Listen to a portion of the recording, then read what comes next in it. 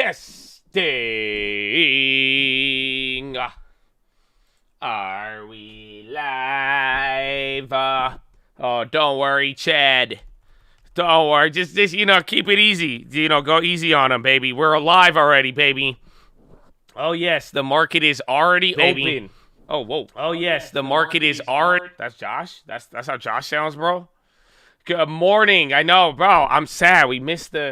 I missed my Pledge of Allegiance, so shout out to the vets, baby. God bless you. I hope you guys are locked in. Yes, you have the earnings. We got a couple of things here. I'm sure you guys already got a little bit of your morning brief. What do you call it? Josh without the voice change. That sounded weird. I know, that sounded weird. Good morning, baby. Good morning. Oh, let's see here. Give me a second. I might have to go poop while you guys are listening. Oh, is this still on? Oh, it's still on. Okay, my bad. Here, we need to get up to Twitch. We got to do a couple of things. Good thing it is still earnings, though, and the market doesn't go too crazy. That, I will say, is the good part.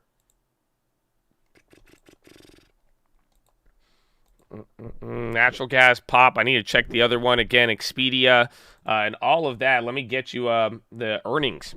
That's the only thing. Again, there's like Pfizer and a couple of others. Remember, today you still have even AMD. Pfizer did not move. Not too bad. What else? There's Barclays. NTR went down. Honestly, I might want to pick up from there. Like I said yesterday. China, Fubo, did they do good? I did want NTR. I do like NTR a lot. Again, their guidance was up even after, they had raised guidance and analysts expected it to be higher, but it went higher.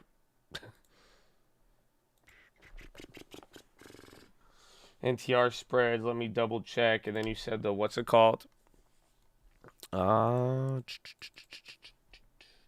UNG.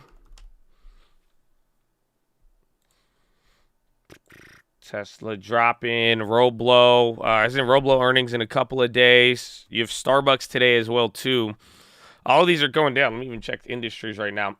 And there's a couple of things we need to see. This is bad. Again, I don't know if you watched yesterday's watch list. We got a lot to talk about. We have a lot to talk about with that. Unanchored earnings expectations. Oh, yeah. The UNGs are crazy. You're up 128% on the other ones. So you guys remember the weeklies that expire?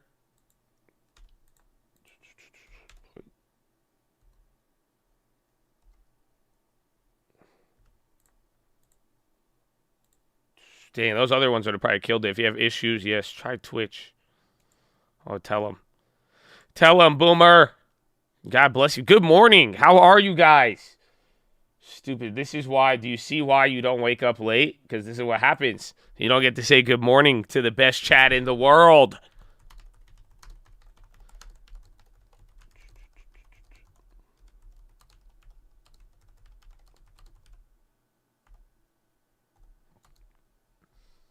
Let's see. Good morning, baby. Good morning. Amen.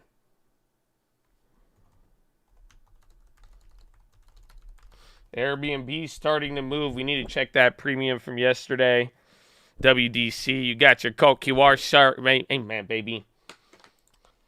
So don't trade that. Not a recommendation. You will lose money. I got rid of the UNG, the weekly. It's up 120%.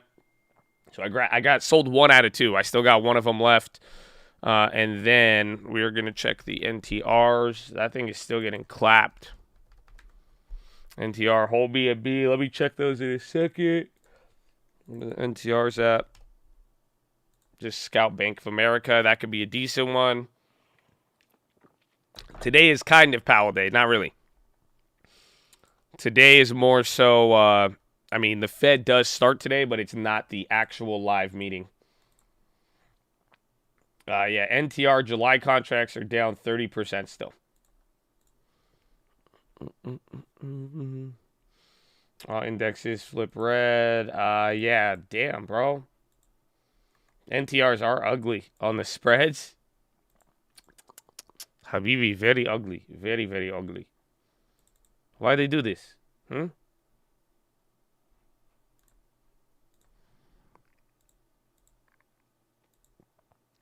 pretty scam day. Clorox pop, Expedia, big red. Airbnb's hanging in there, but check MGM as well, too. I know they did good, but I don't know how things held right now. MGM's at least up. I thought they'd be up a little bit more. Amazon, Big Green, UNG. UNG's killing it. Again, those weeklies we just got out of, they're pretty wild. Uber cars go pretty. Oh, they're actually down today. Win premiums hitting.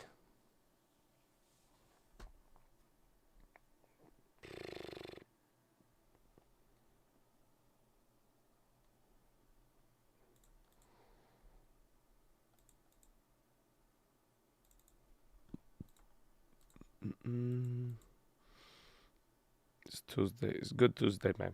It's a good Tuesday. You know? It's a good Tuesday, man. It's a very good Tuesday.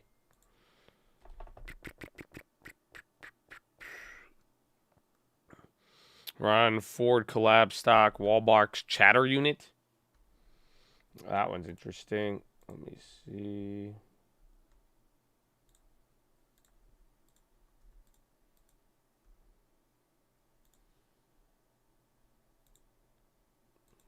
One.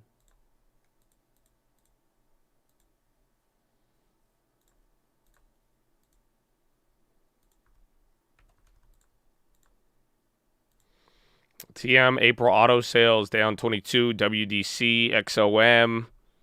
Uber is starting to drop off right now. Let me see NTR. That's still very difficult, Habibi.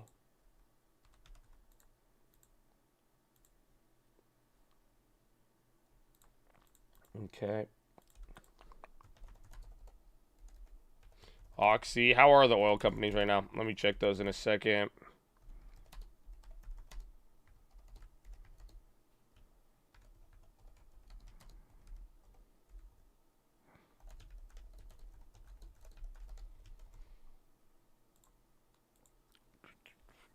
Expedia, yeah, that was yesterday. They did good. They're kind of selling off now. I know Uber's at least selling off. Expedia held up, but not anymore. Expedia's what, down? They're down 9? Oh, my gosh. So Expedia did really bad. I guess the EPS, and we need to double-check the guidance there. I didn't know they were down like that. Bookings down 30.5. That's weird that MGM is still actually barely up right now. That was very, very smart. Yeah, the Fed speaks tomorrow at 2 p.m. Eastern time. 2 p.m. or 2:30. And then don't trade this. Not a recommendation. You will lose money. I grabbed an NTR. I went with a June contract. They were kind of expensive. Somewhat close to the money, but still pretty far out. But I like to play. Again, I didn't even look at MOS, but I liked NTR. I liked their earnings. Got a call. Spent like 2 something. So let's see. Energy is the leader today. Financials are number 2. Utilities are number 3. Materials 4. Healthcare, and then worst industry is consumer discretionary. Barrel of oil 104, 105. MGM. That means Airbnb is doing very good to be holding up. Expedia is clapped. Yeah, I just grabbed NTR calls right now. I mean, it's risky. You've seen how they've kind of traded, and the premiums were definitely a lot higher before. But with all of the fertilizer talk, even yesterday, the government and fertilizer, we got to hear from Sal, the commodities, and then on top of it, they just had a really good earnings. Corn is going up. ZH23. Wheat. Let's check the oil. ARLP. Oil's still down, though. Interesting, the companies are up. Airbnb wants to try. It's good, man. You let them. No worry. Always good to try. NEM pop. You buy May. I bought June on NTR. And what? Did the bonds finally chill out? Bonds are up 1.4 today. I'm surprised we're not up a lot more. NASDAQ is still down. SPY and Dow are barely up, but so far that looks to be the big story here. What's up, Johnny G? Johnny G. God bless you, my friend. God bless you. And then we have Brian, too. Oh, what's up, baby? How you living, Twitch? Twitch, y'all feeling good? I hope y'all feeling good. Y'all feeling blessed, Twitch? Y'all feeling just blessed to be here? Amen. Amen. Amen. Loving it. Loving it. Manchin might pass ESG bill that adds import tax to coal. Let's see. The Fed markets are whipsaw on persistent inflationary pressures. You have the crude inventory report on Wednesday, but everything seems to be tomorrow.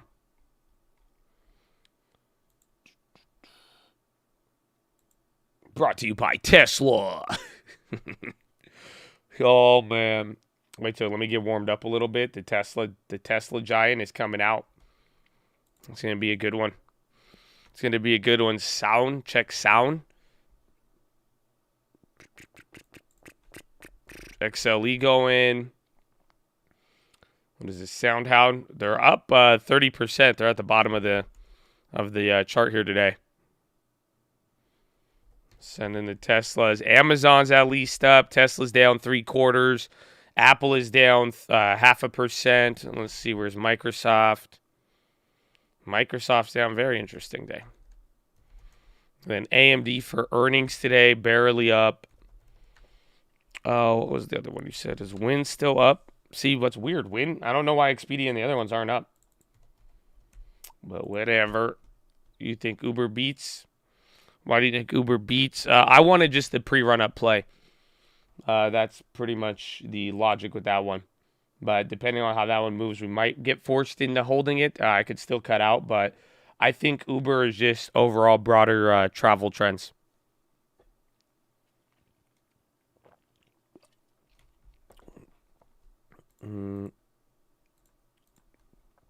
Nike selling off. I hear about the foreclosures in Texas, in Florida, and California. I have not, or not anything new at least. Tesla at 880 today. It depends where it's at now. Those win plays from yesterday are break even, or like they're at like down 10%. Tesla's holding up decent. SPY's coming down though.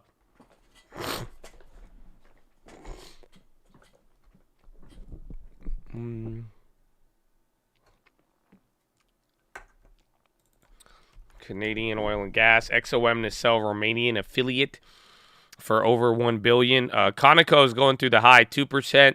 SPY is hitting a low. You're coming below 413.40. So I guess in reference to yesterday, this is like the first peak that we dropped from. So I would watch out for it.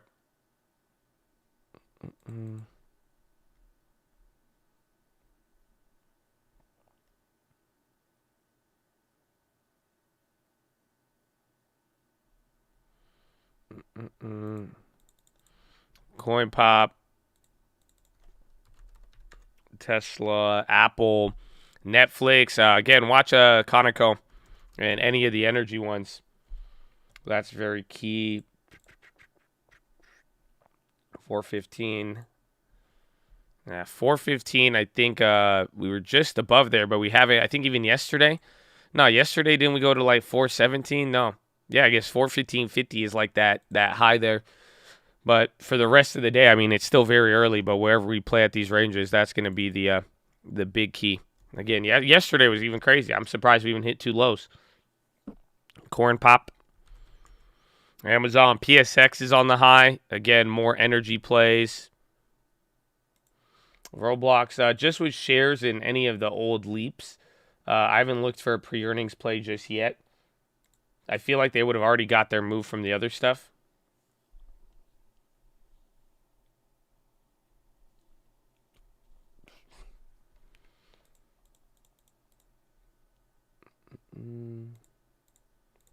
Airbnb premiums dropped 50%. Really?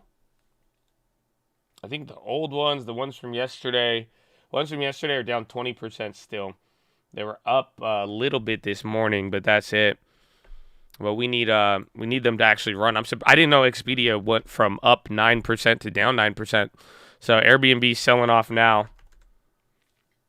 But Expedia this is a shitty one. You do not want them to look like this. Again, like I showed you, most of the travel companies kind of move around together. So it's interesting to see like MGM and the other ones holding. But we will see. Tesla pop. MGM just flipped. So watch if any of the travel names. Again, there's also Lyft too. They report today. Tesla pop. Expedia sus. There's CLX. 4% they had earnings. That was not too bad. Wind collapses. MGM gave, I think it was MGM with Macau numbers. They said it was like down 50%. Tata Steel, fourth quarter net income, 97 billion rupees. Estimate 94.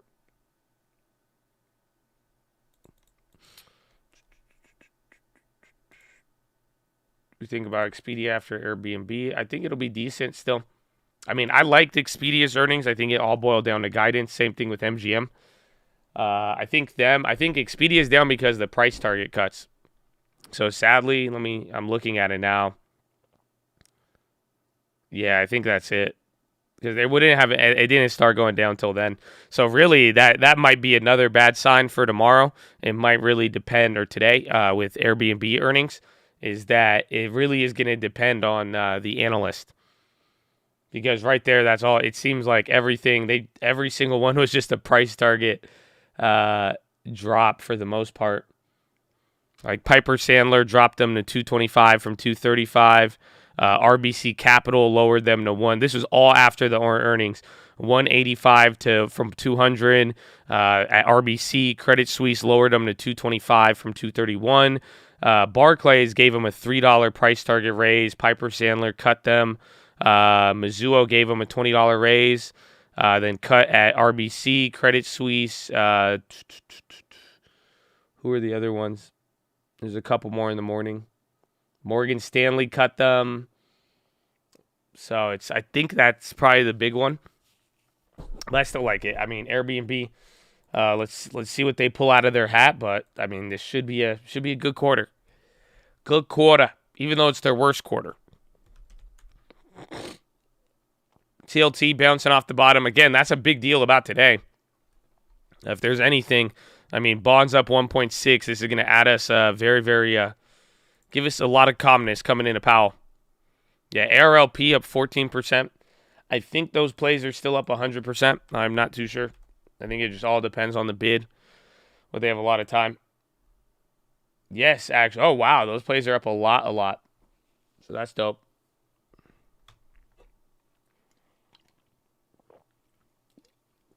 Real talk. I think this is the time to buy the dip. If you ever feel that way, I think best way to go about it, slow and steady. So that way you could always make sure you get a little bit of everything. That was our strategy during 2020, is that no matter how low the market went, we kind of just stuck to the plan. So whether it was today or even a month ago at like 420, if you thought that was the ultimate lows or wherever it is, it's just like if you, little by little, just take your rip off of it, you'll be straight. Tesla.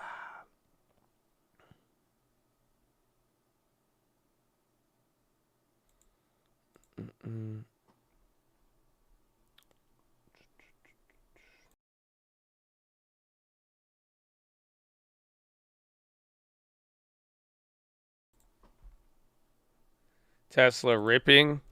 That's good. SPY's coming up right now too. Hawaiian Airlines on the high. Kroger on the high. A couple of other. I mean, Kroger's actually doing pretty good. Walmart, up 1%. ABNB up. Altria. Coin.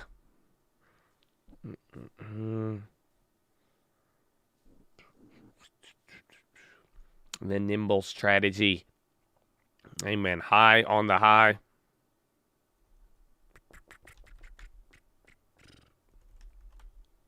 Apple, Microsoftian, Switch. Remember that one was yesterday a buyout thing. Yeah, ARLP's up again. You have over 100% on the bid on that old play, which I know we've waited for a while. So that one's cool. TLT's coming up 1.75. Big move there so far. Again, that's calming a lot of things. Hopefully the market does it inverse, but that is a big deal. Microsoft with new lows. I saw Pup and Quad for earnings. You're like, let's go, baby. Airbnb ugly. Amen. I think with Expedia going down, but speak now or forever hold your peace, ladies and gentlemen. Again, it is a big earnings day, your Airbnb. If it's bad, it goes as low as like 130, maybe to 126. If it's good, we go back up to 180 for a day, and then that's it. And then they sell it off like every other time. It's tripled earnings. Fed announces rate hikes tomorrow.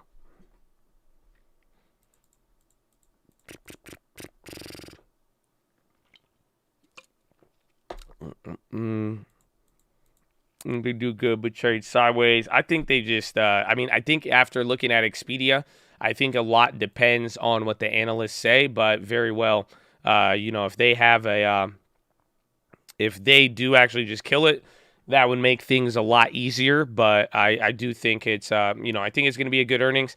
I'm more nervous. I'm confident in the earnings and guidance.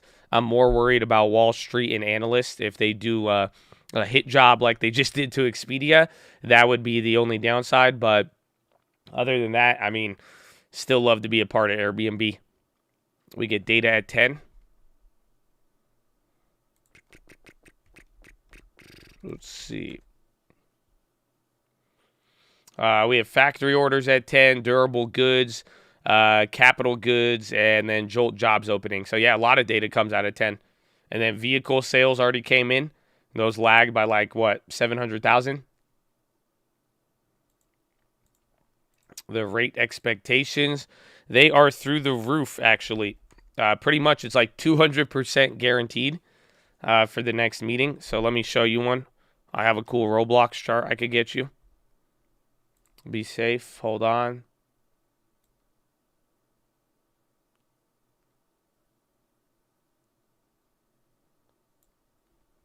So here's the Roblox chart.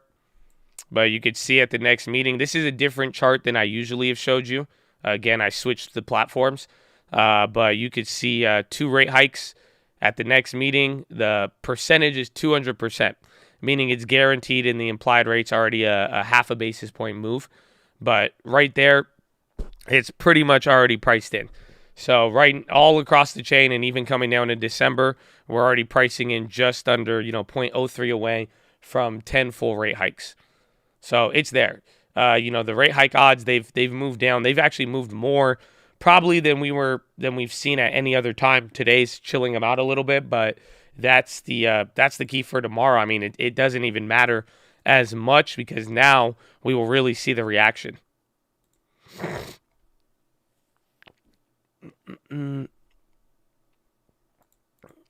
What's the projected interest rate in December is going to be around what's it called? 2.75, I believe, or 2.5, give or take. Depends on if Powell makes it there. Coinbase pop. Boyle flying. Yeah, the UNGs are killing it. Again, even on the weekly, you have a couple 100% on that one. SPY algos waking up. It's only 0.16 though. NASDAQ struggling to go green. Volume's kind of low, but not too bad. 12 million here in the first 20, 30 minutes.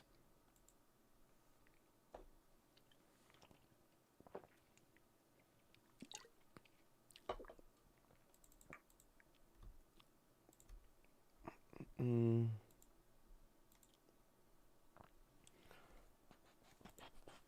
3 minutes until data. Burry tweet. What a young Burry tweet. Again, the data could move a lot. Considering how little we've moved right now, I keep your eye on it. We may get a bigger move. DraftKings earnings are Friday morning, bro. Expedia down 12. Even MGM flipped. And when this is gonna look a little scary here for travel. Where's Booking? Are they still down 3? Booking's down 4 off of that.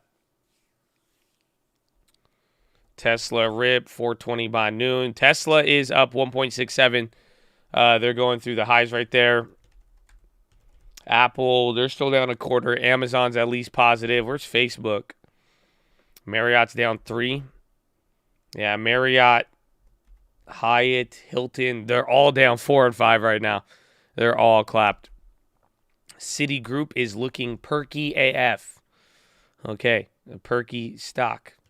I've never described a stock like that, but I feel you, I guess. NRZ, huge rip.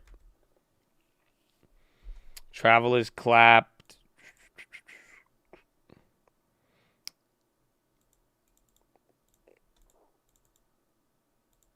All right. It's getting pretty chill. Pretty chill. I think we just got to ride the earnings day. Yeah, this is Expedia's biggest drop since March 2020. Damn, they doing them dirty. Adding the EWG, yes. Again, I think after Powell, I really think after Powell, we are gonna get. I think we're gonna get that little pop, and then we'll see where it is. But it all depends on how you deal with this low. Again, this is what I'm worried about is that yesterday we broke below here. I mean, anytime we've broken the lows, we've bounced and like we've held up very well. But if you break a new low on the year and we don't hold this, it's just going to turn into 2018. So I don't know if this low will hold or not. But I mean, what I could see happening is a definite bounce off of Powell. You know, kind of bounce from Powell, and then if it does sell off and comes back down after Powell, I think it'll be pretty bad for a little bit. And then we'll do our thing. But we do have a couple of data points that we want to be watching, or at least with what's going on with Europe and China.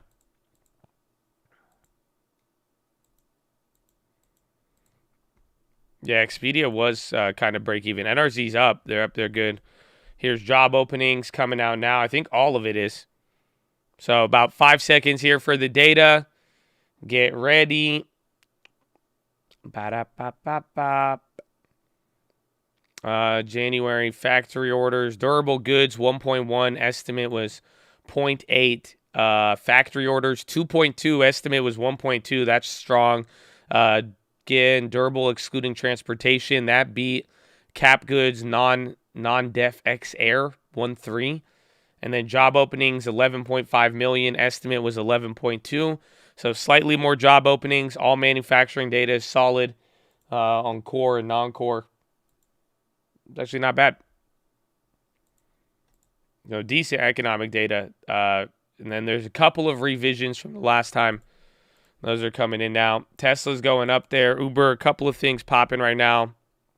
Amazon through the roof. Upstarts on the high. A lot of them. Palantir, Coin.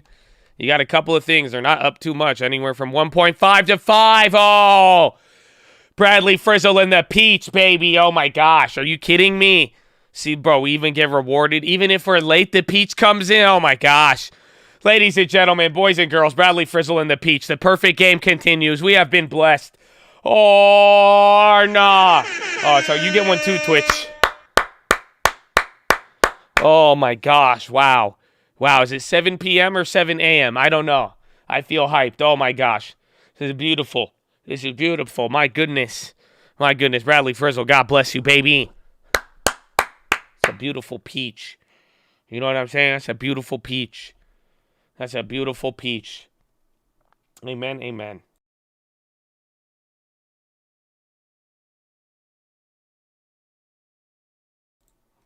It's 5 o'clock in Peachland. It's 5 o'clock in some peach. Oh, I don't know. I don't know. Oh, I love how hype this is. Are you kidding? Y'all ain't never seen anything like that. I'm gonna be real with you. You have never seen anything like the peach. You don't realize it yet. You've never seen anything like it. Oh, y'all don't feel me. Don't get me started. Come on, man. Power off the bottom.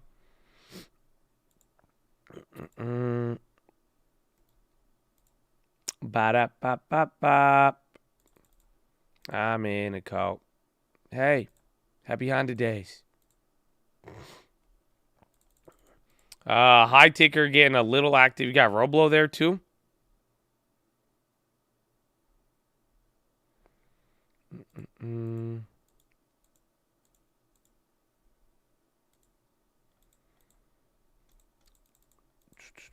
UNG up 7. Yeah. Oh, wow. That's big. 3 candles. Again, I have one more contract left on the short term, and then we're still holding that June. Damn, those other ones went to $2 now. I just sold out the other one at $170 in the morning. Expedia beat, but then they just got a flurry of downgrades. I should probably look. I didn't read what the downgrade said. I just wanted to find out why because it was weird, but that's part of it. Let me see. Like everybody lowered them. There was only like one raise, I think, or two raises, and then 4 cuts. They said higher cost, maintain sector weight. It's very suspicious. BA pop. Bonds came down. UNG still at the high. PCAR, let's see, where's NTR? NTR came up a little bit. Didn't they guide up due to demand? I believe so. And then, what's it called, was good. MGM was good. They beat on revenue. And the only thing bad was China, but MGM was a really good bright spot, but we will find out. We'll find out. I think the part we're missing with Airbnb is what we saw last time is the analysts. I think the analysts right now are going to be a very crucial part of this earnings on some of these, especially if they do good. Because that one I didn't see that one coming with Expedia. Again, they were up 9%. They were even flat this morning.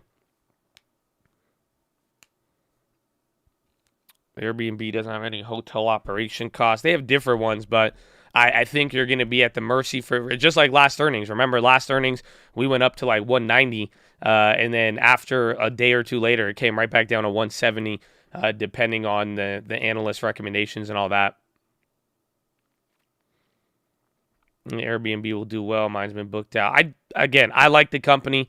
I'm very confident. If we could take one thing, though, besides the scary part, the good part is that there hasn't been a travel earnings that made you say, oh my gosh, the travel index is bad, right? You know what I'm saying? It's like the industry still hot. It might trade like some of these ones that have been on fire, like NTR, Mosaic. It's like they've ran up a little bit. I don't think Airbnb has. It is only held, but that's one thing is that if we learned anything from the guidance and earnings is that the industry is doing good. It looks like travel demand is very strong.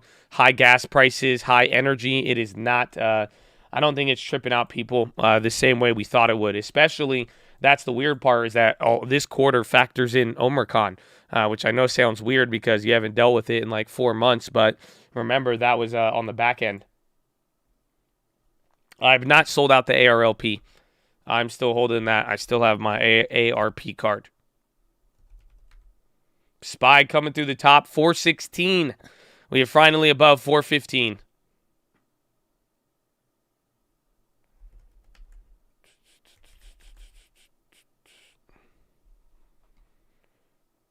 I think we should get out of those next week. Facebooks, did they come back up?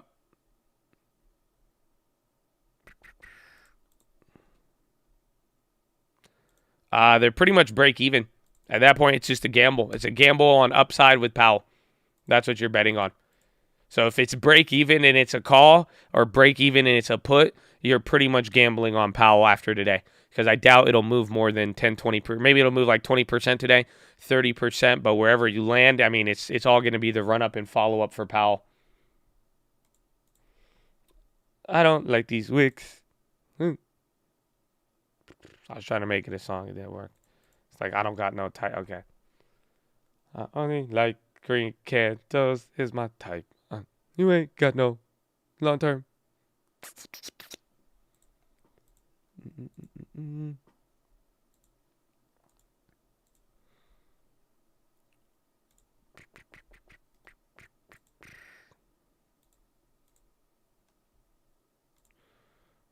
Utan. What's up, baby? Good morning. Good morning. Job openings beat by 500K. I don't know if that's good, though. It's good. Again, we'll see what Powell says with it.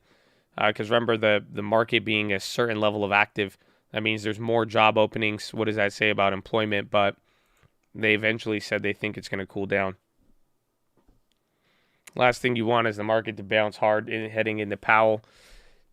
Yes and no, but like I said yesterday, if we were up, I would have been a lot more bearish coming into that.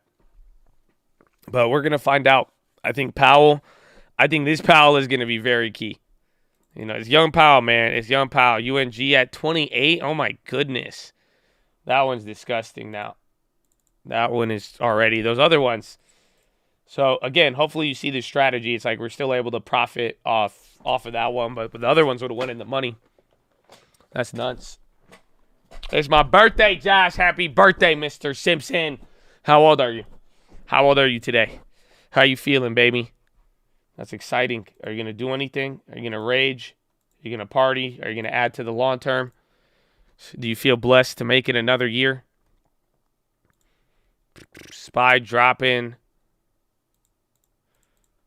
Did you know there's a planet? There's like a nightmare planet that exists where it does its full orbit in 2 days. So every 2 days is a year. SPY coming down, 2 big candles, a little bit.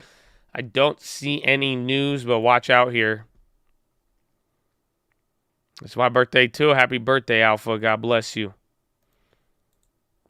Hopefully y'all get the long term. You know what I'm saying? Hopefully y'all get the long term.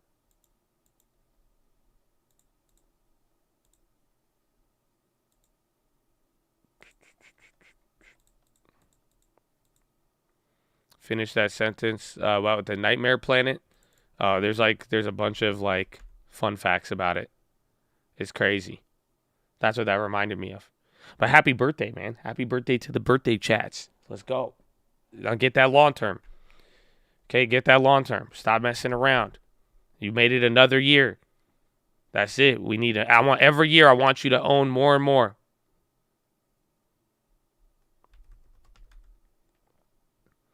They messing. Microsoft just flipped heavy. Apple, Airbnb's at the low. Amazon's holding up a little bit better, but 3 candles there, right back under 415 now. You're actually at 414.20.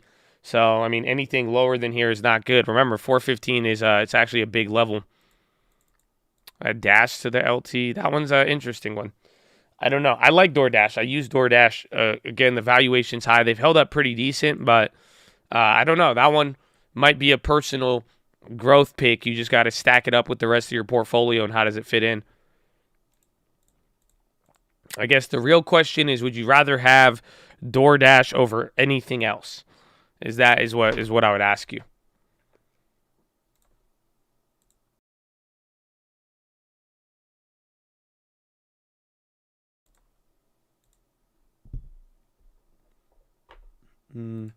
Energy, I mean, I don't know why natural gas per se. It could be because of some of the gas stuff in Europe. And again, they have that emergency meeting.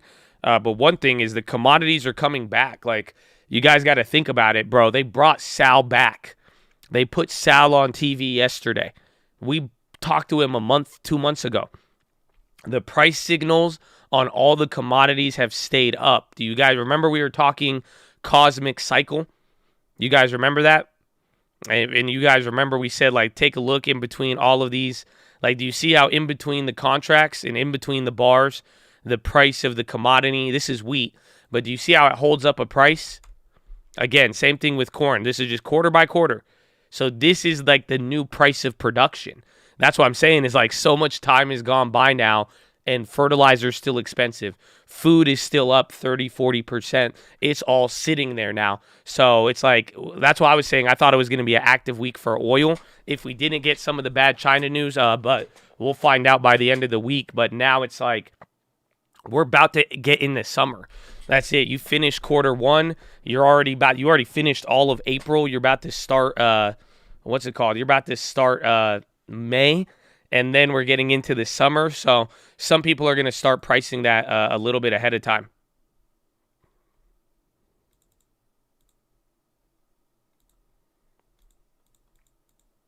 So that's the only thing I could think of. Again, I trimmed some of the UNG. We kept a couple. Oh, Airbnb at the lows.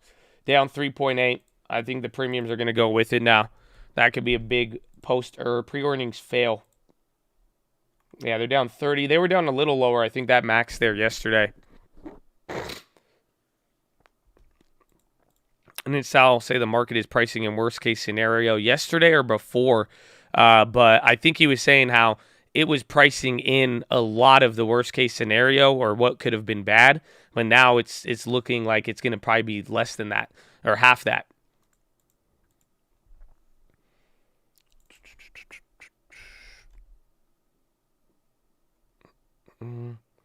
How high can natural gas go? It depends on what happens in Europe. Again, our natural gas shouldn't be going up. Like that's the funny part about all of it, or the weird part, is that you got to realize UNG going up. That's like a total how you say? That's a it's a fluke, more or less. It's an anomaly. Is the best thing I could call it. Mm.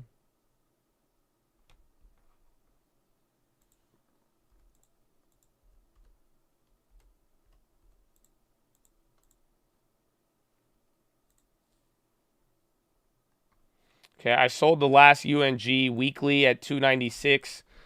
Again, that one's just under 200%.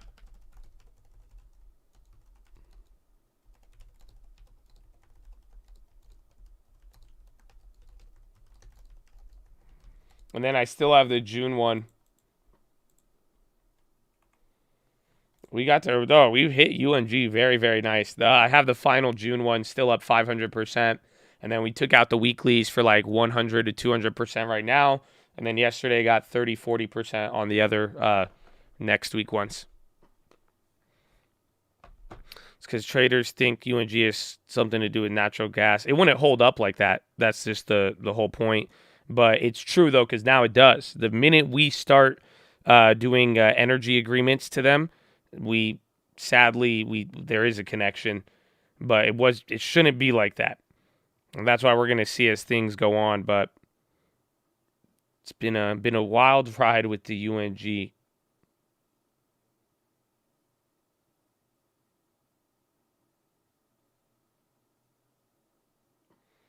I just sold out of UNG. I wouldn't buy UNG as it's not really a hold.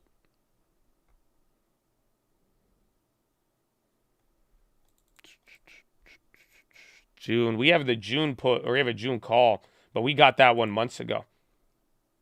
We bought that one, I guess, yeah, we bought that in April. I know, that's when we sold it. When did we buy the first? April 4th. So it was like straight up a month ago on the first UNG play.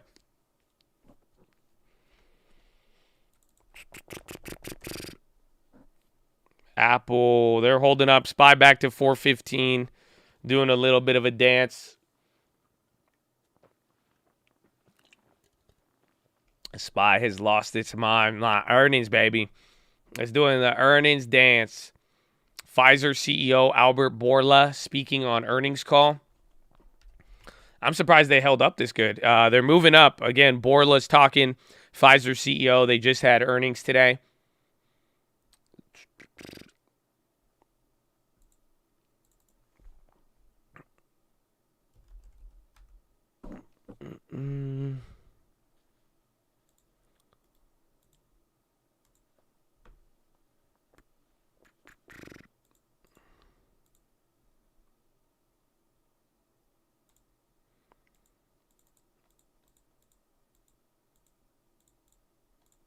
Teladoc record profits on what? See what happens next for Pfizer. I think, again, they said the demand is going down a little bit, but we'll find out. SPY's coming down. Abiva on the high. Chip makers are starting to sell off again. Travel with Expedia just been a nightmare. The NTRs are holding up, which is good. Abiva's popping. Oh, yeah, it is. It was hitting the high, but that's like a pop. Via low on the high. Pfizer's moving still. Check any of the oil plays. They're kind of just holding up here, even though oil's slightly down. Wheat at 1060. Corn. Microsoft's at the low. TLT a new low. I mean, if TLT goes, I think if it goes back down to like 0.25% or like a third, that's not going to be good. But, I mean, it still has some cushion. Remember, this is a positive about today. I'm surprised we're not moving more off of it, but it is what it is. NASDAQ is down 0.1%. Dow Jones is down 15th. And then the S&P is barely green right now. MOS small run. Lockheed hunts for workers as U.S. ramps up Javelin production.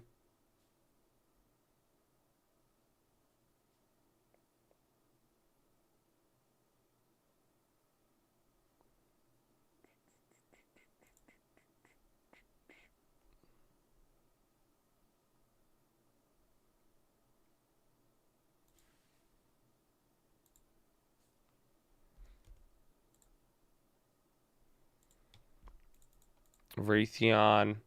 I've been hearing that. The Javelin stuff. It looks like they're doing good. How's Lockheed been? Earnings was an interesting move for them.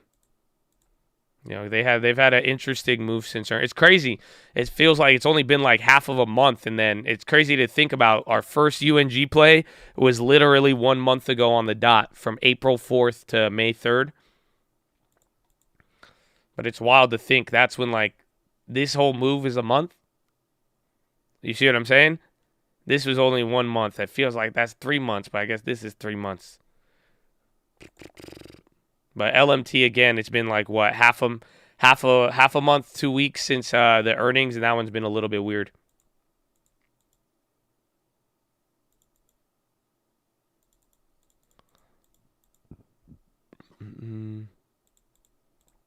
NTR chart looks the same. Yeah, a lot of them do. Again, a lot of the FANG 2.0. You're reading Richest Man. It's like sitting with the Chad, exactly the way you preach every day. Eggman, baby. Richest Man of Babylon is a good book, man. It's a good book, you know. So take it into consideration. Read it. I'm glad you are. It will change your life, especially if you take it seriously. What is UNG? It's a United States Natural Gas Fund. So it's an ETF of the natural gas. I think companies, I don't know if they have futures in it, but we could double check. We will rip higher. I mean, it's still earnings day. We got a couple, AMD, Starbucks, Lyft, Airbnb. Those are to name a few. Airbnb just hit a low. I might today arrange overnight drop. I mean, today could be a little bit chiller. I mean, just picture what happened last week. This is what I keep bringing up on the watch list. I mean, this is how last week looked. You didn't do anything. You stayed very well within the highs and lows of that week that was set on Monday. So we may stay in this range up until we get Powell. Then it starts turning into Thursday, Friday, depending on what he says. But this is a very normal earnings reaction. So I encourage you, don't hype yourself up over it. Estee Lauder expects to open up in mid-May as COVID ebbs in China. They have a temporary facility, would be Plan B for China. Estee Lauder, EL. And they're down 6. Russia's ruble, 52-week high against the dollar, 66.90. I don't have any plays coming in for the next couple months. I have like an old XLF. I have JP Morgan in the long, but I think all my other bank plays have expired now at this point, or we've taken profits. Absolutely changed my outlook on life. Can never repay Josh in the chat for introducing me to Richest Man in Babylon. Amen. It's a fire book, bro. It's a fire book. About the military tracking a Russian sub. I did not see that one. I saw something about like the Russian news and their subs, what they were saying that they could do was just kind of crazy. I sold the BA puts. We got like 100%. We would have got like 500. I think it was 100 the day after earnings, but then they went up to like 600%.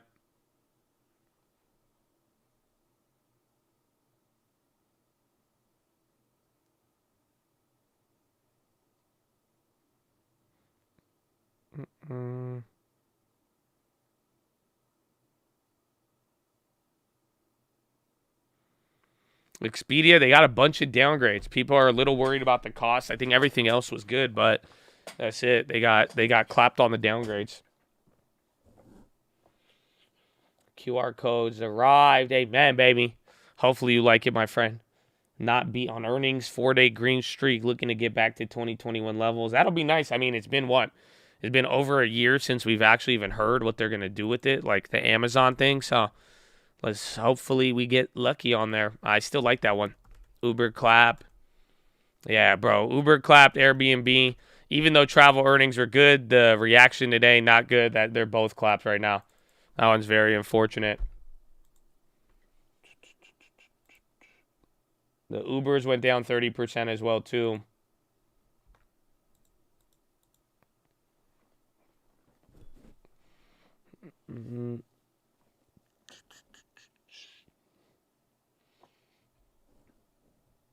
Let's see. What's leading? Energy still the leading. Utilities, communications red, consumer staples, tech, and then consumer discretionary. Would you diversify with natural gas? Natural gas, just be prepared for volatility, especially if you're trading UNG. That's why it's like it's a mix of just taking profits, playing it again, taking profits, playing it again. It's just it's a lot of timing more so than like, you know, I wish you could just buy and hold it more or less. Yeah, Airbnb at 144. This may be good though. I mean, if they're selling off into it, I think the lower it goes, that might add some of the cushion. It's better than I think last time it went higher. And then if it starts coming down, but we're gonna see. But overall, travel's not feeling it today after the downgrades. I screw the analyst. They've doubled the price targets and now they're dropping them. But now people are definitely paying for it.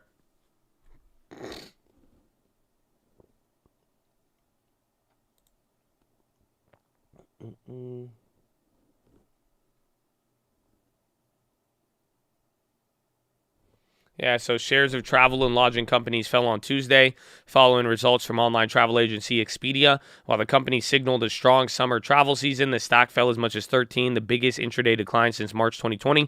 Credit Suisse wrote that the results were below our expectations given the impact of Omicron as well as geopolitical uncertainty. Among peers, Booking fell in TripAdvisor. U.S.-listed shares of Trivago, they rose 3.3. Citi writes that demand appears to be improving at Trivago. Among hotel companies, Hilton's down 5, Marriott down 3, Hyatt down 4, and then Choice down 2. They didn't mention Airbnb, surprisingly. But I guess there's some people still didn't even like it. Maybe the expectations were a little too high.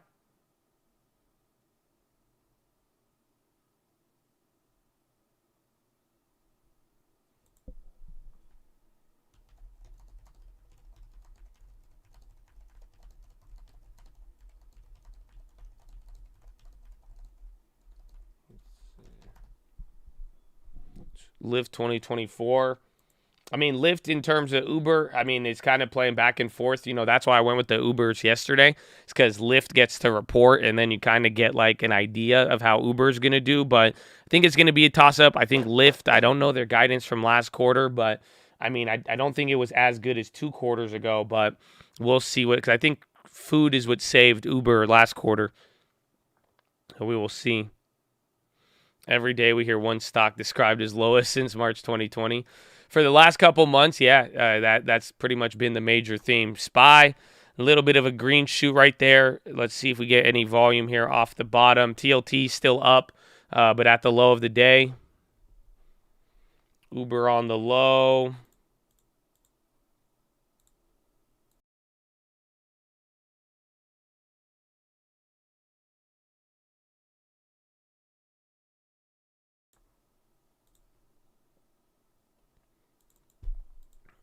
Firm. Not popping. That's what they said. They said they had good earnings, and it's been like a multiple day run here. So not's at least the highest as all year. That's why I said I was like, I wonder when we're gonna hear what Amazon is doing with them, or like a little bit more to that whole thing. But we will see. JP Morgan, they're coming up. Financials very strong today. Especially after yesterday. Starbucks is down. They report here today. Where's AMD? AMD's at least doing good. 1.9 here with earnings today. And then NVIDIA's up.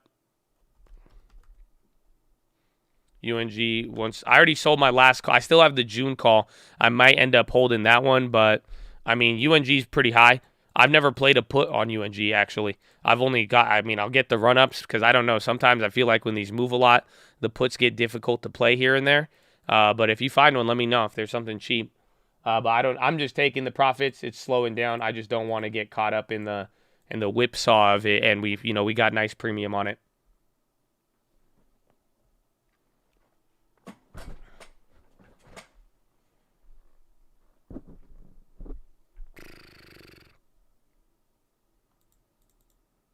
Can you do scenario 1/4 Powell versus 3/4? What do you mean? Like if he does it, I don't think he's going to do 3/4 tomorrow. You don't have to worry about that because he's not going to upset the market. Everybody would shit their pants tomorrow. If he said 3/4 rate hike and we were all set on 0.5 point, it would be bad. But he's most likely like guaranteed to do 0.5 point. If he doesn't do 0.5 point, then we have a problem. If we don't have a 0.5 point rate hike tomorrow, then he violated the sanctity of the rate hikes. Pretty much, tomorrow is going to be the first in 20 or the first in 45, essentially. It's going to be the first time in 20 years they do a double rate hike, and if they don't do a double rate hike, that means he's going to break the probability of the Fed and the Fed futures over the last 40, 50 years. So he has to do a double hike. I'm pretty sure he's going to do it.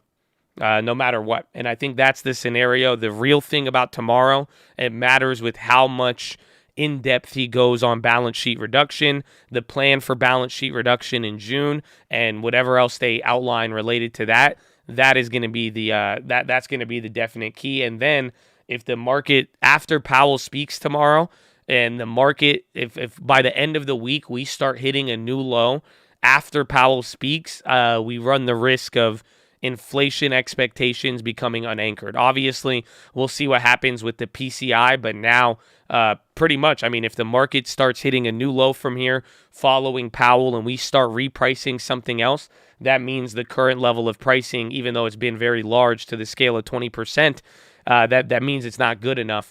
And that is what I'm worried about. That's what we talked about yesterday, is that the Fed doesn't want to lose control of inflation and expectations and credibility, and they're very close to it. So what does unanchored mean? Right now, people are expecting that inflation, here's the big picture I need you to understand. Everybody, most people in the world, right, or at least in America, they are expecting that the rates are going to come down or that inflation is going to be chill in the next 5 years, let's say. Do you see what I'm saying? In the next 3 to 5 years, most people reasonably would expect that inflation is going to come down back to a more normal level. That inflation, that this will not continue for this many years. It's a temporary situation. Some would say it's transitory, but that it's going to come back down to a level of like 2.5, 3% maybe, right? That's what at most in a long time frame. That eventually the system, MMT, you print money, shit's going to chill out eventually. It's a weird paradox. But if that doesn't happen, and the longer it takes, or now, if people stop not believing that, or now look at the earnings, look at the cost expectations, if you start having people from left to right just widen their expectations and not really believe that, then boom, out the window, you're going to slowly start having people not knowing what to really expect. And now inflation becomes unanchored. Now people don't know where it's going. People don't know why it's happening, so on and so forth. So that's part of the that's part of the big one.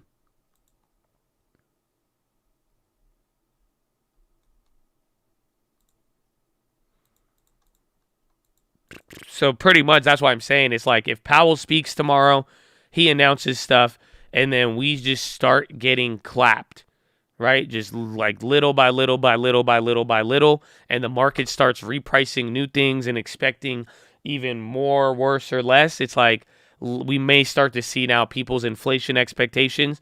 They may go out the window and then we start running. That's what they call runaway inflation, or at least the economy turns into a weird stagflationary environment.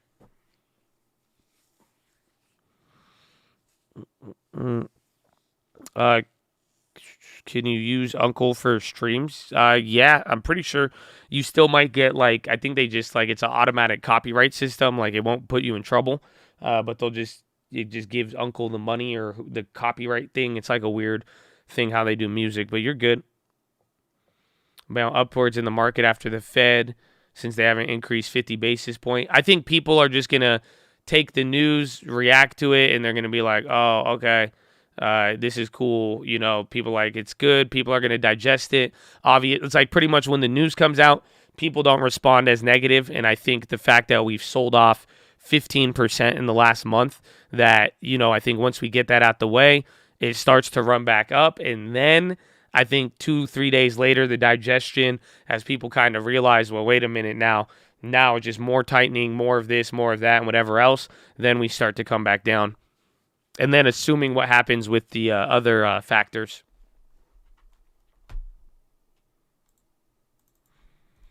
COP, they're at the highs. Apple is starting to come up there. Apple's positive now. They were down a quarter earlier.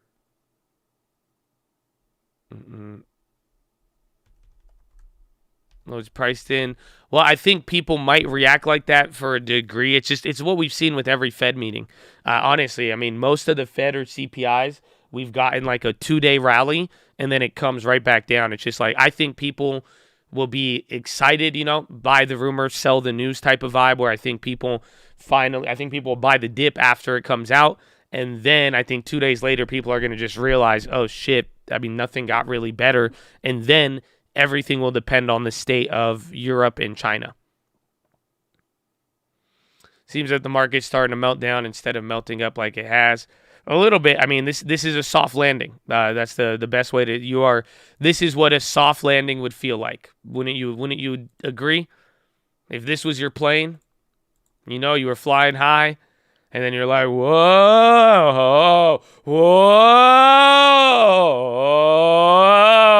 and then you're slowly. It's just like the wings. I feel like you felt this type of turbulence before. This is literally like it's a soft landing if you think about it. So that's why it feels like a quote-unquote meltdown. But are you ready? Did you guys see this chart? I thought you would have liked this one. Do you see that? You see 470 and then 150? Do you guys see both of these charts? Do they look the same? Do you guys see these two? Anybody know what this is? Do you see anything?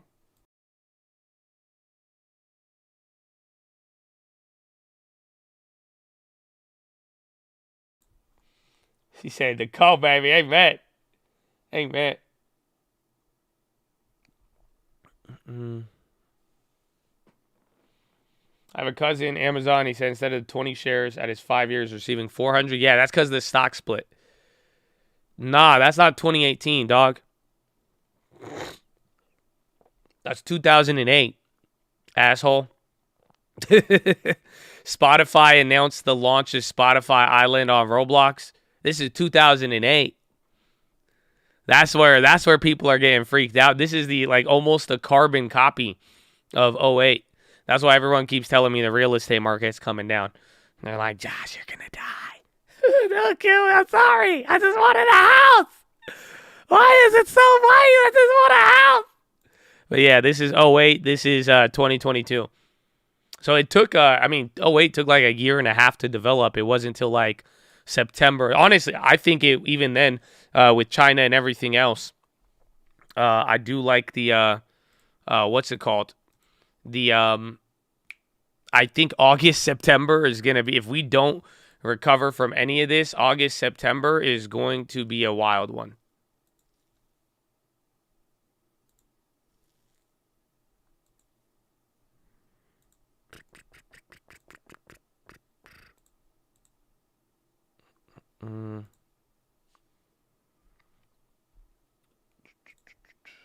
It's almost identical. It is. I know a lot of you guys were talking about that. That's why I found that picture, and I was like, man, pretty interesting. Let me see on what's going to happen. September, it always takes August, September, but it's like how things are playing out right now. And then that's summertime. I mean, 3 months from now, we may start to see the beginning of the effect of what's going on in China. I think a little later, but it's, the clock has already started, 2-3 weeks ago? The Fed has no ammunition to fight deflation. Well, maybe they let the market do some of it at the end of the day. Maybe they let it deflate for a little bit. Deflation is a hard one to get your handle on, but I don't know. There's just so much money in the system.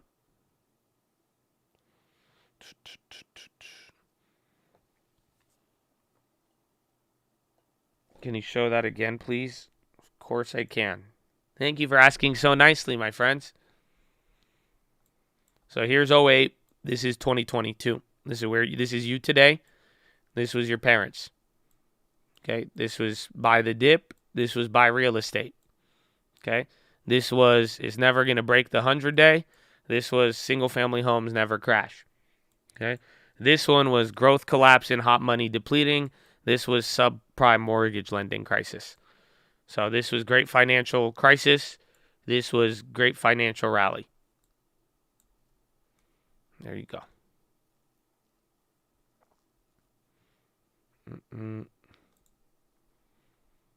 I know, bro. That's the thing I don't get. I want a no doc loan. Are you kidding me?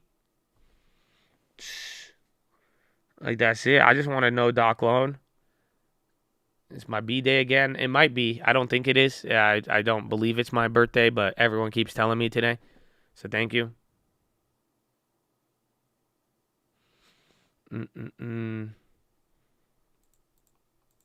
That's actually scary. Well, that's the thing, though, is that I think it's moving. I think we're moving in a tightening policy, and that's what happens. But, I mean, you don't have any bankruptcy. That's the big risk. I mean, I don't know if that's going to happen or not. If it does, then now it's something different. But there's a lot of different factors. This is a very unique economic situation is the best way to put it. Is that this is like it's a baby with all of the financial crises. I don't know how to describe it. it's literally like it has genetics of everything. It has genetics of the 70s, of the 80s, of 2018. It doesn't look like inflation, or anytime you've had it, it didn't have inflation, and then it has inflation. It's like, again, you have global currencies going nuts, so it's very wild. Of your positive energy. God bless you, my friend. I hope you're doing good. And God bless you, and good morning. Good morning, and welcome to Friday. It's not Friday, it's Tuesday, but it feels like Friday, kind of. No one has said the Great Reset in a while, because they all thought it happened a year ago, and then now they're watching all the prices change, and then the gas price go up, and they're like, nah, this ain't it, dog. I thought Great Reset meant the booners give us all of their money. What do you mean, Great Reset? This makes no sense. Hold on. So that's what we're going to have to, like I said, I remember I told you I said this shit hasn't even started. It's beginning to look a lot like Reset, but there's still a lot of economy. Powell can pull his hat and come up with another trick. That's the thing. Powell could come up with anything. That just like 2018. I remember, like, I don't know, 2018 was awful. Like, 2018 was ugly. It was big. It was fast. And right after 2018 broke the low, I remember those next 5-6 days, it was like another 10%. And then Powell and Munchkin out of their ass, they finally pulled something out there to stop everything. I forgot what it was. It was like plunge protection team, a deal with China or something, and then all of this other shit. But they stopped it. So we'll see what he has. Uber did. I know Uber got clapped. The travel stocks all got clapped. That one's a fat whiff. It's down like 30%, 40% now. So it could be worse, but definitely not our intended result. Try to do that on E-Trade. It don't look like that. So there's there. Let's see. 2008. Okay. 2018 or 2008, Josh?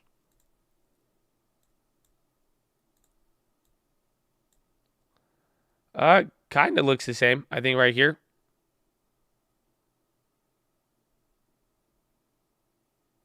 And then we're right here if you match it up.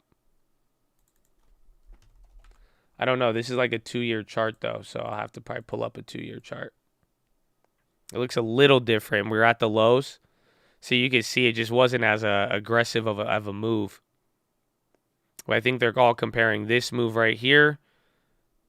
So just different scaling, maybe. But I think it is. It's definitely how you want to see it. Like, that's a 1-year chart. So 1-year chart looks similar to the almost 3-year chart of 2008. That looks very similar. See, but this one you had a way bigger drop. We had more drops and pops. Hit the high. We hit the high at the new year. This one was prior. It started dropping before then. And then we had the big drop. then it bounced, then it bounced, then it dropped, then it bounced, then it dropped again, hit the low, bounced up again to a newer high, and then came right back down, and then bounced again, and then that continued everything.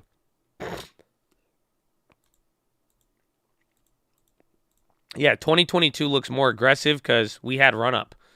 Like, if you actually look at like 07 to 08, 06 though, we didn't move up the same way.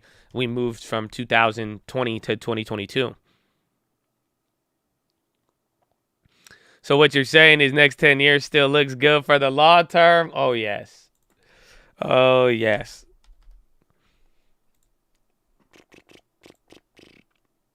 That's it. The PayPal debit spreads are clapped there. That first one, I got clapped on it instantly. You could go for a double dip. Might be decent. But no, I like the long term. I mean, again, no matter what, even in an environment like that, I mean, I want to make sure I have food, but I definitely want to own stuff. That's it. I'm not going to be that's the thing. 10 years from now, you're not going to catch me owning nothing, let alone, less than what I have now, God willing. That's the thing. Just make sure you own stuff. Just make sure you own stuff. That's the best way to put it.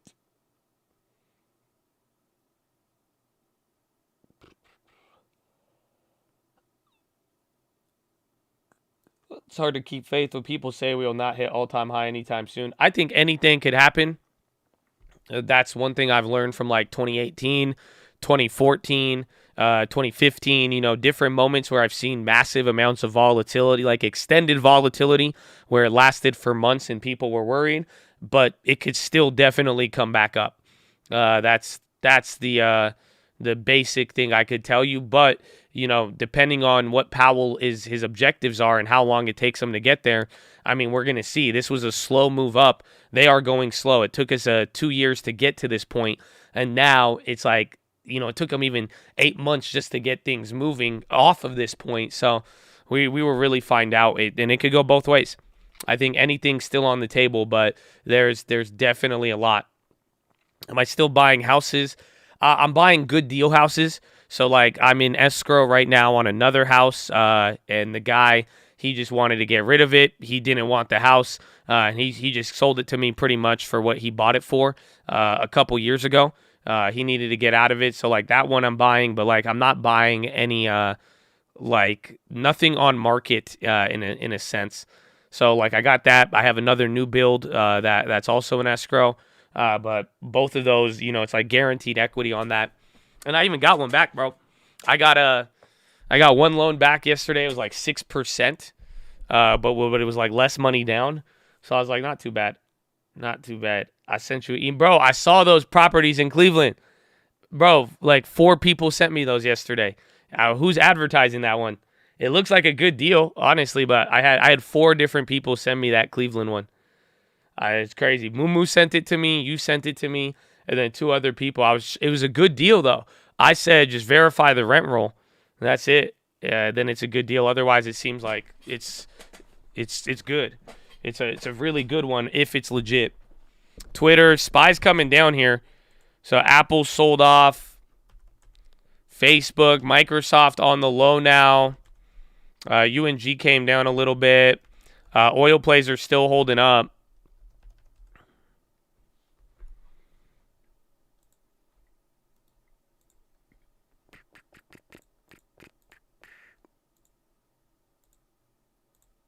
I think we flush. Let's see. What did you say? Just verify the rent roll. If the rent roll is legit, it's a nice one. Otherwise, it's not. It's not there.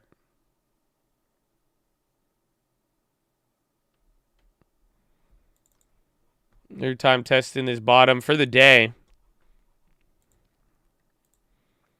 Big money rug pull.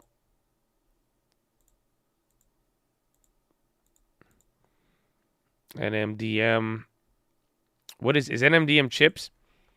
SPY. Again, this looks a lot like any of the other days and even a little bit of last week. So just watch the range, see if we go any lower than like 405 or anything. But I don't think we got to trip on anything.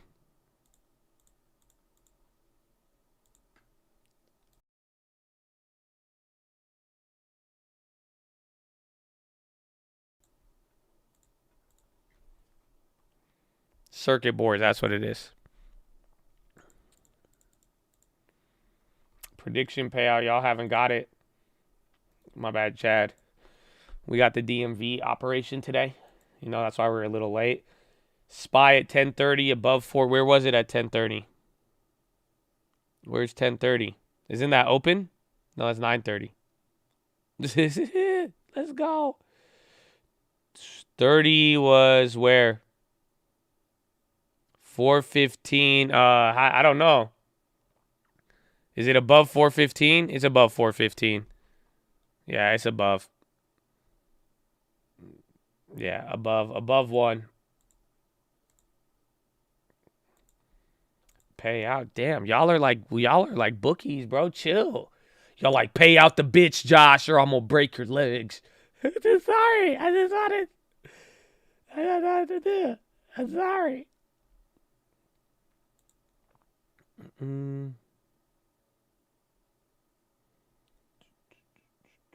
Getting leaps on big tech in the next bounce. It could be good, honestly. I would get, if you get longer term. I mean, there's a lot of discounts here. It just really depends, again, on Powell and all of that.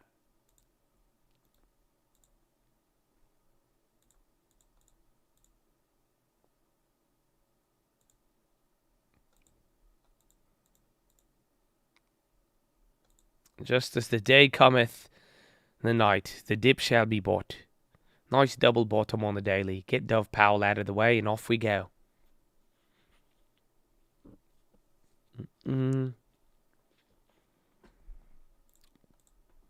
SPY back to 415. It went above it, though.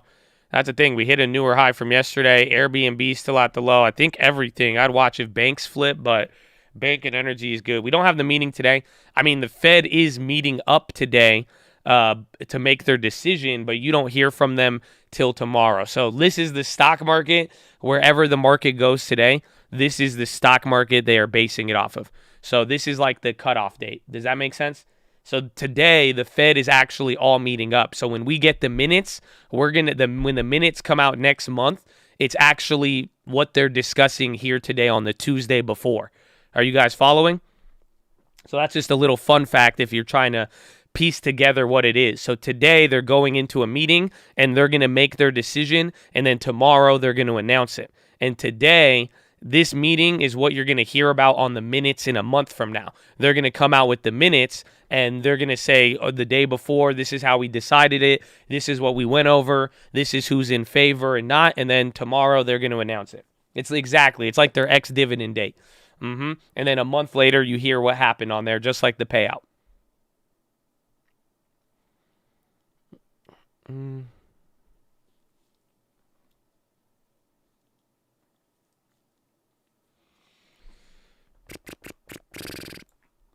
So little bounce. I mean, just all over the place. The weak industries yesterday did good. Travel is a weak spot here. Let's see what we got. So the SPY, it's up 326 names, 178 names down. Isn't tech red still? Tech is down 0.5%. Tech, NASDAQ, you have 1,300 names up, 1,600 down. SPY's a lot better. New lows on EXP. A month later, so little transparency. So here's the unpopular opinion. Unpopular opinion. Why did I sound like that one guy? I feel like I just sounded like that one guy on TikTok who calls you poor when you see him every time. The Australian dude. Whoa. TikTok. But here's one take I could give you on all of it. There's it pretty much, are they being less transparent, or are they operating really slow? That's a good question, I think.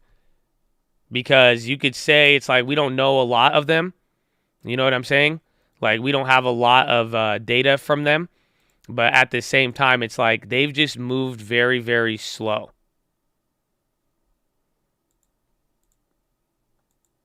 So could be less transparent. I hope less transparent. I think they're kind of going a little slow, though.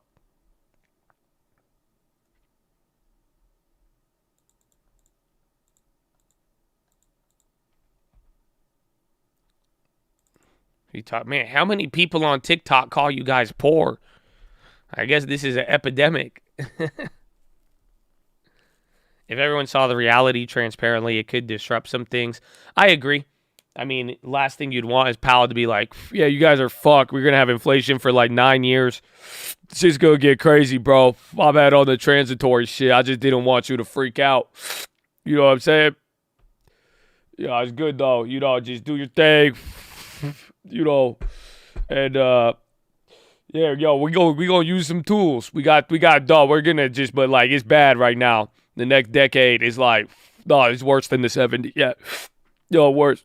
Why you think I'm smoking like this? It's a lot worse. It's a lot worse. Nah, but we get through it, America. You know what I'm saying?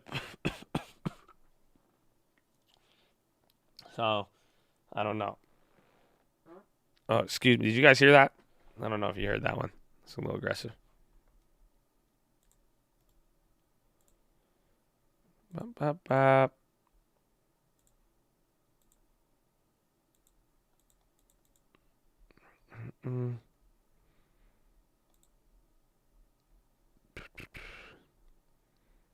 Have you ever smoked weed? I did not inhale. Thank you. Thank you. Do you act like an actor? No, but I act like a fool sometimes. So, you know, I just do my thing. Why was I late? There's this thing called the REM sleep. So when you're in your REM cycle of sleep, I believe that could have been the cause for this morning. We're going to have to see what's happening.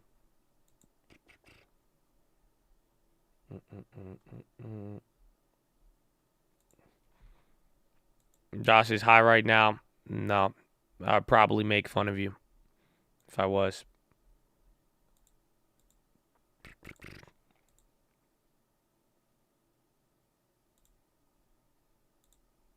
Egyptian mother effer's got 30 personalities.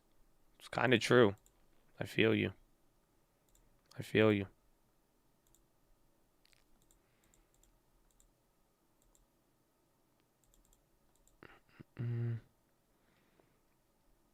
Josh ain't allowed to sleep. No, we can sleep. No, honestly, I don't know. My alarm, it just didn't go off, but it felt nice. I just got to poop a little bit now. That's it. You should stream in spatial audio. How do you do that? Thanks for the laughs this morning. Laughs are always good, especially with all of these earnings, with all of these pals. You know, it's going to be good.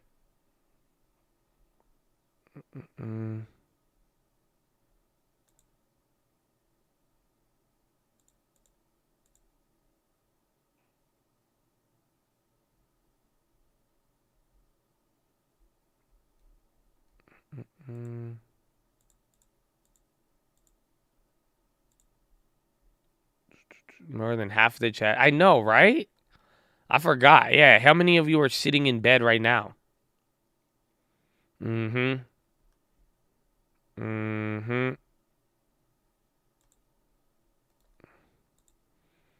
So you have to poop because of cocaine or caffeine use. Wow. That's amazing. I've always wondered how like the bowels worked, but now it's good to boil it down to the two causes. That's amazing. You guys know that? There's only two. That's why people pooping. Honestly, man, this drug problem's worse than I thought then. They got public bathrooms. You know what I'm saying? What are they trying to encourage in those public bathrooms? That's crazy. This is why America's going downhill, man. You see that? That's crazy.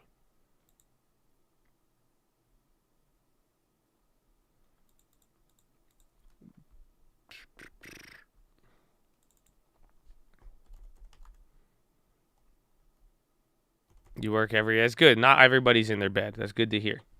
That's good to hear. I have the old Qualcomm plays. I think they ended up getting clapped.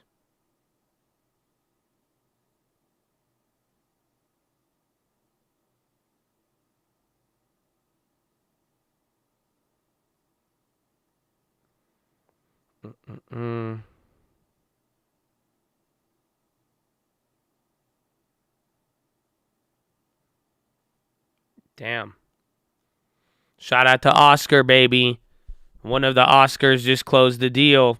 He just got a free house. That's what Lending Tips just told me. Remember he was saying Oscar did a deal? He wouldn't tell us which Oscar. But he said he was the agent and buyer. He got $9K as the agent, $35 from seller, and $3K from the cult. Pretty much paid for his whole down payment. So no money down. Cop the crib. That's crazy. Shout out to cult, baby. Ooh.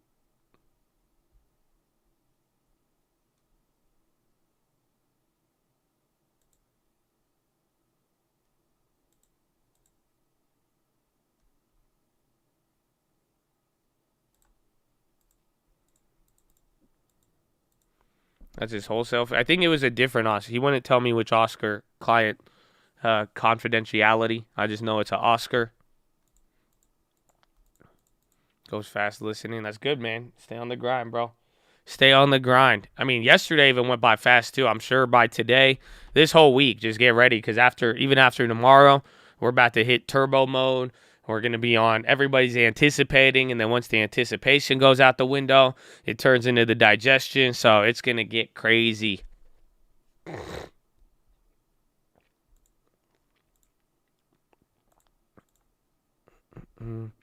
Picking me in the shirt and the QR codes I put out. Let's go, baby. Let's go. Get in the gym, too. Get in the gym, too, baby. I love it, though. I'm glad. I think a lot of you guys got your QR codes, your shirts already. So shout out to Lending Tips. Shout out to the cult. Make use of the stickers. Put the stickers where you need to put the stickers. LYV getting flow. Let's see here. Natural gas future prices. I don't know if there's data. U.S. Treasury to auction $35 billion in 4-week bills.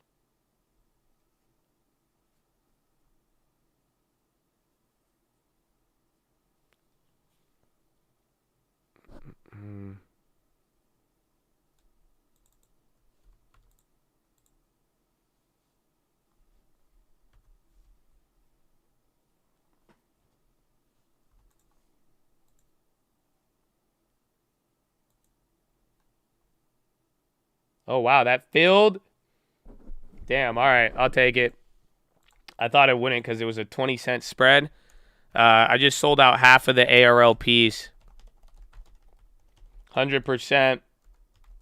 But that one has a lot of time.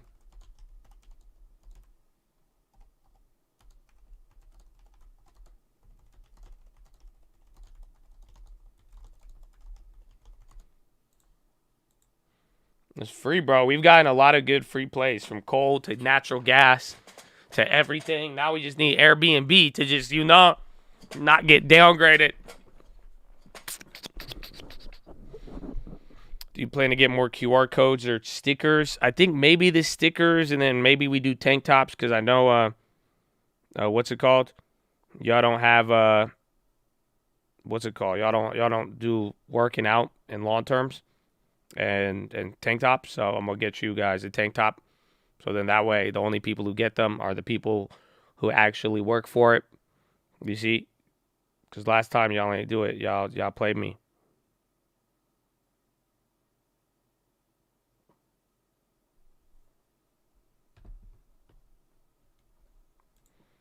Average on contracts, Airbnb. I think Airbnb is targeted. That's just me being a crazy. A crazy conspiracist, but at the end of the day, I mean, like I'm saying, any time from now, I'm not going to regret buying Airbnb, but then that's why, too, it sucks with the options. It's like maybe we got to turn them into shares, but it's a good company. They just playing with us. Damn, are the ARLPs higher? You scammers. Now 65's the bid. Coin can reach 300 by the end of the year. I wouldn't look at the end of the year. I think it'll be a while. I think if the only way Coinbase comes back to all-time highs is in the next 5 years, if crypto kind of comes back and NFTs really become the new wave. Does that make sense? It's 5 years from now, if we see all of these NFT developments and get a big NFT and crypto platform type vibe, like metaverse wave, then yeah, but otherwise, I mean, it's going to It's gonna be a slow grind.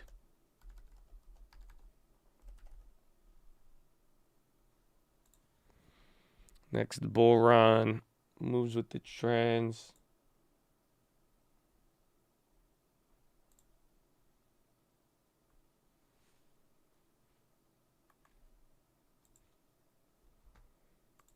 Got 400 shares of Airbnb. Fingers crossed. Honestly, I mean, I don't know what your plan is with the long term with it. Just don't even look at the earnings, whether it's good or bad, as long as you have your decision. That's the thing with Airbnb. That's at least my interpretation of it. This is good. This is the first earnings it's kind of been like sold off into, I think. Unless it was this one here too.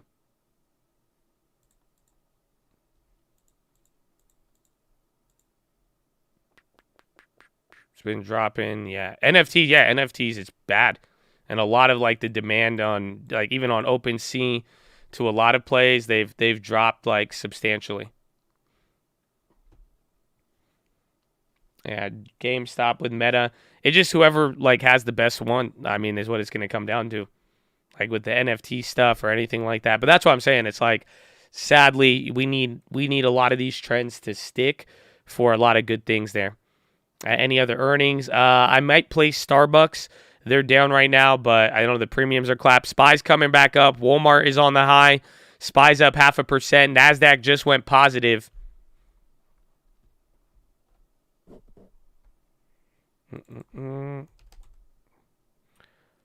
Amazon, Apple back up to highs. Amazon's going too.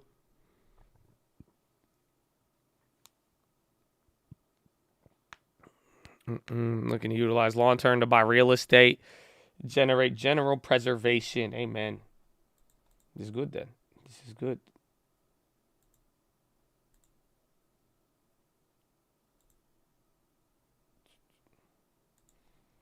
So we got a message from Powell. Apparently, breaking news headline, kind of, in reference. Powell heard our little rant and decided to start telling the truth. These came on, and this is what we got from it. So, shout out to Mr. Alexander, the meme god. Amen. Amen. Yeah, that's it. He switched gears. That's it. He came. He's like, all right, word. He said, deal with it. SPY's hitting a new high, though. So you've hit the low twice. You've hit the top twice. So this is your third high of the day after hitting your, like, fourth low or test of the low. So we're going to see what happens.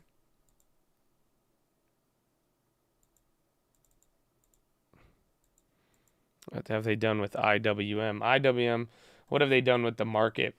I don't know. But a lot of people, I don't know. A lot of people, different opinions. Like some people, I think I was Chamath. Did you hear what Chamath? Do you guys still like Chamath? What happened? Remember, it was like Kathy Woods, and then I know y'all don't talk about Kathy like a bad ex-girlfriend anymore. It gets awkward.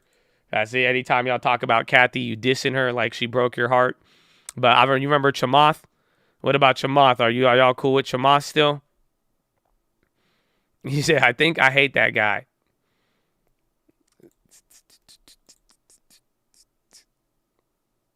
Yeah, you remember Chamath? The human SPAC? No. He didn't do... He was a human SPAC. Big difference. Big difference. He was a human SPAC. 417. 417.22. You're going up right now. I mean, you're up 0.5%. NASDAQ just did a quarter in like 5 minutes. You're at the lows here, like the second level of lows from Friday before the final flush. So I would watch between here and now like 420, 422, baby. Again, 417, 418. Remember, that's a very, very big level.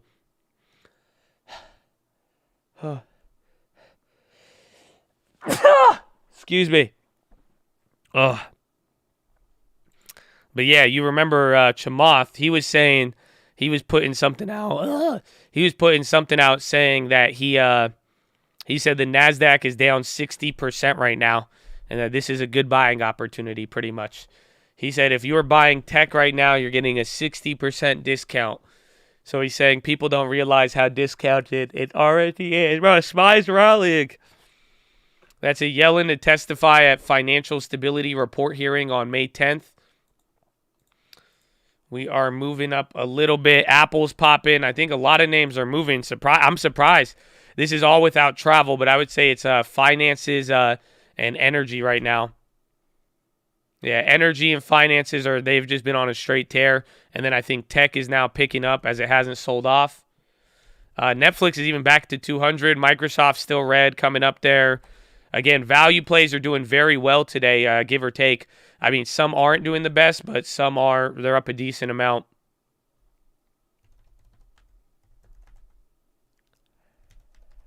Well, 4.7. You might be at 418, man. 418.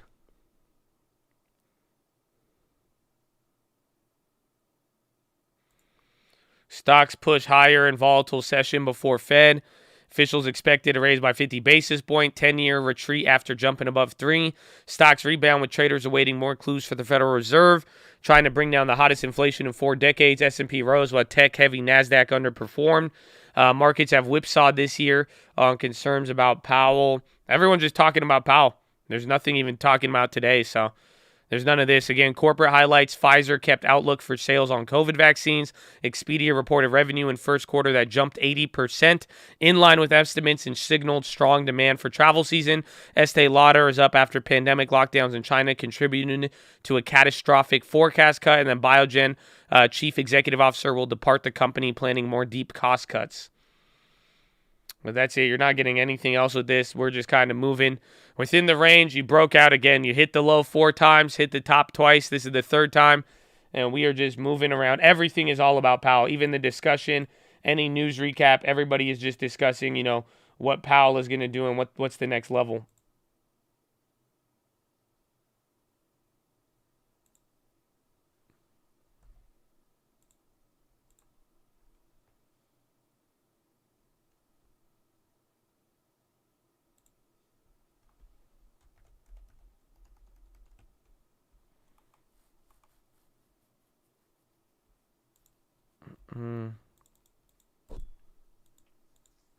Check stream alerts. Well, you send an email, tradingfraternity@gmail.com. We have people on there, and if you send it through where you signed up through, like the Teachable, it'll make sure we get the email a lot better. But we have people looking at it there.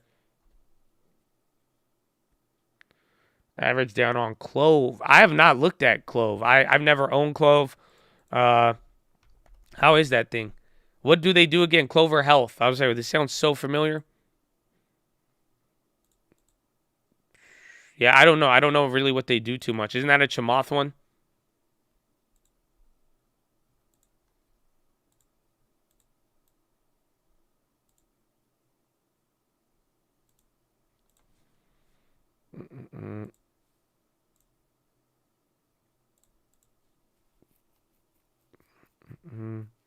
You have owned Clove. I don't think maybe I made an option trade. I don't think I've ever owned the shares, but I don't know. I don't think I played it.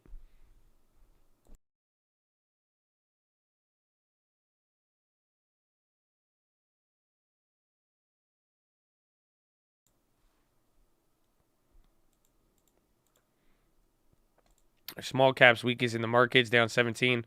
I think the NASDAQ, I think tech is down even more. You bought it, then it ran up to 28.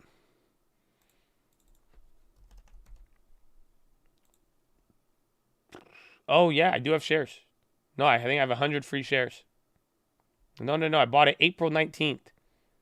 No, I do. I do have 100 shares of that. April 21st.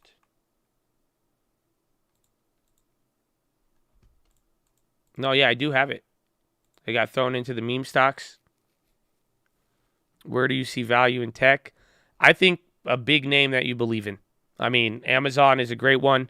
I went with Netflix because it's cheap, and I like Netflix, but it is, what's it called? It's like, I would just go with anything with a quality name right now. If you are going to really buy anything tech-related, whatever it may be, you're going to want a quality name. I wouldn't even play with it.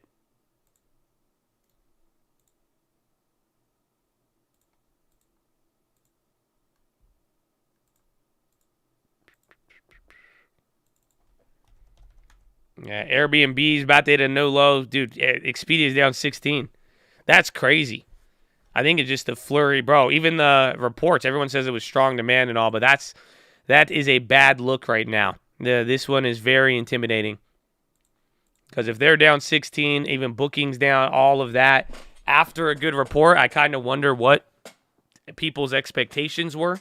If it's in line, that's off a down. Yeah, dude, the earnings was solid. I mean, EPS missed, granted, but it was, again, like even the daily reports, when you go and read it, everyone's saying they beat earnings 80% compared to last year. They beat expectations, but it was like the expectations were still pretty high. So it's like it was a slight beat of expectations, but pretty much people thought they were going to do good. It's kind of like the oil companies. Supreme Court says yesterday's leak report is authentic. Oh, corn just plummeted from 813 right there. Oil coming down. Some candles there. Even corn dropped big. The nice buy considering the decent earnings for travel. I would, but we have to wait for it because even it doesn't matter now. The thing I'm worried about is the thing that clapped Airbnb last time is just these stupid analysts. That's it. It's just that now if the earnings are good, unless it's like a monster report, like if they could double up revenue, if they could do something wicked, then it's going to shoot up no matter what. Like you have to make the analysts get on board. You know what I'm saying? But if it gets better than expected, and we'll see. I think the guidance is going to be killer, but depending on how analysts feel with it, that could do a lot. And analysts have not been favorable towards Airbnb. When it's all said and done, it's like it's been a tough battle more or less. They do have a big multiple of that, and I feel you. Whether you like them or not, that is the risk right now. It's like, where are they at? They've been down a lot. I need to check it on Bloomberg.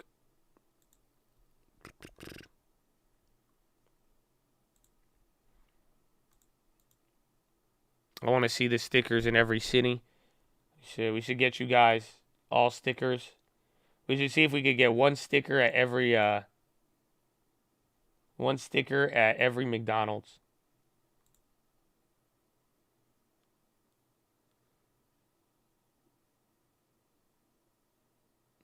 What was I gonna look at?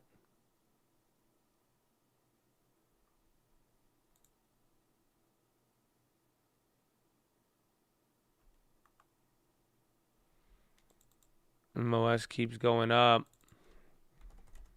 Yeah, NTR too. That one's still going good.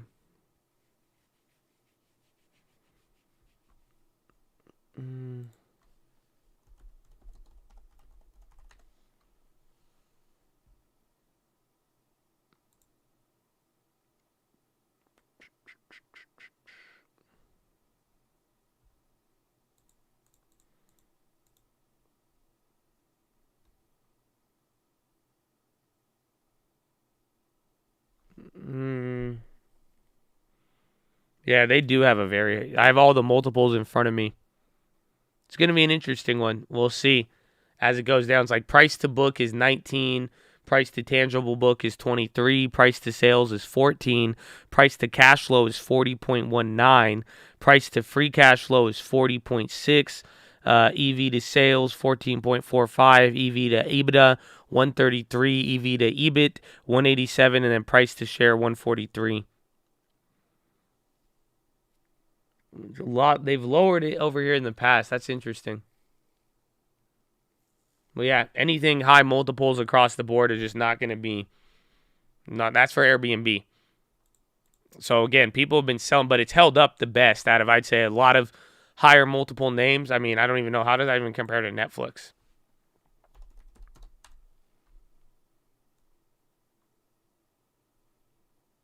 Oh wow, Netflix is it's a lot higher in a lot of the other areas, but then some are a lot lower.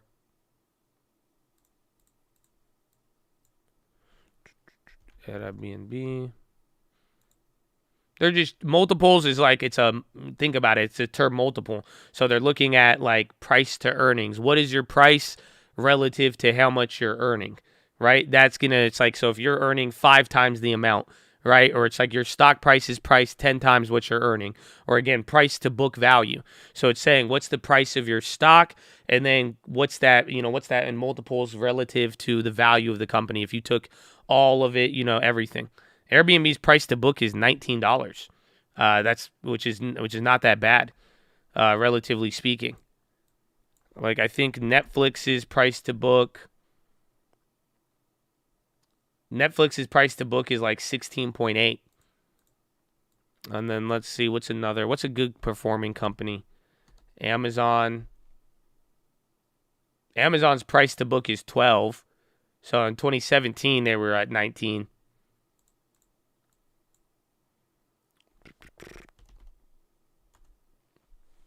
Sony has the best price to book. AMD is 14.5. Yeah, price to book is not, but there's a couple of bad metrics there. Like price to cash flow is not good. Because I thought Airbnb made a lot of cash, but that means, with their valuation at that level, it's pretty big. But price to sales on Airbnb, 14. That's not too crazy.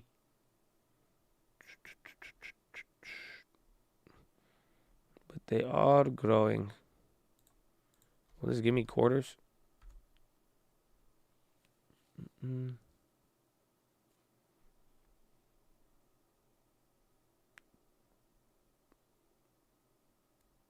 Yeah, I like Airbnb. I mean, the best part is, I wish I could show you this on the balance sheet, is that all of them have been going down. And again, that's what we're looking for. I think maybe that's why it's held up. This is why it's going to be so important. Let me show you on Snip and Stitch.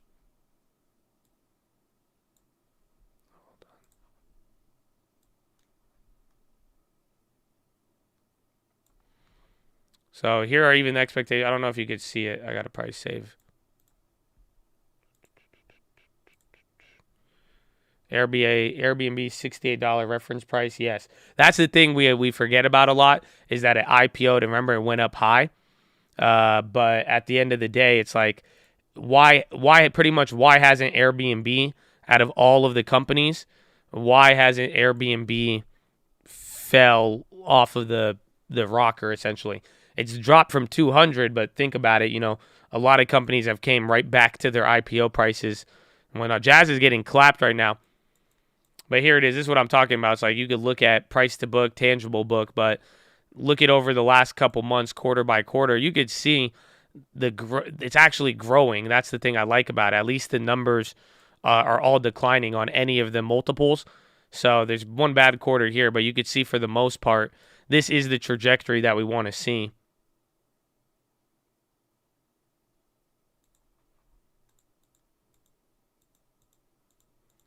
Reopening. SAP moving on that? On what? SAP still down 1.7. SAP is doing a little bit of pop and lock. It's going to go free cash flow. That's why. Well, yeah, exactly. I mean, it's growing. It's actually growing to the point where, whatever expenses they have, they're cutting into the ratios, everything. If they continue this pace, eventually it'll be a very profitable company.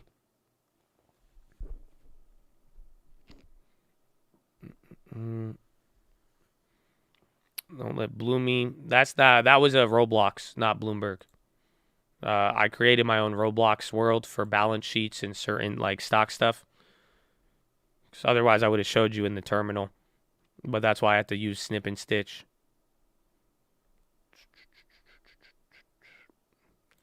Well, it took me a lot. It was a lot of work to do.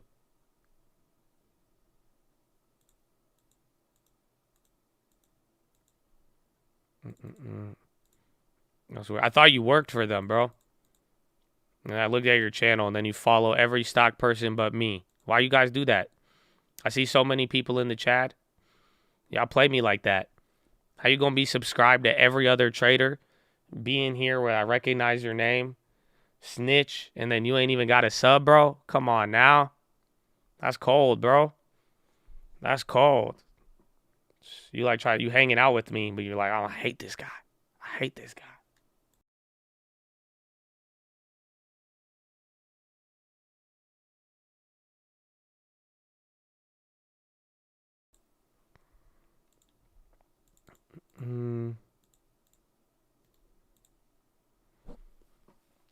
People are living foul.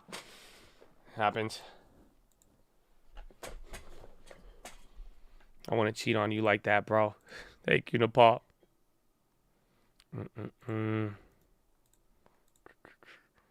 It's embarrassing to follow me. I doubt it. I've seen what's out there.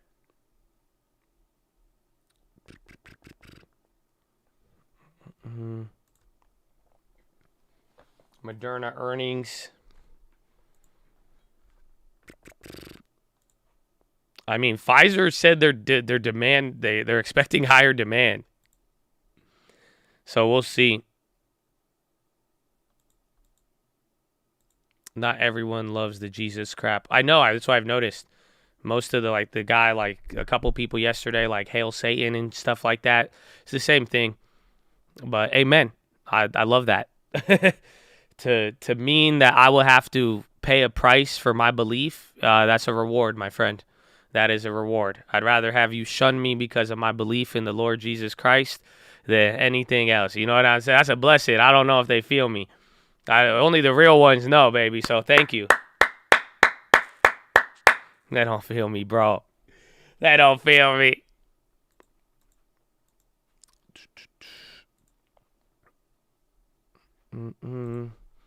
The Lord is scary. Scary to some. Let's see.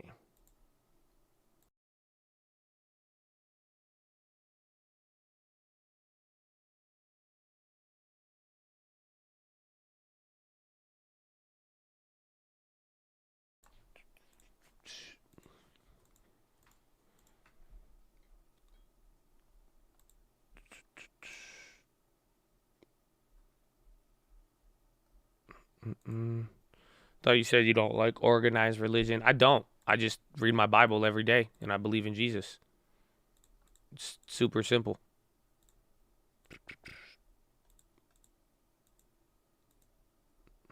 Come on, NASDAQ. Pay for real estate. It's asking you to pay for real estate principles. Which course did you get? If you're on, you should just get the basic one from Real Estate Express, but then I think the Real Estate Principles one, whichever is required by your state.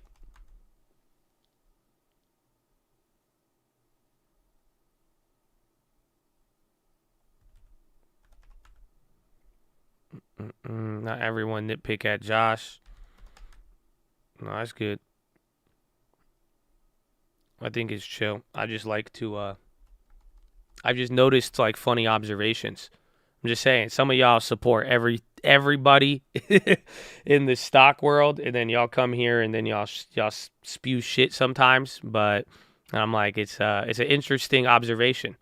You know, it shows a lot. It shows a lot about what people feel and what they will support or not support based on God knows what. But it's good. Yeah, the leaked abortion thing is crazy. People are freaking out about that one. It's interesting with the conversation we had yesterday.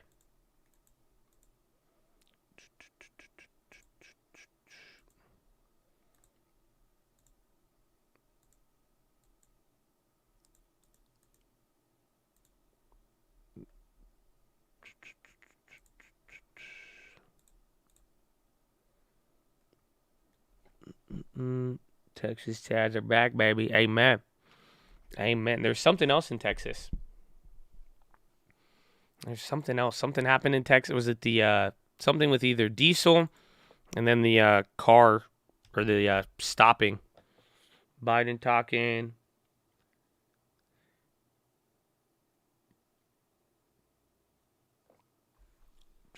Biden said it's genuine.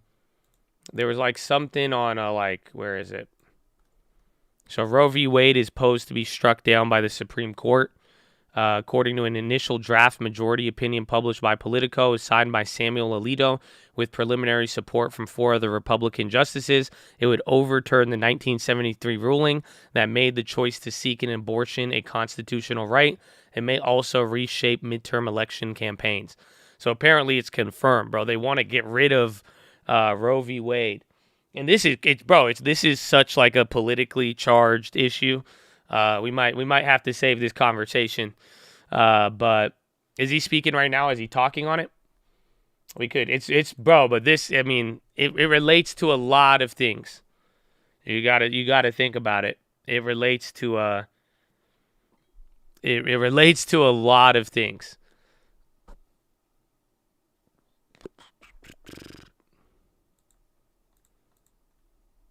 Speak to reporters at St. Andrews.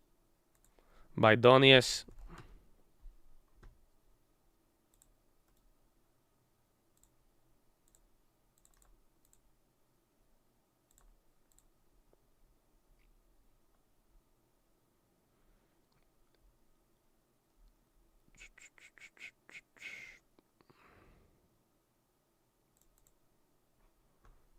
What is it? Oh, did you guys see Joe Biden roasting people? Oh, man. Did y'all see that? I don't know if you guys saw that, bro. That was hilarious. I was so shocked when I saw, bro. I'm not prepared to. This looked like a nice video. This looked like a BuzzFeed video. But I think the codification of Roe makes a lot of sense. Look, I'm gonna go pee. Roe says. Roe says what all basic mainstream religions have historically concluded: that the existence of a human life and being is a question. Is it at the moment of conception? Is it 6 months? Is it 6 weeks? Is it quickening, like Aquinas argued? I mean, so the idea that we're going to make a judgment that is going to say that no one can make the judgment to choose to abort a child based on a decision by the Supreme Court, I think goes way overboard. Thank you guys. The midterms. What does this mean for the Democrats' argument in the midterms? I haven't thought that through yet. Do changes need to be made to the court in light of this if this decision holds? I beg your pardon? Do changes need to be made to the court in light of this if this decision No, we just have to choose it. I mean, look, one of the reasons why I voted against a number of the members in the court, they refused to acknowledge that there's a Ninth Amendment. They refused to acknowledge there's a right to privacy. I mean, there's so many fundamental rights that are affected by that, and I'm not prepared to leave that to the whims and the of the public at the moment in local areas. Thank you so much. Thank you, guys. Come on, guys. President Biden, who has said President that if Biden this holds, this draft opinion that was found by Politico would be a radical decision. Let's go right to NBC Chief. How do you leak the Supreme Court, bro? Hold on. I thought it's the Supreme Court. I ain't never seen a Supreme Court leak. Hold up. What do you mean? Spot 41839.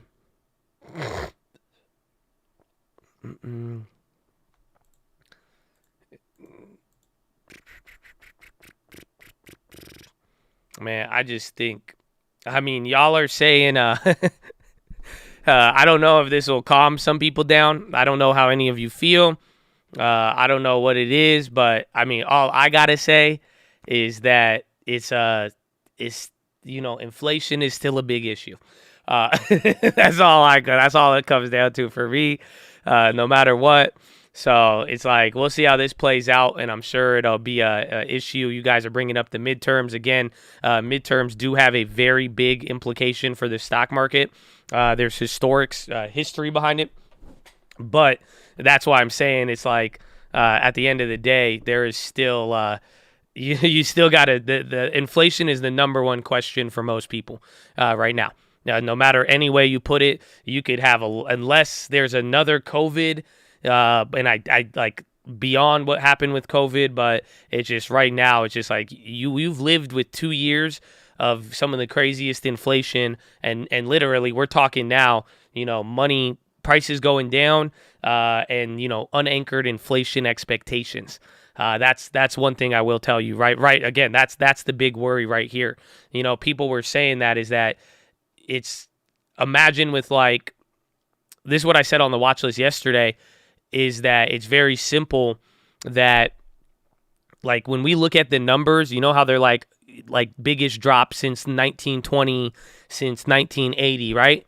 And like you look at the percentages, that's not accounting for our inflation is worse pretty much.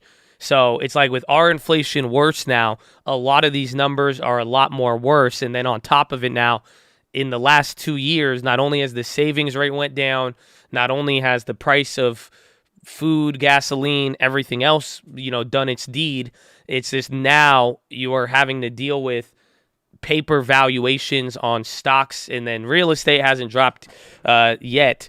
But for the most part, it's like paper wealth is even diminishing. So it's just, at the end of the day, I think even some of you guys feel it personally. It's just the biggest issue right now is inflation. It's inflation, the money, and what the Fed is going to do. Yeah, Peter Schiff was the one talking about this. He's the one who brought this up.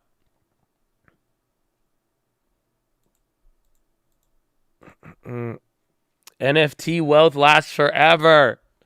Oh my goodness. Airbnb, little pop. Microsoft wants to come up. TLT's at the bottom. Yeah, they're kind of moving a little bit there.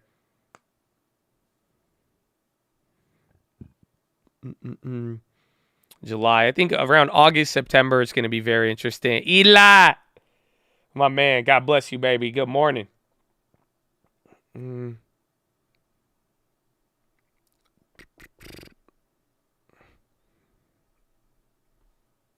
Peter's been saying this the last 12 years. He might be right. I do like what he's saying, though. It's a very interesting observation that, again, everything is like, we look at these drops, but now, like, even inflation adjusted, it's like it's worse for us, which is wild to think about.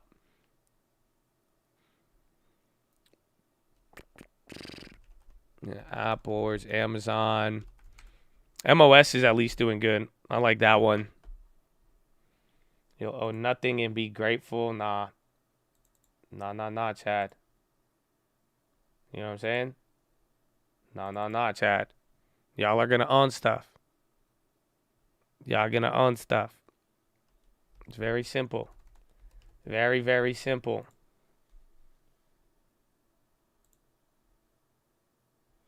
We got 32% on the NTR.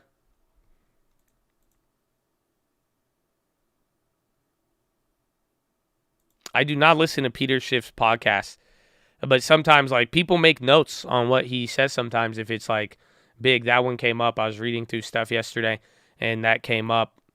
I saw some of the headlines and it was interesting, and I like what he says. I mean, I'll make Peter Schiff jokes here and there, but I know he's a smart guy. I mean, I think we definitely disagree in terms of fucking Bitcoin, but he's a smart guy. I do like him. But that one came up, and I think it's a very valid point.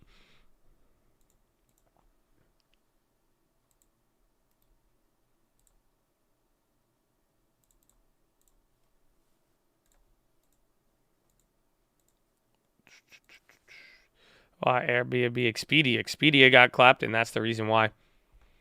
Oil subsidized. I think the next step if we go back, if oil goes crazy again, like I'm saying, if inflation does start to become unanchored and it goes crazy, it might go nuts. It might actually, like, I think the next step of oil may very well be a price control. I would not be surprised to see that. I think if oil goes back above 130, 140 again, I think the next step you will see a government control on oil, just like the 70s. The biggest Indian IPO. I've not looked into that, no.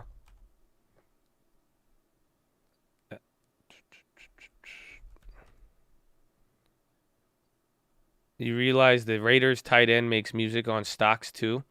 Nah, I didn't. Who's the Raiders tight end? He better be good so I could get him on DraftKings.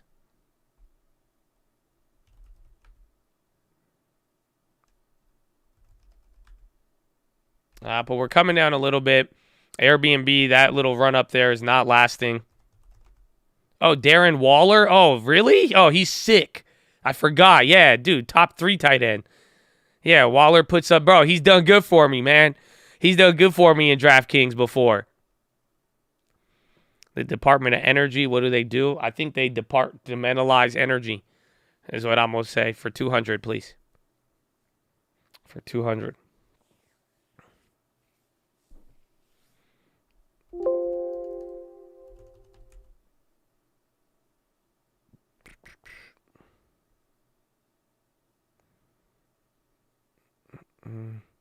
I don't know. Yeah, the Department of Energy. I think they just make like energy policy or stuff related to like just energy. Yeah, my girl lost on the bet because I told her to go with Philly.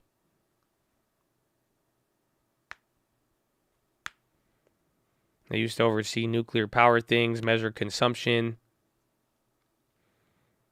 I'm thinking EPA too. They're more environment and restrictions. How are all these growth stocks down 60, 70, 80, 90? It was, we should have asked that question. We were asking it, but we all just got caught up in it. I think everybody in the world is the question, how did they go up that high and why was everybody buying them for months and years? So that explains all of it. And overproduction of energy. I think that's the EPA. No. That's the EIA. I don't even think that's a government institution, the EIA. But I think the overall government, Congress, and the president would make decisions there for energy production, I believe.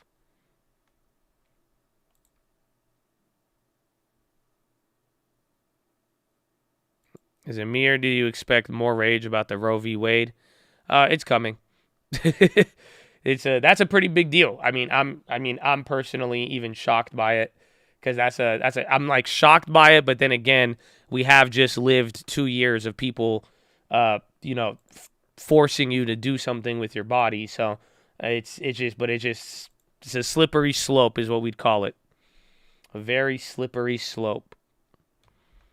But like I'm saying, if you think for me as an American citizen, as everything, it's just like my biggest worry is inflation right now. I wouldn't, as much as that could be important and go crazy, it's just like, it's different.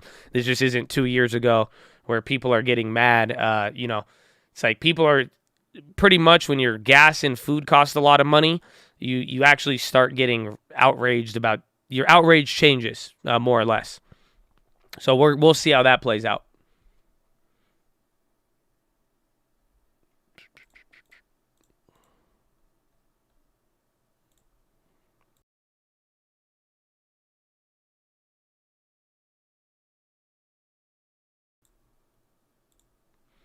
Why can't companies charge less? Like if every company in the world charged the same, there'd be no inflation from the raw material to store.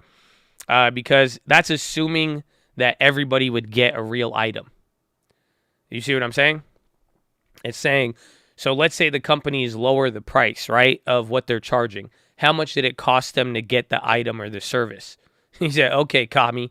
But like, do you see what I'm saying? It's like now, if I need to sell you oil, let's say, right, and I'm going to charge you less, what's it going to cost me to get the oil? So I have to pay someone to get me the oil. And now if oil's backed up and I want to make sure I have oil, this is what's happening right now. Is that, no, I don't think it's because of greed. I think people just, I'm trying to explain it. Bear with me. It just, if you want to make sure you have an item to sell, right? How are you going to make sure that the producer gets it to you? What's the best way to get something from somebody? You pay them. But now, if they have 10 people who want the same 1 barrel of oil, right? What's going to happen? Naturally. So now you have one guy, he said, I want to sell it. I won't sell it for a lot of money, but he's like, I sell oil. I need to sell gas. So the person I get my gas from, I'm saying, hey, I need that barrel. He says, I only have 1 barrel for sale. Okay, I only have 2 barrels for sale. And then 10 people want it. So do you see what I'm saying? It's like, it's not as much, although it makes sense in theory, it's like, why don't these people just charge less? People are paying more just to have an item on hand. So just if you want it, and that's again, just supply and demand, the supply is very low of certain things, especially when now a lot of people are demanding things. So that's a definite big part of it. I mean, I'm not writing off total greed. I definitely think there is some greed in there, and I've seen it firsthand, especially in like real estate and like I'll see people they will charge you more just for labor, just because, or people right now they know they could get away with a lot of things. They know, again, all you have to do is tell a millennial supply chain, and they don't care. You could go triple the price on a millennial and just say supply chain, and they'll nod their head and go, oh yeah, but you see it a lot.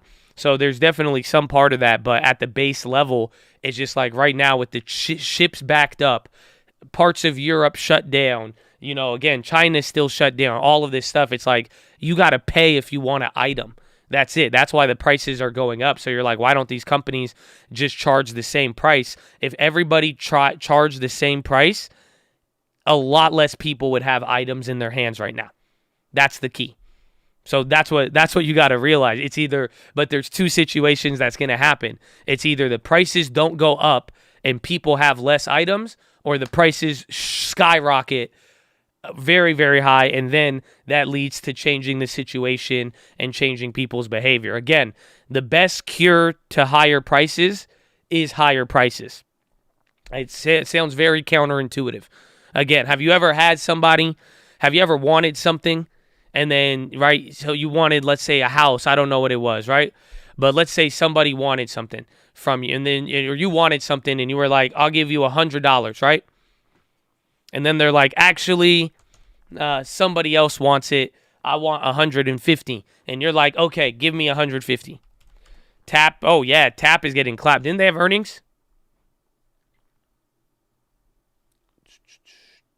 Check on that one.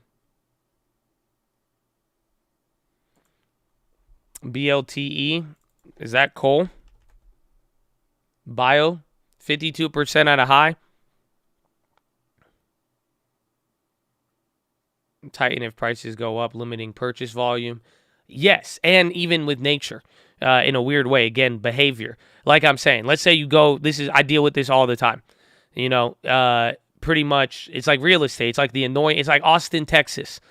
Austin, Texas real estate explains this perfectly. You go to someone and you say, I really want what you have. I'll give you $100. And they're like, okay. Actually, no, I'll do 150. And then you're like, okay, I really want it, 150. And then they're like, I actually want 200. And then you're like, I really want it. Okay, 200. I'll do it for 200. Right? And then they're like, you know what? I want 400. What are you going to do at that point? Yes, they are swindlers.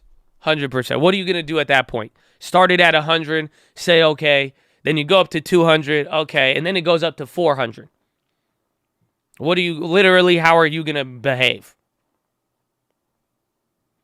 I know what I would do. I would say you're an asshole, okay, and you have deep down personal issues, okay, and then I would hug them and throw a Bible at them. And then I would leave. Honestly, I probably wouldn't go to that extent. I would say, I'm good, never mind. I don't want it anymore. I would legitimately, I think some of you have seen it. You've heard many, I don't want it. I don't care. I genuinely don't care. I don't want it anymore. Go ahead. God bless you. I hope you get your 400 and good luck. Simple as that. So that's where it's saying. It's the same thing with prices. Eventually, that's why it's such a paradox, because politically, the solution is let the prices go up, let the market correct itself, and let the prices cure everything. But at the end of the day, there's a lot of political cost to letting the prices go up like that. It's a violent process. It's not pretty. Even outside of politics, most of us would not want to deal with it, to be fairly honest with you.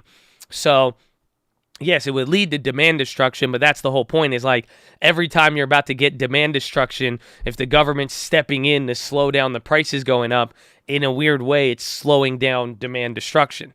You see what I'm saying? But this is why this is why people can't charge the same price right now. It's just either, like I'm saying, here are your two scenarios. You either charge the same price and people don't try to get these from producers, items or whatever, and everybody has less items or no items at a low price, or there's items, but it's at an exorbitant price that's just way too high for a lot of things. And then both of those situations will eventually correct themselves, and that's what you want to see. But do you want to, but either way, even with higher prices, if the prices went 10x, you would still have less items. Do you see the paradox? The point is, you got to pay for what you want. I don't know why a lot of generations missed out on this concept, but do you see what I'm saying? If you don't pay, you get less items, right? And then even if you are going to pay, but now that we don't stop demand destruction and we have to wait till the prices cause that people will have less of what they originally had until the prices skyrocket enough to bring things down where everybody capitulates and says, nah, we don't, this isn't real life. We don't want this anymore. That's it. We're going to find something else.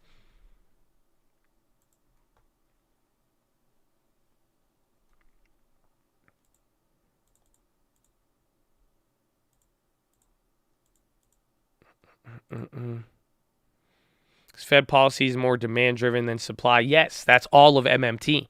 All of it's supply and demand driven by adjusting interest rates, changing monetary supply. You know what I'm saying? Just stuff where it's related to the balance sheet, all of that. That's all, it's paper, and they out of nowhere, just they invent it, right? They could write it down, click a couple buttons, but that's where a lot of people didn't forecast, okay, what happens if we give out trillions of dollars to everybody? Oh shit, they're going to demand a lot of items, and then what happens if we can't get all those items? And then boom, welcome to the situation that we have now, where people are saying, oh shit, everybody wants something nowadays.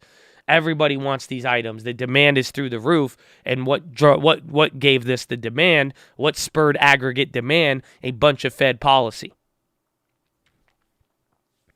So this is all Powell, Trump, and Biden's fault. Yes, and then it's also the citizens' fault for accepting it and, demanding politically worse alternatives. Again, I mean, everybody was championing stimulus checks. Everybody was fighting over different things when we literally, nobody believed it was transitory. The government lied, and then citizens carried on the lie and fought for it like they were paid to lie as well. So it's it's everybody. Everybody got to take some level of blame. I think everybody's to blame at one point. Spot coming down.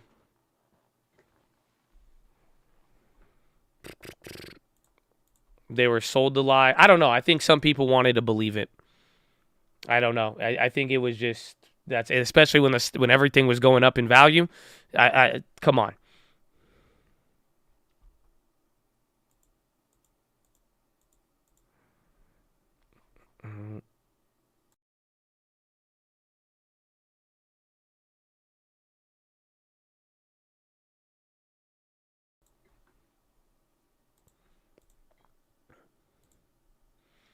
Giving out money as stimulus was way better than not giving out money.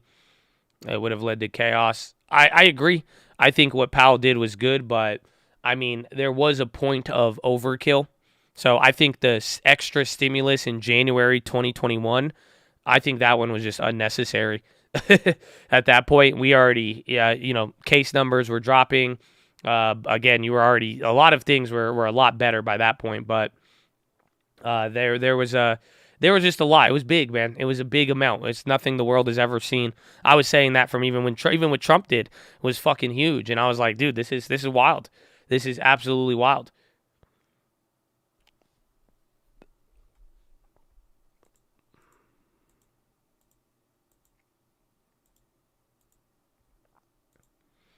Safe was better than sorry. I agree with you, but I feel like it would be negligent to think that going overboard is safe. You know what I'm saying? That's like taking a whole bottle. Again, like I said, it's like taking the whole bottle of Tylenol and saying, well, I'd rather be safe than sorry. It's like, I don't know if that is, you know what I'm saying? It's like, anything overboard is never good. That's what you call an overdose. And that's what happened. We had an overdose of money. That's it. He said, I'm still hoping for another stimulus this year.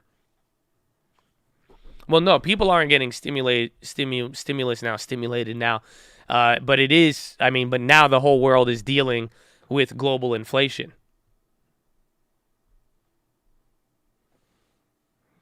BLTE, we still have that up there.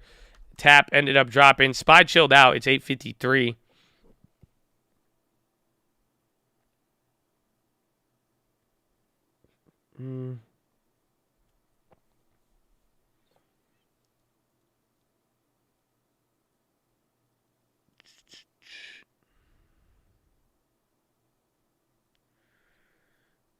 The pipeline works for inflation. Like, how do we go from stimulus money to inflation?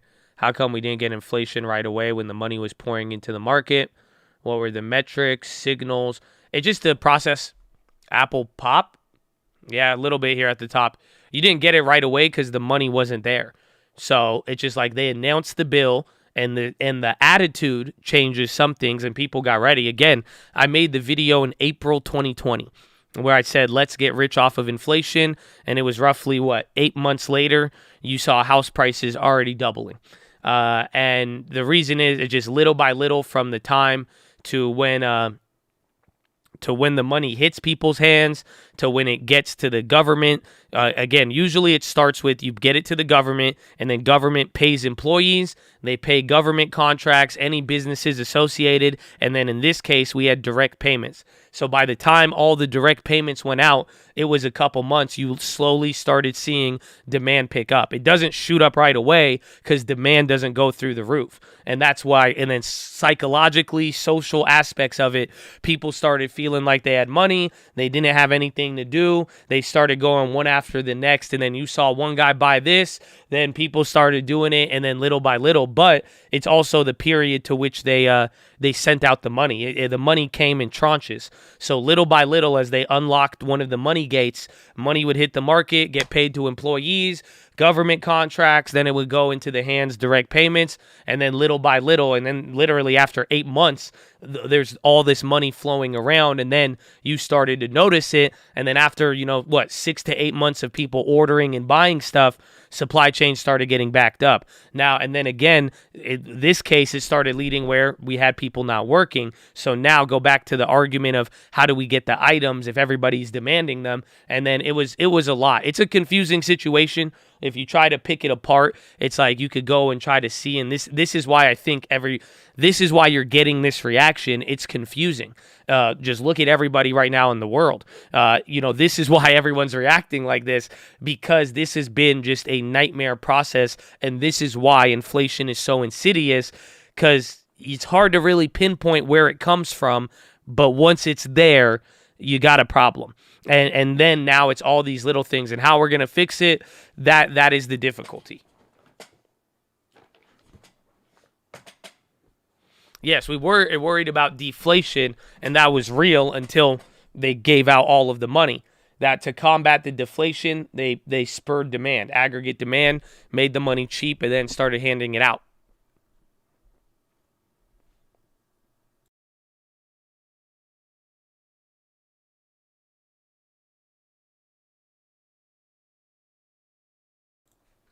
Apple hires 31-year-old veteran to ramp up car project. That's the news. And the solution is not higher wages, as some say, because the cause is more inflation as the wage price spiral happens. It's fascinating. Sticky. Yes, my answer is that you need production. That's it. You need output. It's just a balance of payments. At the end of the day, you need, if you're spending money because you printed it, that's fine. But you have to either make sure you're getting the investments back, or for the most part, you need real productivity.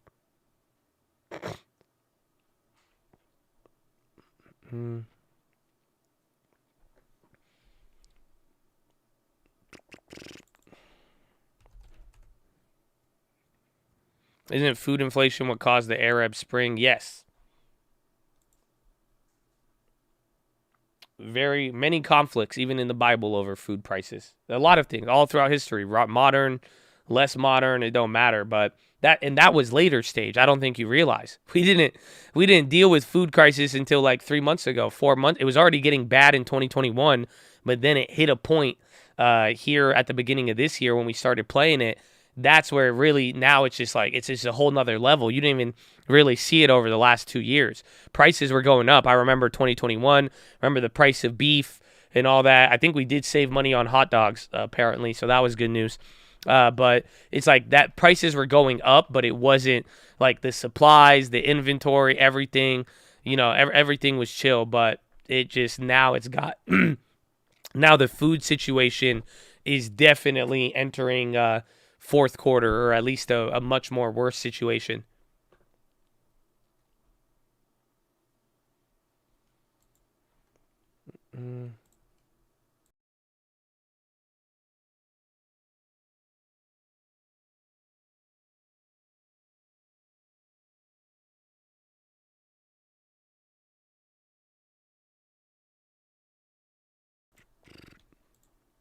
Milton Friedman said there's only one source of inflation. He's government spending, I believe, right? Or is that Maynard Keynes? One of them.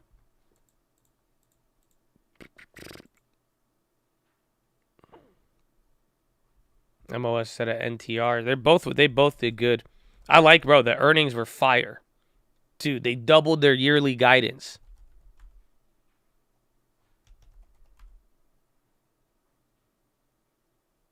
The baby indicator, we haven't heard much, honestly. He's not hitting the headlines like he was back then.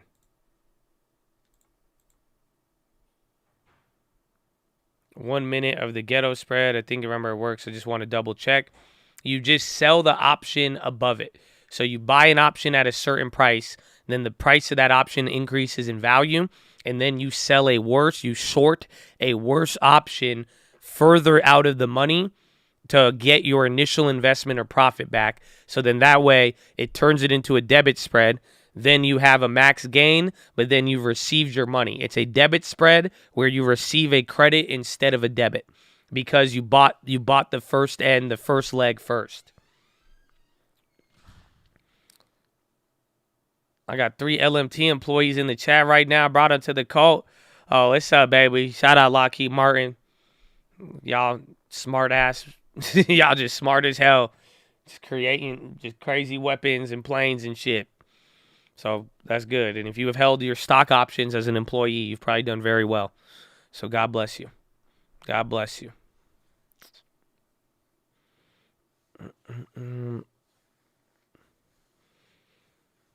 How about we all come together and agree the prices are too high and lower it? Okay, would you be down for lower prices if it meant lower activity for you? So what if I told you I could cut your gas price in half, but you could only drive 50 miles a week?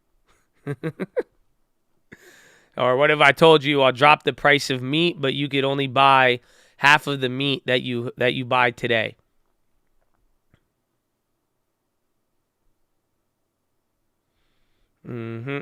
That's all it is. That's all it comes down to. That's fine. If you believe that, then there you go. Well, if you want that, then there it is. That's fine. That's the only way you could accomplish that in this environment. Simple as that. Because if you want prices lowered, there's just going to be less items. And if they all agreed to that, it would put everybody under constraints in that sense. Sounds like rations. Well, the next step is price controls. Like I said earlier, I think if oil goes above 140 again before the end of the year, I would not be surprised for a government control on the price of gasoline.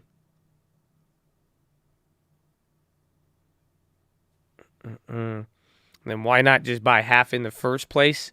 There's this weird thing called like personal freedom, where like people could do whatever they want. You know what I'm saying? So people don't do it, but that's it. I mean, if people say they're down with it, maybe they should start buying less now. But at the end of the day, the point is, if you have freedom and everybody could buy or sell whatever they want, then, I mean, it doesn't really, that's it. It's just everybody's either going to, everybody could either buy everything or everybody can't buy anything. That's it. There's no in between really at that point. The only in between is the extraordinarily rich people. No matter what, they're going to get whatever they want anyways. Welcome to Cuba.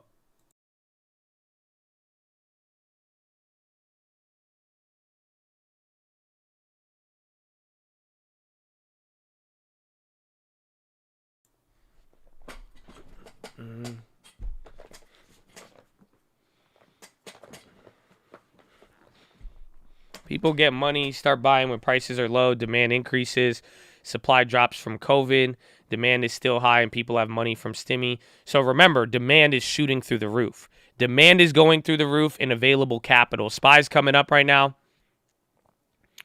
Let's go up. Now prices are still insane from lower supply and higher demand, but there's no artificial money holding us up, so we have inflation. Inflation has led to this, and then now, even though the money is not there, since the demand for the last 2 years has ran through everything. Literally, you floored it. You see what I'm saying? For the last 2 years, everybody in the world was handed a check and said, go buy everything. And they weren't educated well, and they weren't taught this, and nobody gave a shit. And we were all going through shit, and we all wanted Louis Vuitton, and they floored it. So imagine everything got floored for the last 2 years. Items, down, everyone buying shit, right? So why is the inflation still up now? This is why we're saying people can't get items, because now, even though there's money out there, there's less money than they had earlier, but still a lot. But now there's a lot less items. There's less food. There's less semiconductors, less metal, less coal. And even if it exists there, we have a problem getting it from back over all across the world to right here at your home. Right? The transportation, getting the people to work, all of that. Do you see? So there's supply and demand of money, supply and demand of items, and supply and demand of labor. So all of these have now morphed into an animal called inflation. That's, again, why it's so dangerous, why it's so insidious. Because now, this is why we keep talking about items, where I'm just saying all of that has led into it, give or take a couple of key events. And pretty much now, items are harder to get your hands on. And that's what's causing inflation, because now if you want an item and you want it fast or you want it on a timeline, you have to pay more money for it. You want a brand new house? Well, guess what? If you want it today and you don't want to wait 3 to 4 years for it, you're going to pay 200, 300 grand more than you were a couple years ago. Do you see what I'm saying? With any item now. Well, again, with a car as well, too. Little Cheeklay, Google just said something. APT Fancy Bear attributed to Russia GRU a hack. But SPY's coming down here, Little Cheeklay.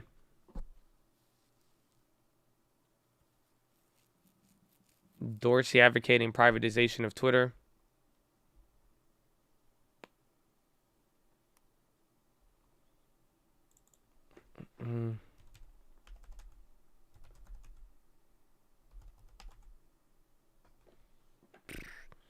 You think prices will decrease in 2 to 3 years? Not necessarily. I'm assuming that if things get better, if inflation in the situation returns to normal in a couple of years, essentially it should be easier to find items or labor. That's what most people are assuming, that the situation won't stay like this. And 2-3 years from now, if you are willing to wait that long, you could get the item or the labor you want at a lower price than today. A home would home is materials and labor. SPY, 2 Cheeklays there after 418.60. I don't know why we're going down. Josh on CNBC crushed the market.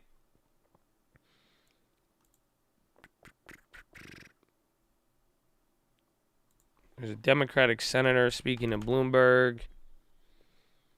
Trajectory of inflation shows in company earnings. Real investors clamor for treasury yields at 3. Travel. Oh, here it is. They got something on travel stocks. But I don't know why we're dropping there. It could be. The only thing is that Google cyber attack thing. That just came out and it correlates with the drop. But I don't know if that would be it. But here they're saying travel stock reopening hopes face cold reality. Hotels and related travel stocks posted a reasonably robust April amid reopening optimism, but the evolving earnings season and accompanying high expectations threaten to derail gains. S&P has posted worse starts for the year, but waning pandemic concerns benefited some reopening plays. U.S. inflation-adjusted consumer spending rose in March, driven by services. This filtered through into recent gains with some hotel and leisure stocks, as well as airlines. The 11-member S&P Hotel Index, which includes online travel and cruises, fell 4.3 in April, but 3 hotel properties, Wyndham, Hilton, and Marriott, were in the green. The 9 members of the S&P 1500 Hotel and Resorts REIT, a subset of real estate, gained 2.5 last month compared to April plunge of over 8%. But recovery hopes appear to have a high bar that is causing some leisure companies to stumble today. Hilton first quarter beat, with U.S. hotels outperforming and restarted buybacks, although it's down in the profit forecast. Missed estimates. Expedia sank over 10% despite seeing a strong recovery, dragging peers lower. Marriott, Booking, and REIT host hotels report later this week. So pretty much they're saying it's a high bar.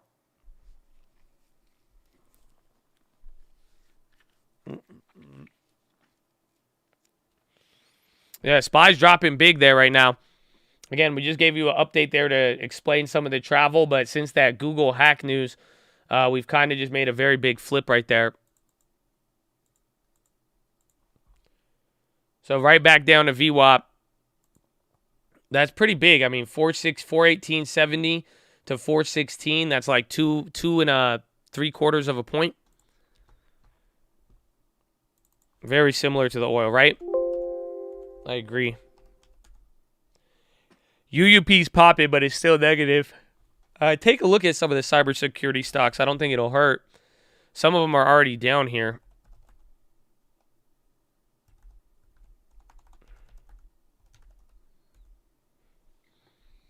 What are these moves? It's earnings and what we got yesterday. I feel like we're kind of used to it a little bit. Goldman sees increase in U.S. M&A from Japan.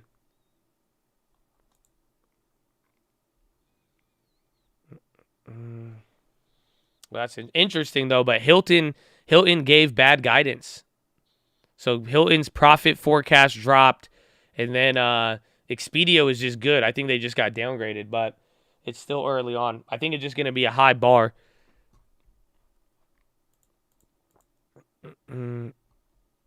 PC, we're about to pop back up again. I mean, if yesterday wasn't like death defying, we went to 405, came back up, and nothing really crazy happening.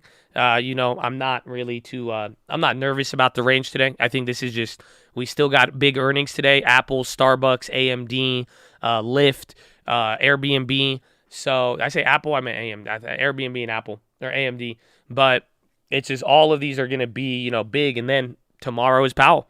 So why? I think if we've already hit that low, I mean, why move any more? And I don't think we're going to go too crazy. But yesterday was wild, but you still ended up fine to a degree. I mean, now we're even better than that. So it's just people are waiting. We got 2 big events, earnings, but mainly Powell. And then we also got jobs report data, too, by the end of the week. So we're really going to find out about buying anything in the long term. Yes, I will be. And I'm going to wait for earnings. I want to see what happens with Airbnb.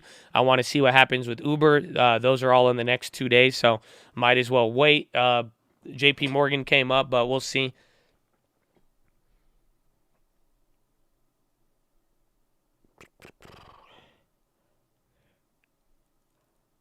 Slow and steady will win the race.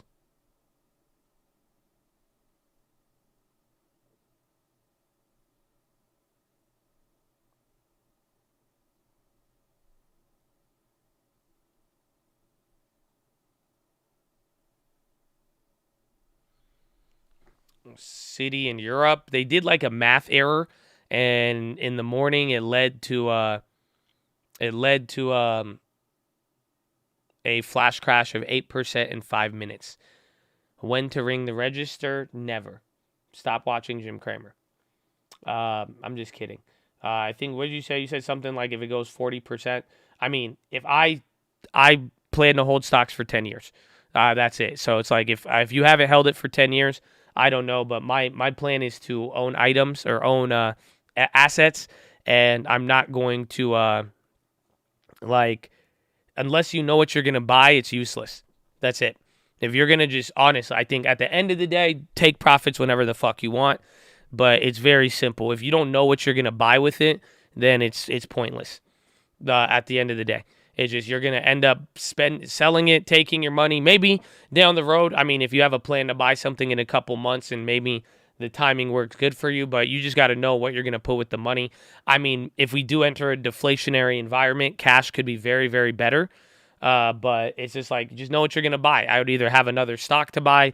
Obviously, J-Rob knows what's good, baby. It's all about, unless you're going to buy a house, that's the thing I do it. And that's about it. And trash stocks sell solid. Nah, I'm just act as if you can't change your mind for 10 years. I know it sounds dumb right now, or especially people like the idea, then the volatility comes and you're like, I don't know how I feel about this. I feel like I should take profit, but I'm just speaking off of what works, what I've seen work in the long run, where it's just like, I very rarely, most people, if you just have a long amount of time held on a bunch of assets, very little chance you're going to be disappointed. It's very unlikely you're going to go 100% missing them. It's very much delayed gratification. Yes, 100%. But it's just like the longer you hold things, I mean, that's just the key, is that, let time go on, but one thing you can't get back is time.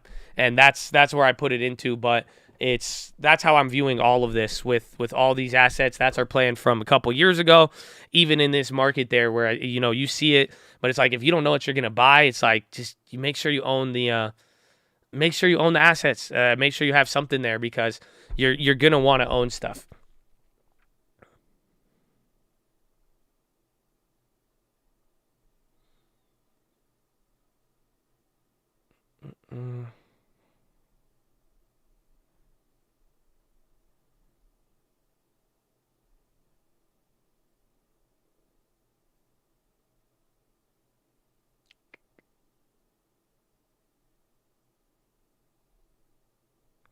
I just saw it. That was a crazy house.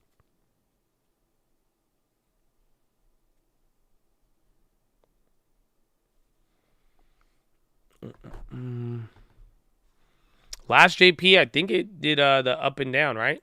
I think we had 2 days rip and then came down.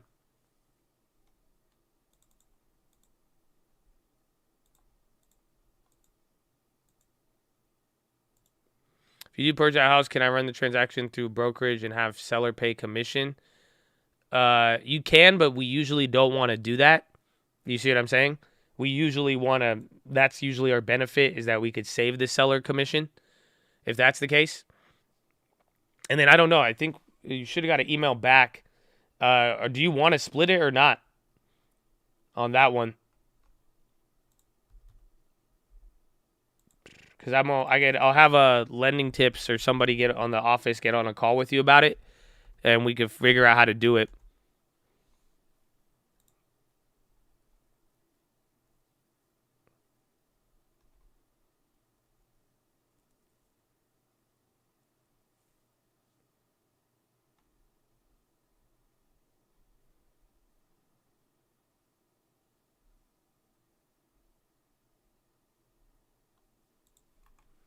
Citron comments on Jumia.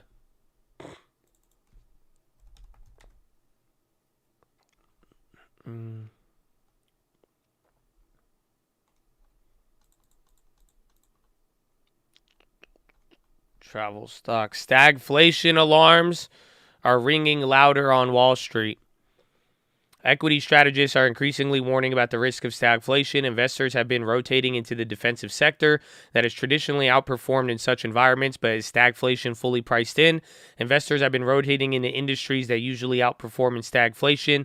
Energy, consumer staples, utilities, materials are the 4 best performing year to date. Jumia, he likes Jumia. Citron, he's like a Jumia fanboy.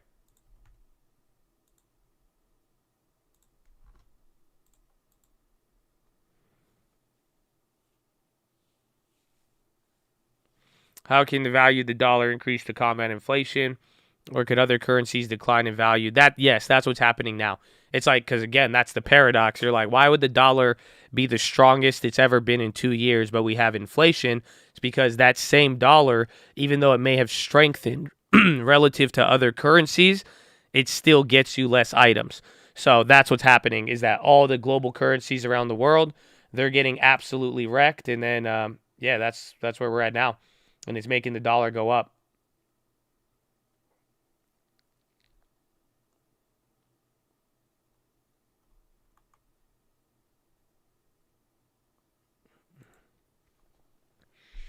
Using FHA to buy multi-property, then using revenue to negate the interest rate increase. And I found that the math works for. It's good if you're going to live in one unit, rent the other one. But it just depends if you're going to want to do it.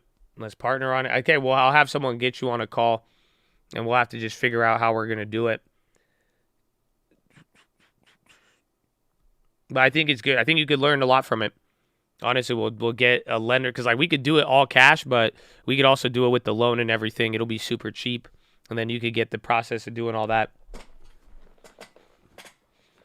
Uber, we'll find out after the earnings, but I like Uber just as a brand name and company. Biden spoke once today, and then that's it.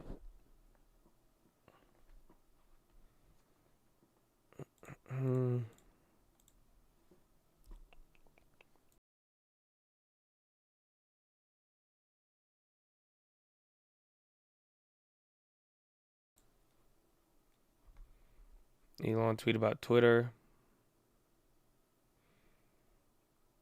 The 5 or 6. Okay, let me see.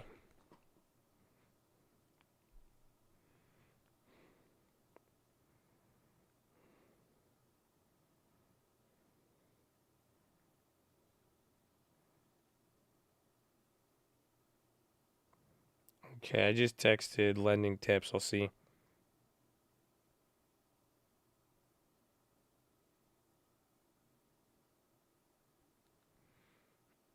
You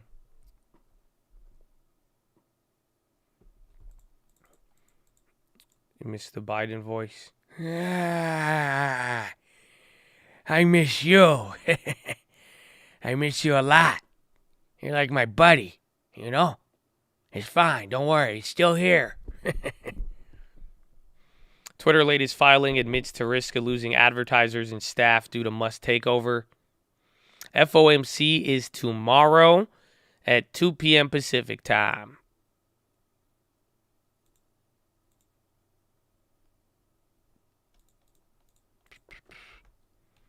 I missed the Duendes. Jumia ended up dropping. Again, I assumed it was a pump there. Apple 120. I mean, it's still doing good, but it's definitely lower than not. Anything, bro. It's just like if you go look at the NASDAQ, look at the SPY, look at where any of these names are. The correlation is high. Everything's like near the bottom of their chart.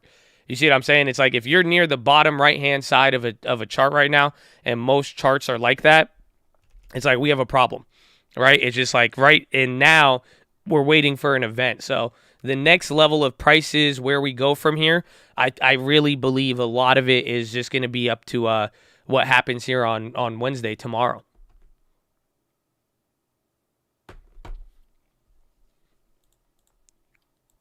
Amazon, but everything, as you see, everything's just chilling in the right-hand corner. The event is Powell, yeah. Earnings will still have a big effect, but we got, we've got past a lot of it.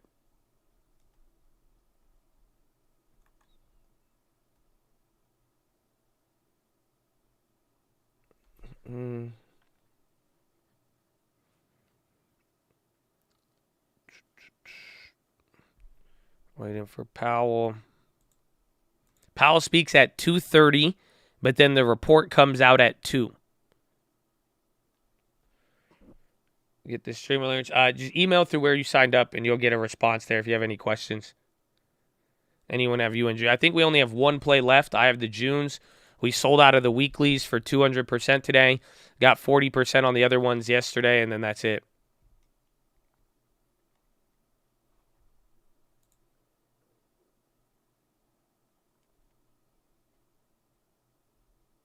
MOS, is it going up again? What about NTR too? Yeah, NTR, big volume as well. Added to IDB leaderboard. So that's good. The play from this morning is still holding up 32%. Slow and steady. Then the old ones are coming back except for the May contracts.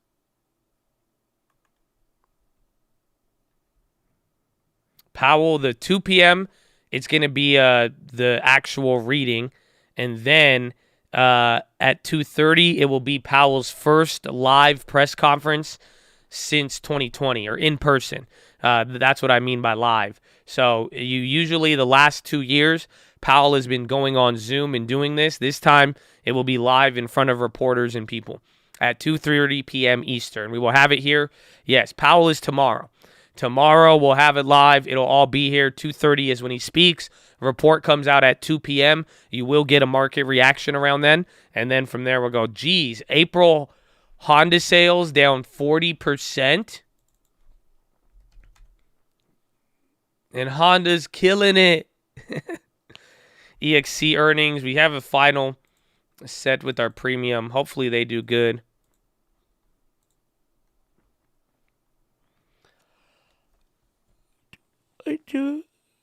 Who's behind a 70K Honda?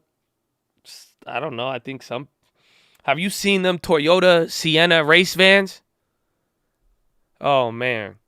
I don't know. Have you seen the Toyota Sienna race van? Like, it's like a Toyota Sienna, but like it got like a spoiler. Then it got rims. Oh, man. It's crazy. I like them.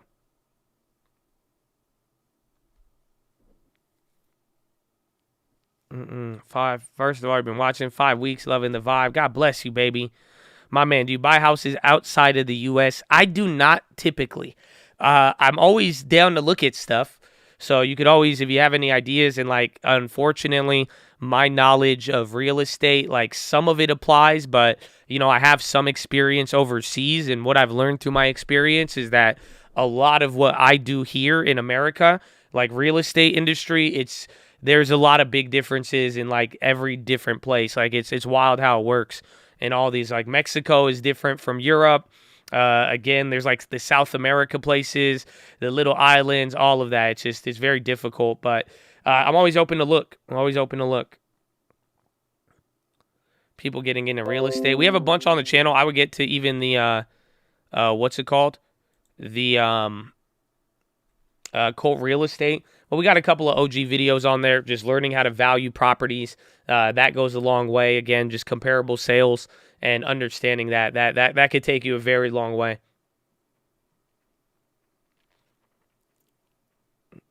If you ever want to get into flipping classic cars, kind of, but I like cars just to drive them, and then I know a lot about cars, but then I don't know a lot.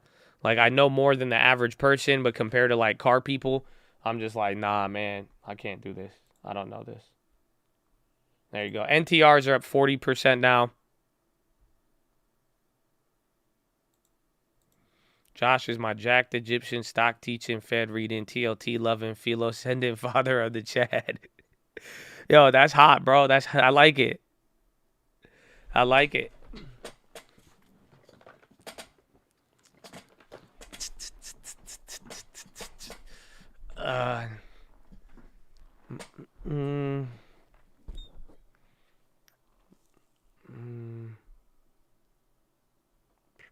How's the Lambo doing? Do you want me to tell you? I could tell you. If you want. Do you guys want to hear? Or you want me to put it on a video? I'll have to make a video for it. The Lambo, he went... Bye. Oh, yeah. I sold it. I made a bag. Oh, yeah. I got a good bag off of it. Yeah, he's gone now. I got paid. I put 12,000 miles on it in a year. I crashed it, and I made a lot. It was a nice return for a free Lambo, pretty much. But like remember I told you guys in, like, it was like October. Remember I said I wanted to, so I got literally top dollar before everything. So it's good. I have a video, but then I'm gonna make a video for you to explain it, because the deal was crazy though. There was a lot of weird shit, but yeah, it was good. It was a great deal. God is good. I never would have thought that was like, it was one of the best car deals I pulled off. Yeah, I do have another car already ordered that's going to replace it, but I'm going to do the same thing with that one. I'm just going to keep it for a year, destroy it, and then flip it. I quiero spread the Lambo.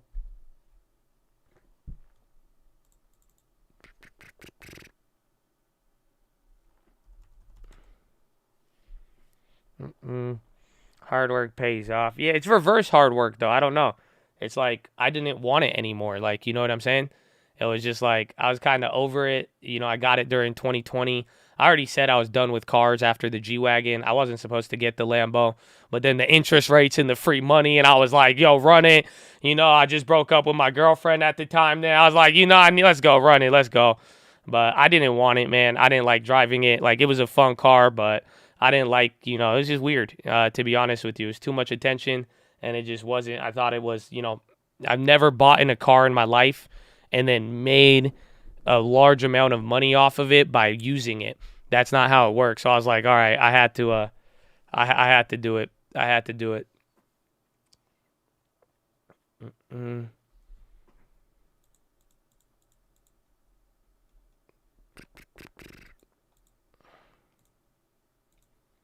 How large is large? My net profit was just under like 100,000, but overall I received over $100,000 back from the purchase and everything else. So I got rid of that car, no longer had to pay a payment. I was handed a check over $100,000, and then my net profit was just under 100 grand. To drive the car 12,000 miles and crash it. So that's why I was like, I felt like I was pushing my luck if I kept it. But I loved it, but I hated it. It was weird, man. I like driving it, but then once I drove it out of my garage, and then you got into society, it was not a fun car. It's too much.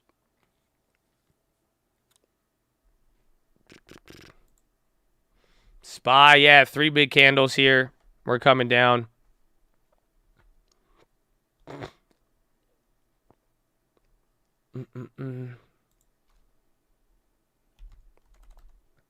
Nah, nothing right now.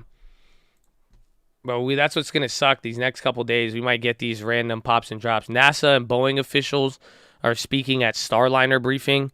Bank of Canada, rates are rising and will need to move higher.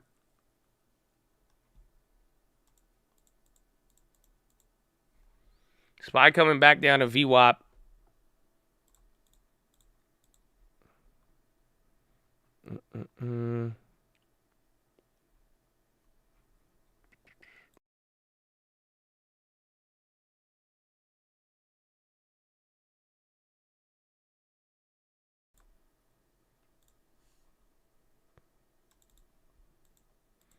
You worked at NASA's G3 here at work? That's dope.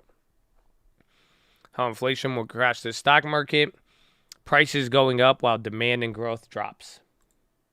That's it. If price of energy stays elevated, then now you're not able to grow and demand starts slowly dropping, it would have a stagflationary effect. Oil dropping too.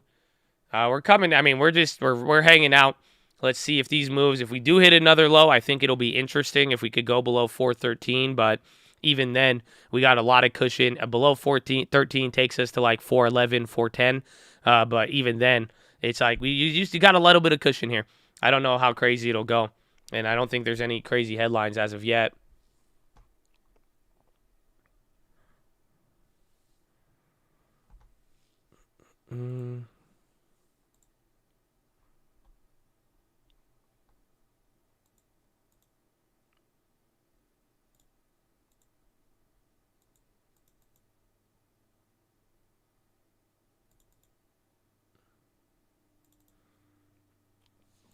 Missed the pause. We have not had the positive message yet. 9:30. We have yet to have a positive message. We have yet to. But you know what I'm going to remind you of, right? Don't forget. Don't forget. The Toyota GR Corollas, I've not. I like all them racing Toyotas, man. Come on, Abivai, load. Yo. Why is my E-Trade tripping out?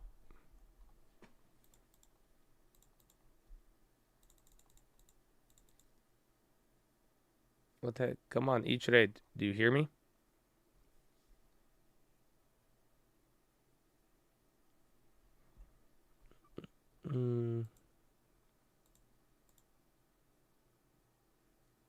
What has been my biggest financial L stock related?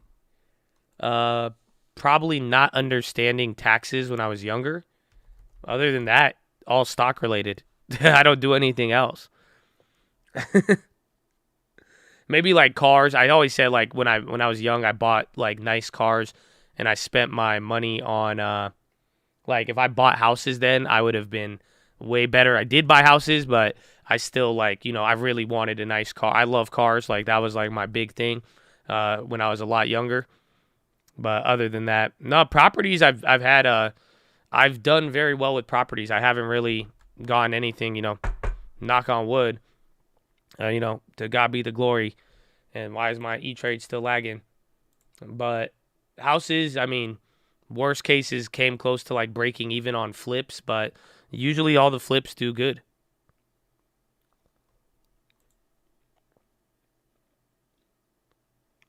Can you explain what you wish you knew with taxes? All of it. Like, I really, like, I wish I just knew what it was. You know what I'm saying? As like, I didn't know what a tax strategy was. I didn't even know, like, I didn't know that when I made a bunch of money and off of like a house flip or like self-employment, right? I didn't know that if you make a bunch of money, a year later, you got to pay back like half of it. I didn't know that. So imagine you're young and then you make some money and then you spend it. And then before you know it, you're going to get a tax bill. So I just didn't know that. And that's the thing. I do regret buying, you know, early on. Nowadays, I don't regret the, you know, certain things. Like, I think you should enjoy your life. Like, what's the point of making money if you're going to just, like, live miserable? You know what I'm saying? It's like if you really enjoy cars and you get pleasure for you and you're not doing it just to look cool and you're not doing it just because you think it's going to get you a business deal or whatever, I think it's good. But for the most part, if you do it too early, there is a chance of regret. I mean, like I said, I wish I just bought more houses. It's like, I did good, you know, but it's like, I definitely, you know, God is good. I'm definitely very content with what I have now, but it's like, I could have done crazy. It's just crazy to look at opportunity cost when it's like, if I just did that instead of this, it would have done this instead of that. With real estate going in, don't take it so seriously. Just get prepared, get through it, pass the test. Dude, why is my platform not loading? We're at 41672. Come on. Facebook, I cannot see it. We might have to pull up TD.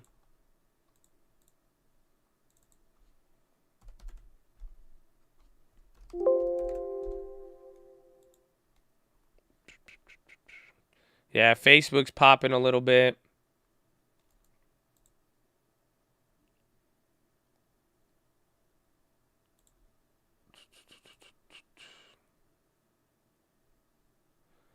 I forgot. How do we get rid of this stuff again? Redbox again. Amazon, TLT's holding. CNBC talking about Facebook right now. We're having now the whole.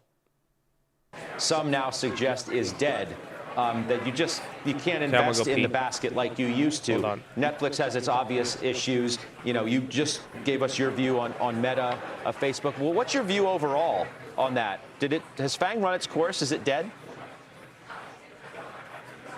Well, set aside FANG for a second. Just think about the hyperscalers, right? If we talk about Amazon, if we talk about Google, if you talk about Facebook, Microsoft, et cetera. I mean, they just gave you incredible prints in the quarter. I mean, the clouds themselves, now $40-50 billion in scale, that are growing at over 40%. Scott, just 3 years ago, people thought their growth rates would be in the mid to high teens, and they're growing over 40%. Our single biggest area of investing in both the public markets and the venture markets is in the shift of all enterprise workloads into the cloud. We saw a massive acceleration into the quarter. That's not going to abate anytime soon. We think that's a decade-long investable trend, highly profitable businesses. And so, we saw a lot to like in the quarter, and you get to buy it at a much fairer price than you could last fall. And I think that at the end of the day is the most important takeaway, which is buy the stocks that you've been waiting to buy now, hold them for a year or two, and they'll exit higher. A lot of people said to me, well, I'm just going to wait. They felt like they missed the last year. I'm just going to wait until we had a correction. And I always said, once you have the correction will occur at a moment in time that will have a lot of uncertainty.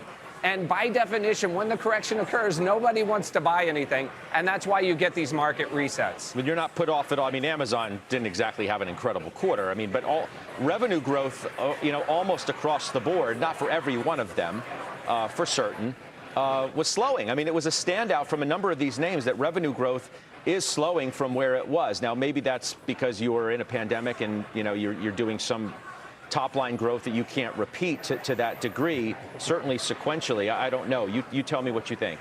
I mean, Scott, not to interrupt, but, come on. 40% growth in a software company off a $50 billion base. These are extraordinary growth rates, which just a few years ago, nobody anticipated.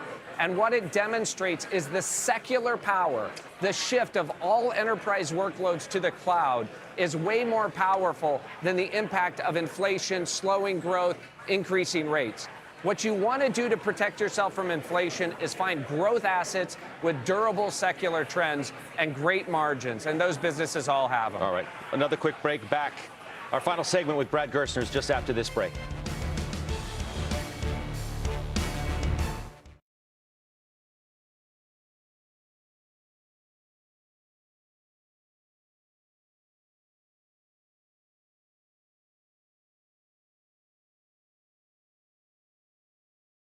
Okay, what's up, YouTube? What's up, YouTube? I forgot. I couldn't find the unmute for the YouTube one.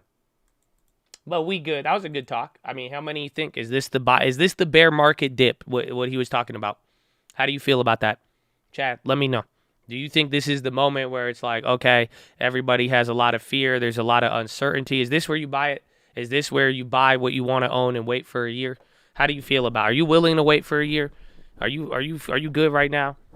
Are you high right now? Do you ever get nervous? Are you single? I heard you sold the long term. Is it true?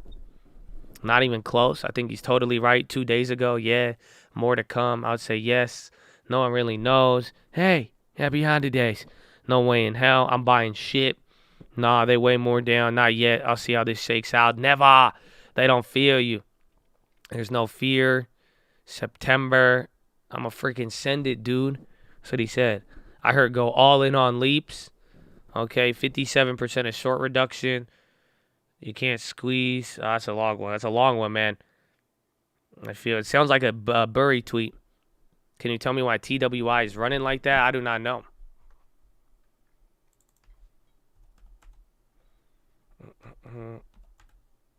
Titan.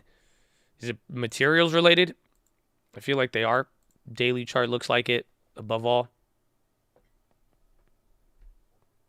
If you're not adding to the chair right now, I'd slightly be judging you. What did you want? An 80% pullback?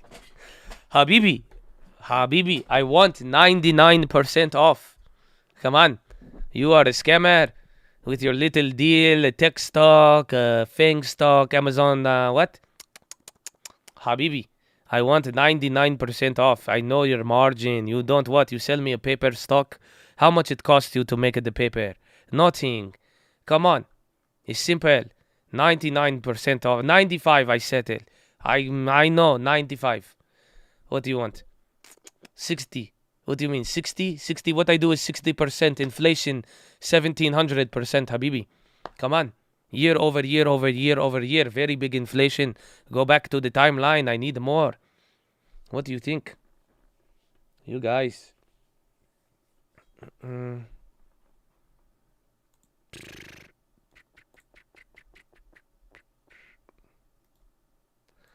Ba-da-ba-ba-bop. I'm in a coat.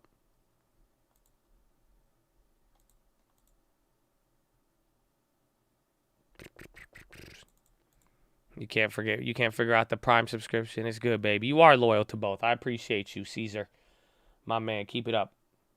Do I have any underwear recommendations? Nah, dude. Just like Costco shit, bro. I'm like, I don't know if it's weird. Like, do any of y'all got boxers from like 10 years ago? Is that weird? Because I still have boxers from like 10 years ago, to be honest with you. I'm not even going to lie to you. Like, bro, I even wore shorts to the gym, and bro, I've had these for like 15 years, and they look brand new. Yeah, I don't know. So like, I haven't really been active in that department, man. What's the Twitch? The Twitch is pinned up there.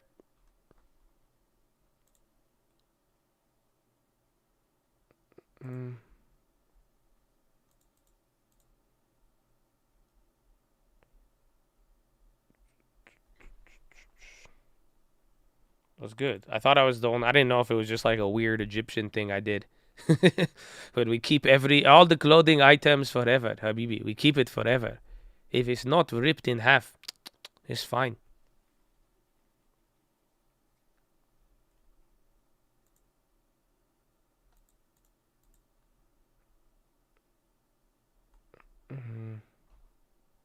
Apple's going up. We're chilling out. UNG chilled out from earlier. XOM. COP's coming back up. Let me check those premiums one more time.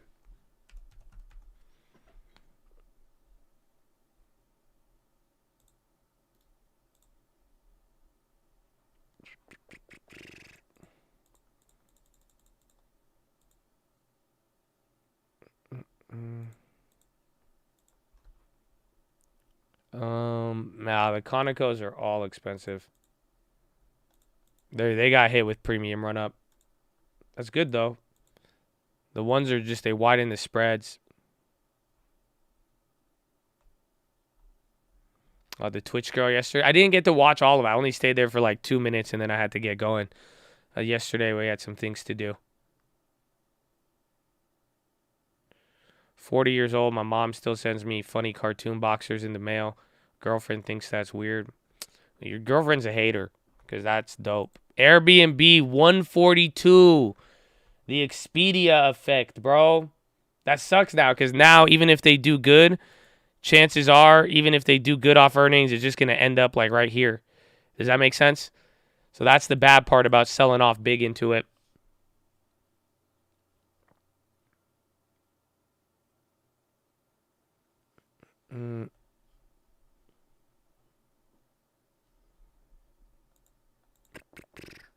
Division.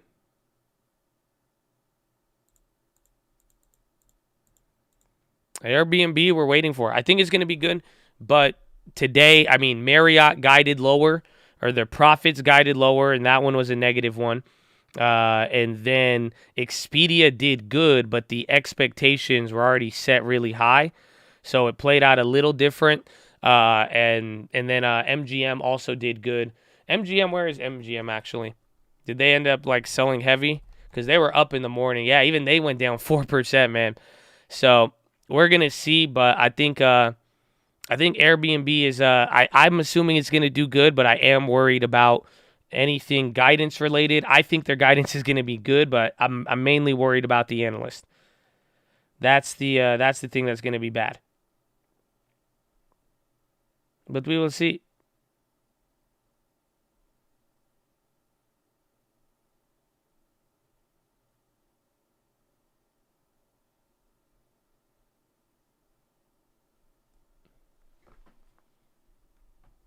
Once we got down our 50%. Yeah, that was near the money, short amount of time. That was the risk. I thought they were going to be up 50%. Again, the earnings were good, but the reaction, I mean, that's just one thing. That's what I said on the watch list the other day, is like earnings is just always a gamble because like even if it's good, you really don't know what's going to happen to like just the reaction, how the market is going to take it. Again, any of those were just all pretty big.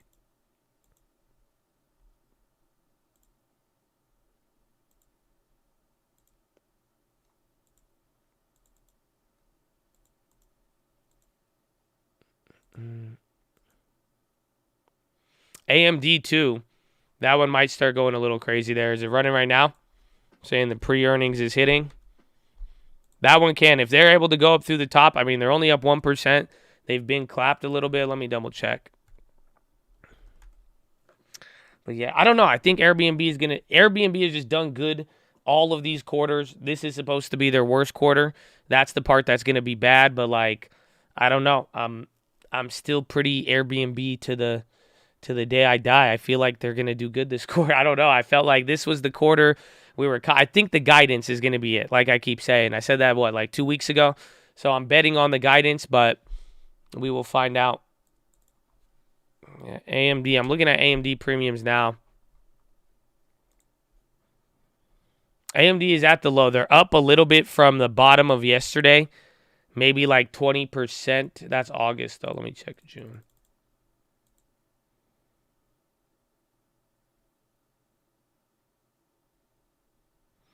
Now, Pa, what's up, baby? I bought shares. I'm ready to double up if we drop more. Same. I am, what's it called? I am at I have the long-term deposit ready to go. So we could do it. Uber can go lower. That's another one, too. The question is, do you scoop up more Uber or Airbnb in the next 2 days? But yeah, so you got like 35% premium on AMD from yesterday. So some of them are showing that they're not like, it doesn't look like they have premium today, but you could see this is the bottom of yesterday. So it's like, there's like a 30% premium. There's kind of a little bit of run up embedded into that. Just keep that in mind. One bad thing for Airbnb is homeowners feel entitled to spy on guests. I think it just depends on how like into it you are. Like how much you care about your property. The thing about Airbnb, there's a bunch of hosts. Like there's like commercial hosts. There's like mom and dad, grandma and grandpa. There's like college kids. So you get a very different experience, and how people run their Airbnbs is like very, very different. Like my Airbnbs, I treat them like hotels. Like if I don't live there, like I'm never gonna use them. So like Tzu, Travel Zoo's popping. What do they got? Tzu, Insider sells shares. I don't see anything new right now. Travel Zoo pop.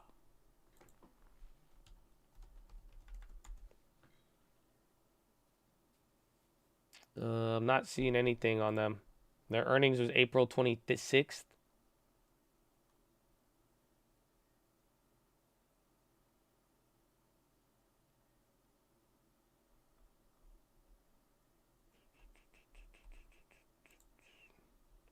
No, I'm not seeing anything. NTR 6.5. Yeah, the plays went up like 50%.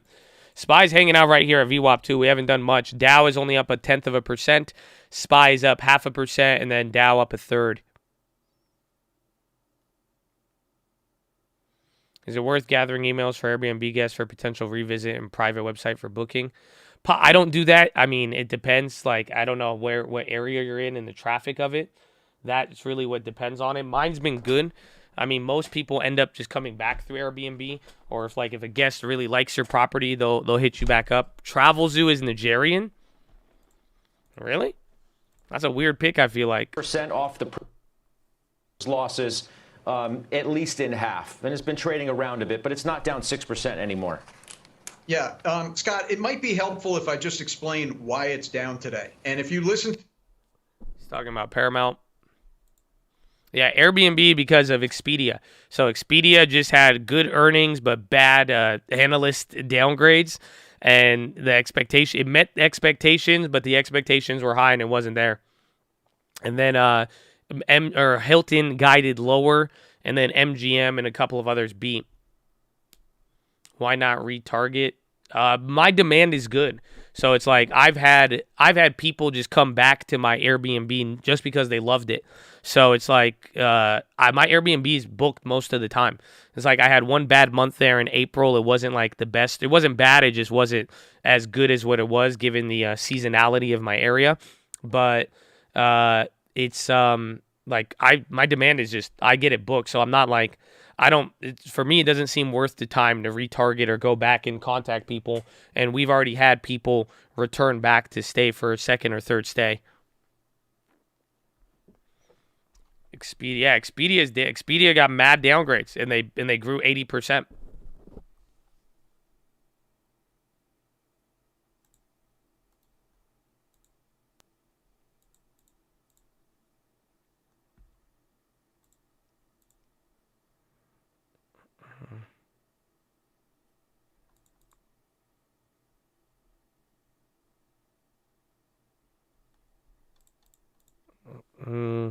It's a cabin in California, and then also one in downtown San Diego. I don't allow parties on them. People would ask, but usually no. But people don't really ask to do it.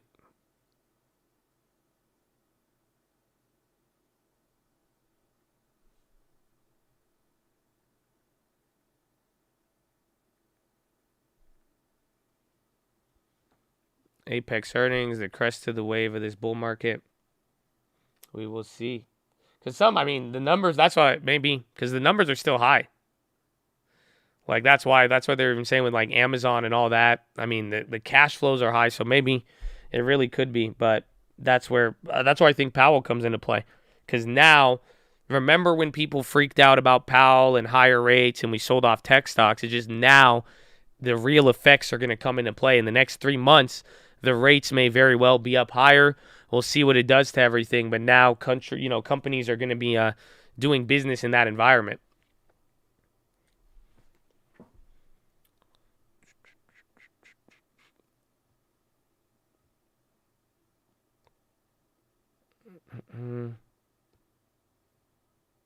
If Disney goes down, I mean, it'd be a lot. I think it's already almost back to like 2019 levels, I think. That's the crazy part. Chimera sinks to low after changing study of skin medicine. Little Chicle coming down to VWAP right now. Yeah, NTR's through the high right now. But watch the SPY. KYMR, they're down 17. NTR is doing great. So is Mosaic. None of the other like random plays though.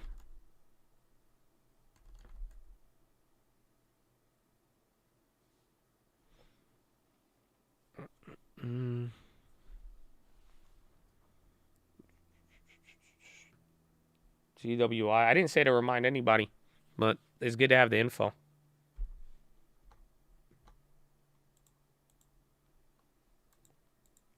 Random play from Monday. What was it? I think it was Airbnb call.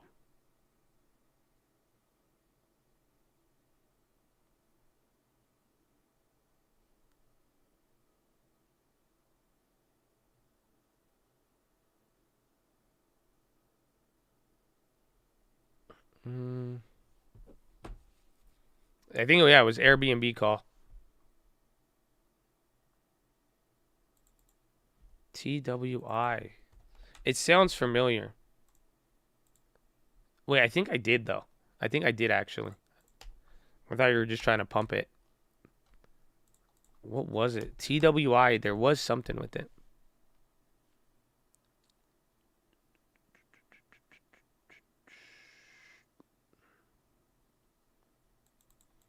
Let's see. VWAP is right here. VWAP's at like 415.80, give or take.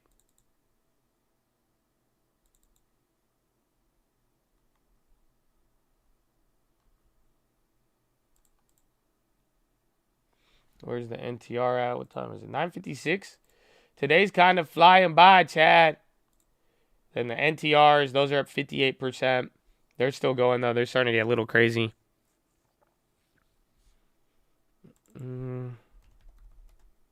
Airbnb. On Airbnb earnings day. Am I going to hold the Uber and Air? I might hold the Airbnb since we're already down on it. I mean, it's decent enough. But Uber, I might want to get out of. Because you're late, I guess. I was like, what, 30 minutes late? I was going to say, it's already 10. That's a big 30 minutes. Wow, feels like a week.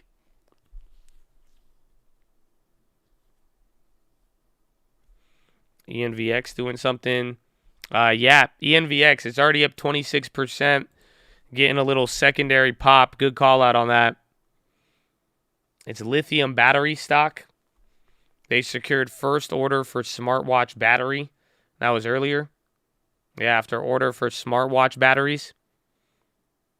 After a company cleared a key technological validation milestone, initial order for its high-density smartwatch battery from one of the top consumer electronic companies in the world.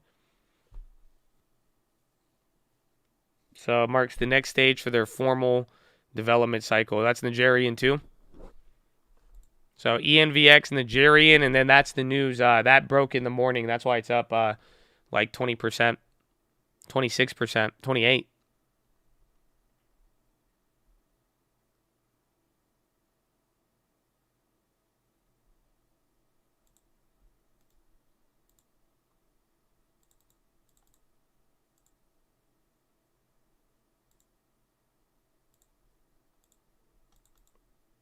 Mm.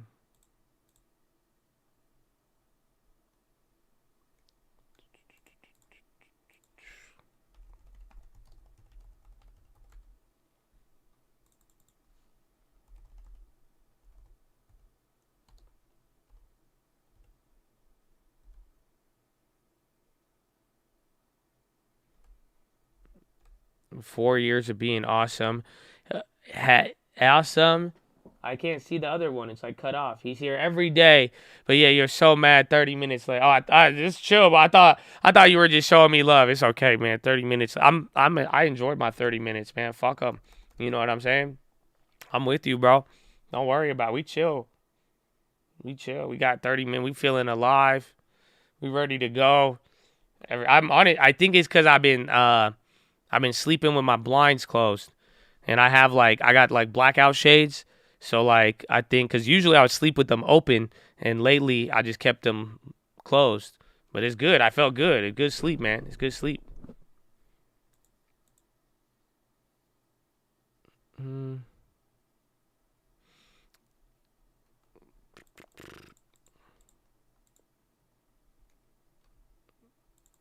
Yeah, ENVX, that's an interesting one. I don't know if you guys are going to play that one.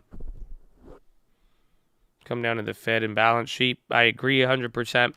And that is where the bullishness could come from too. You got if Powell flips this script and is like, yo, we're actually going to try to raise rates aggressively, but then we're actually going to wait on the balance sheet reduction. So if he pushes back balance sheet reduction, that's the one thing that I think he could push back without the market reacting negative, more or less. Does that make sense? So it's just, I don't know. Do you guys agree or disagree? What do you think? Do you think that because I think if he says no to rates and he lowers rates a quarter and backtracks on rates, I think the rates is already priced in, and that would violate, the historical precedent. But it's still, I think balance sheet reduction, since it has a big effect, and it could be like, if he didn't start it right away, that's, he could slow things down. I think that's the only thing he could pull back, and people wouldn't be scared because he's still going to say, listen, we're raising rates. We're going to do a double hike. We like this. We like what the market's pricing in. We need to be expeditious. We plan to do this. We're going to use it, but now we want to see what happens. So that's why I think we're going to wait another month to the balance sheet reduction. If he does that, I think he could buy himself some time.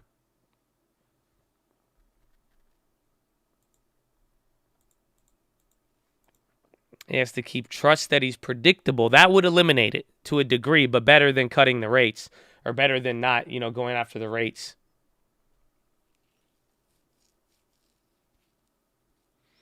Not sure the weight, but I see where you're coming from. I agree with you.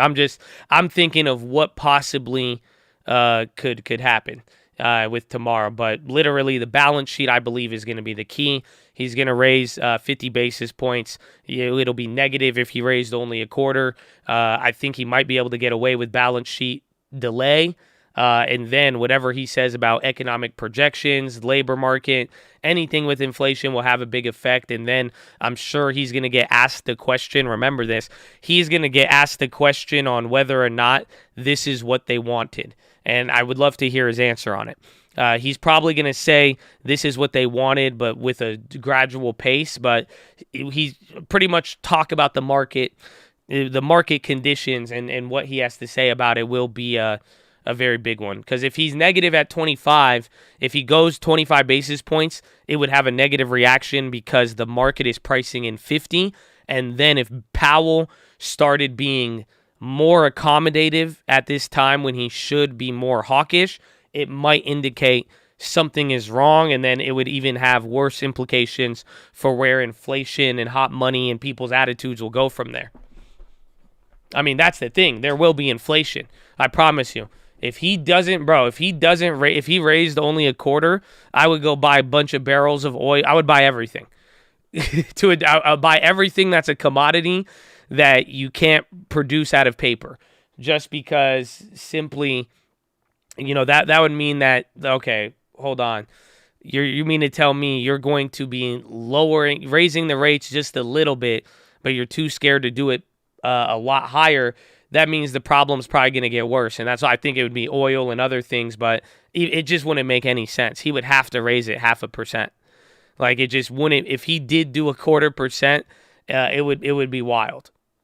Other people would be concerned. 75 would be negative, but it wouldn't be as negative as a quarter, I think.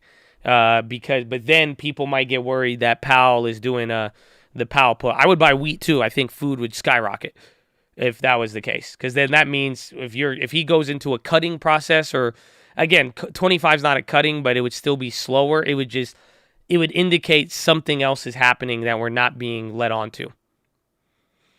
75 with no balance sheet reduction. I think it would be a positive to a degree, but negative reaction at first. I think we would test another low, and then we'd have a bounce, and then people would kind of chill out a little bit, assuming oil or anything else doesn't go crazy.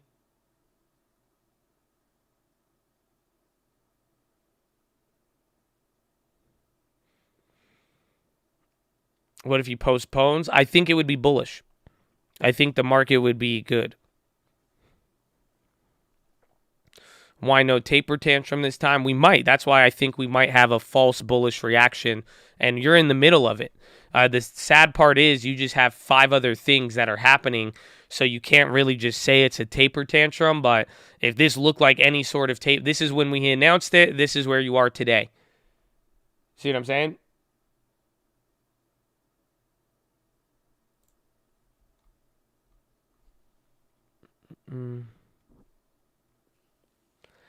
Powell will react to inflation curve flattening.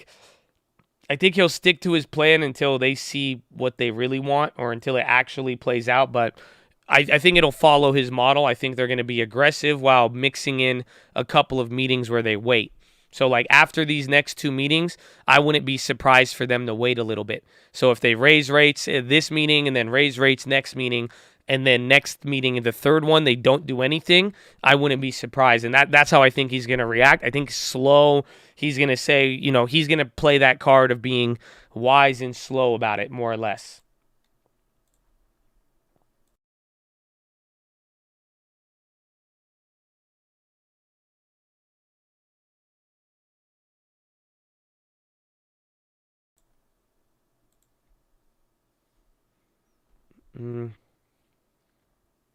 It does feel like 2018. That's why I said yesterday, I'm like, dude, this is the ghost of 2018. If we break this low and then Powell comes on and speaks, and then the market's like, nah, fuck Powell. That's it. I can't believe he's doing that. And then the market sells off and we break that low after dancing around for 3 months. That's like, you're going to get a flush. Or it just plays out like 2018. Again, 2018 was the only time that you had growth slowing down while the Fed was raising rates. That's the most recent example of all of it. Again, this is what we showed on the watch list yesterday. Again, this is 2018. So look at what happened. It dropped. First drop was probably around October, beginning of October, and then it wasn't until like end of August. So we've spent more time, honestly. That's the crazy price. And then you could see you were at like lows at that point. Like, where did 2018 bring you back to?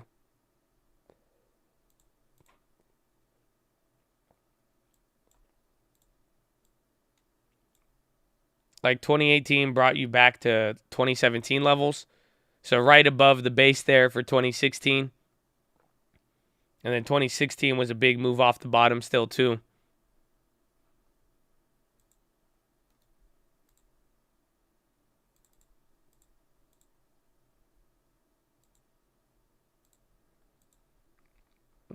So was this, yeah, this was before COVID. This was, you didn't, this was before COVID ever existed. So this was literally just, like this was, we had rates rising, economy slowing down, liquidity issues. The economy was not looking good in 2019. I don't know how many people forgot that. How did you guys, what was your consumer sentiment in 2019? I feel like all of you, and that goes back to the inflation talk today, is that I feel like everybody in here buys way more than they did in 2019. Would you say, how were you as a consumer in 2019?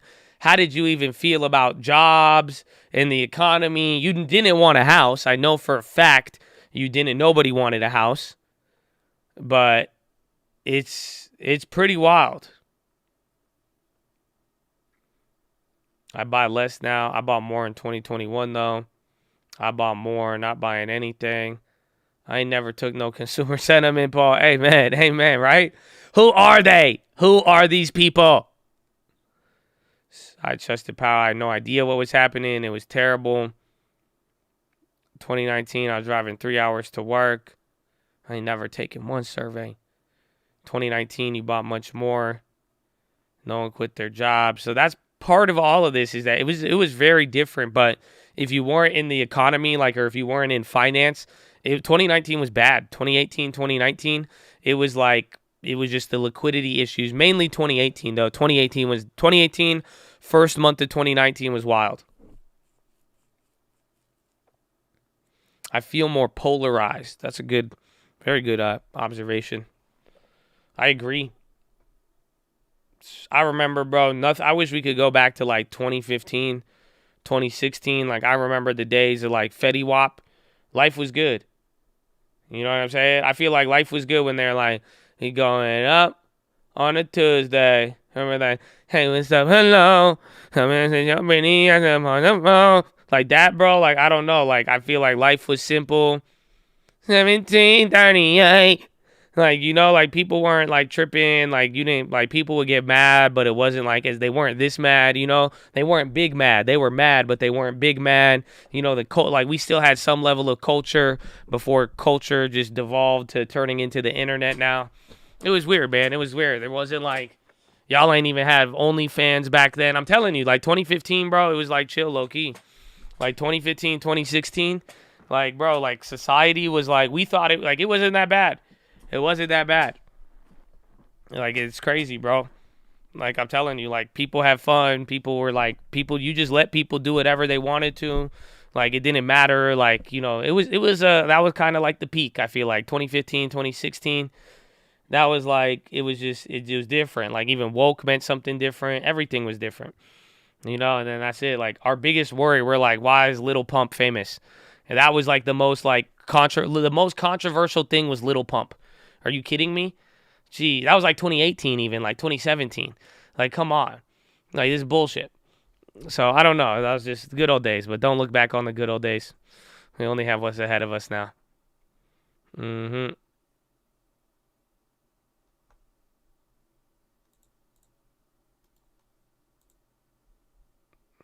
Mm-mm.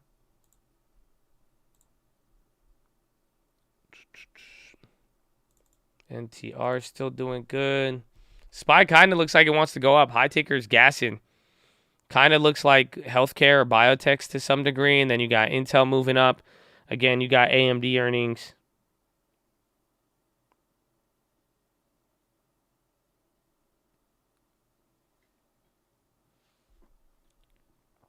Back when TikTok was musically no flex. So they know better. AT&T raises mobile plan prices. First time in, damn it, AT&T. I'm already paying $300 a month. I'm why does it cost that much? So I'm going to go switch to a prepaid phone. This is crazy. Overstock. But Airbnb, hopefully it lasts. NTR at the high.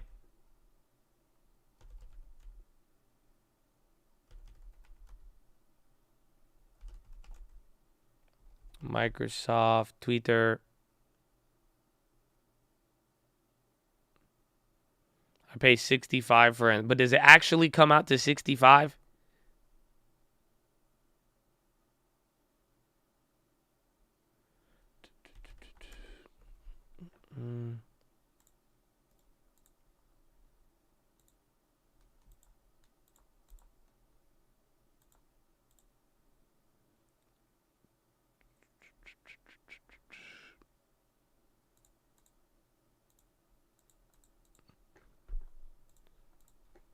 Airbnb because of Expedia.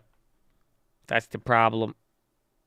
Expedia, and then Hilton guided profits lower, which was surprising. And then there's just high expectations for travel now. Even everybody knows travel's going to do good, but even if you do good, like it has to really kill. Otherwise, people are going to say it's priced in. Literally, Expedia beat by 80% of last year. So imagine and again, Expedia had a very good quarter January, I believe. Or didn't Expedia? I think they rocketed, right? I think it was. Again, first quarter, Expedia, it was really, really good with them. And then they beat that by 80%. But even after beating those expectations, since the expectations were still kind of high, even though they slightly beat them, it just still wasn't enough. And then they got a bunch of downgrades, and that really just set things off.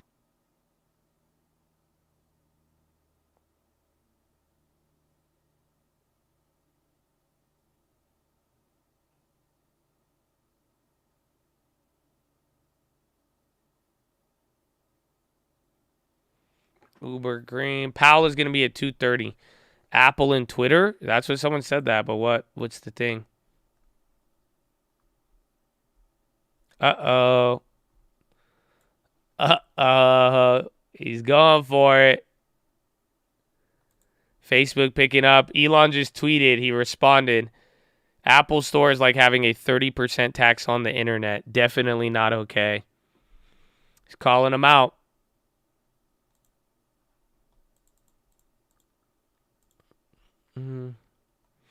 I do have bets Airbnb to the upside. I mean, it's going to be a tough one. I'm not. This is going to be one where we wait and see, but it's not going to be like you better have. If you don't have the stomach for it, don't do it. Simple as that. Yes, Powell is tomorrow.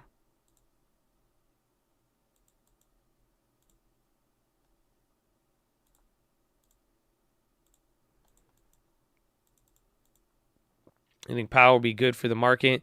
I think the initial reaction may be positive, but then I think either by the next week or whatever, I think things will go down.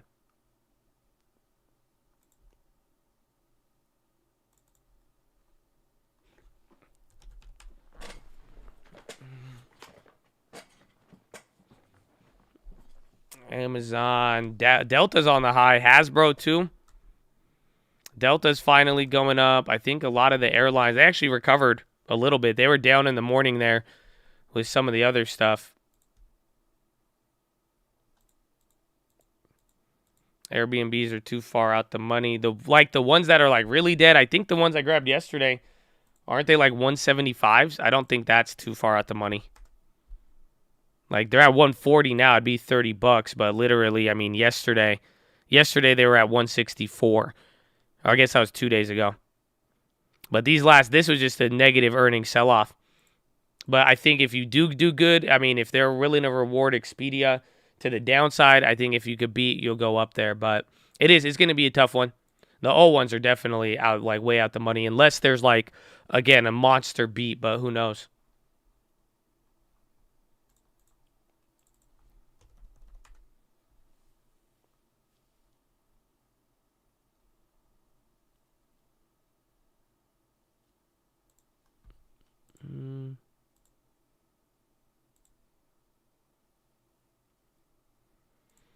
Intel, GME on watch. SPY even on watch here at the high. GME pop 2% up on the top. Yeah, Intel is running. I saw that on the high ticker not too long ago. Yeah, AMD might start going up. You guys are saying that could be the pre-earnings run-up. It's there. Banks are hitting a high, so are airlines as well.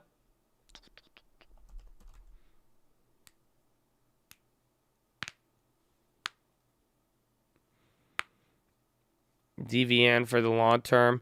I could be interested in it. I don't really have energy plays. I haven't been a fan of them for the longest of time. Maybe with all of this, but I would probably grab other stuff prior to that. Especially, I'm assuming Devin is probably at a premium to everything. Yeah, especially even up like 10% today. It's just like you're not getting a deal on this. So it's like when the market is down, don't make the same mistake as last time.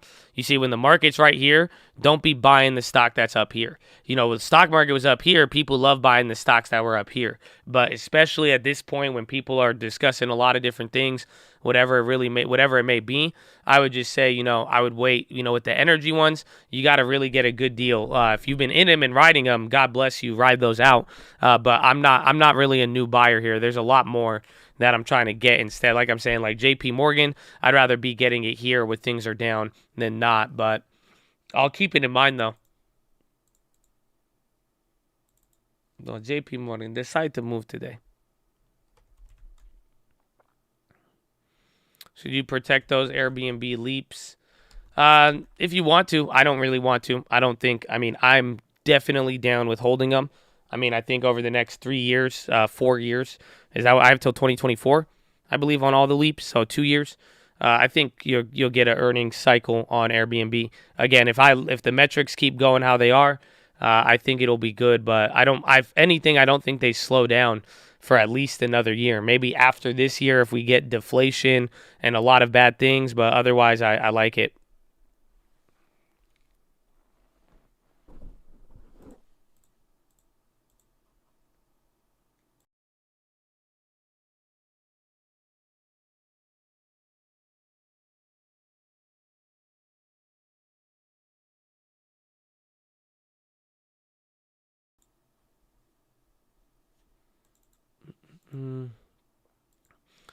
Buy Airbnb today if you're willing to take the risk. You could wait afterwards. That's just like I've been saying, though. I just wanted to throw a small play just to play the Expedia earnings. That's why I grabbed those other ones yesterday. Other than that, I'm gonna wait, see what they do with the report, and then we take it from there. So I have money on the line for it. But at the end of the day, it's like I'm just gonna wait until they report, and then I think we'll be able to either buy a lot more or we wait and see, and then we wait till the other earnings come in, and then we will be good to go.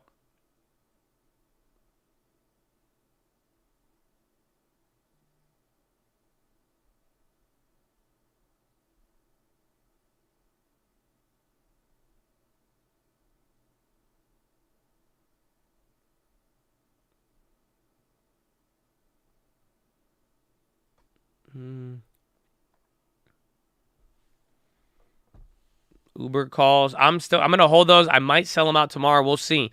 If Airbnb goes up, they may do good. But it's interesting because, like, even the airlines, they reacted positively off of the travel earnings. I thought Uber would have got some of it, but we'll see here after Lyft. And if Lyft does bad, that's it. I would buy Airbnb anything below, I think, like 130, 140. 140 is kind of like, those are good purchase points, and it's helped out when the stock is doing good. But I know the leaps, when I bought them at like 130, I was barely down on it. Like, I'm still up on those damn leaps at 130. So it's like, I think 135-ish and below. I'm a buyer there, but keep in mind $68 is the IPO price of Airbnb. So if anything miserable happens, that's going to be the target people are going to start trying to take out, essentially. And again, we will be at the mercy of analysts. I feel bad trying to like concede to it but I do feel like that's the reality of it, unless they give us earnings that cannot be ignored. But that's pretty much what happened last time.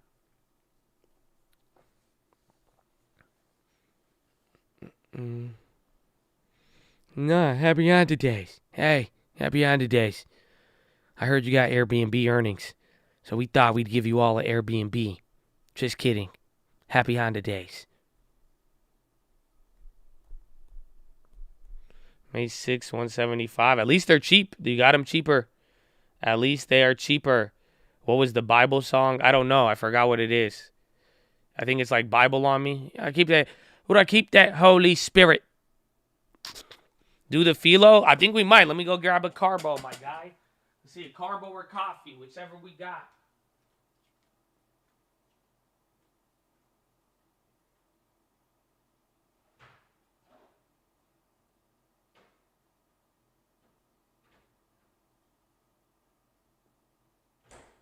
I keep that Bible strapped.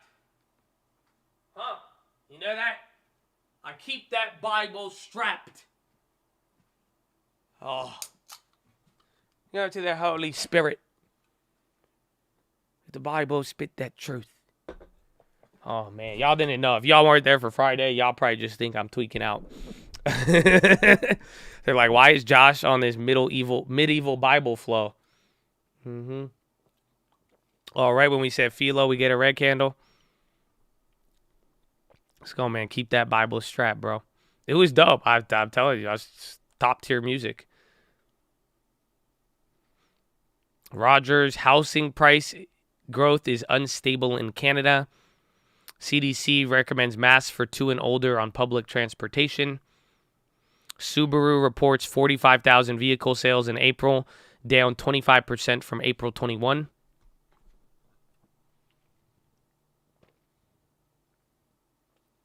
I think SPY option premiums, it's Fed week, bro. So there's a lot of, and we were just at 405 yesterday, and we were at 430 the week before that. So a lot of it's there. Twitter testing Circle will let you add up to 100 people who could see your tweets when you want to share with a smaller crowd. Circle. Interesting. I wonder if that's an Elon-inspired idea or not, because they said they're going to be very strict on what they're doing with it, with product additions.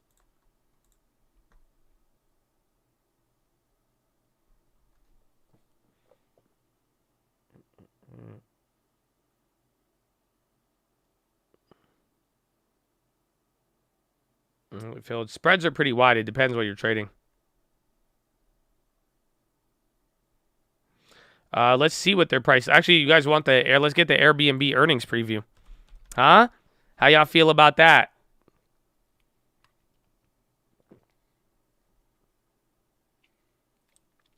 Oh, and they cut Airbnb. Fucking KeyBank. You know Airbnb cut them too? Or KeyBank cut Airbnb? Hold on, I forgot. Yeah, someone said that earlier.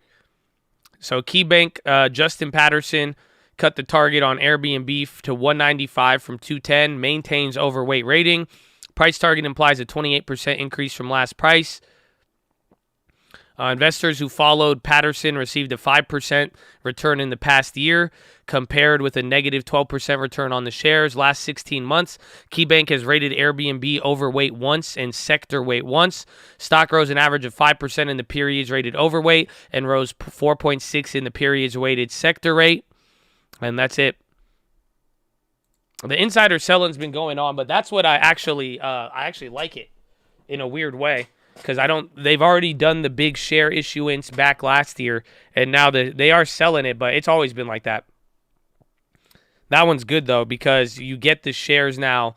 Like I want them to do it. Most of them too. None of them. I was looking at Airbnb sales. Let me find them for you. But none of them were a what's it called? None of them are a like. They're not. They're all pretty much. What's it called? Like set up for how you say? They're. Why am I blanking? They're scheduled.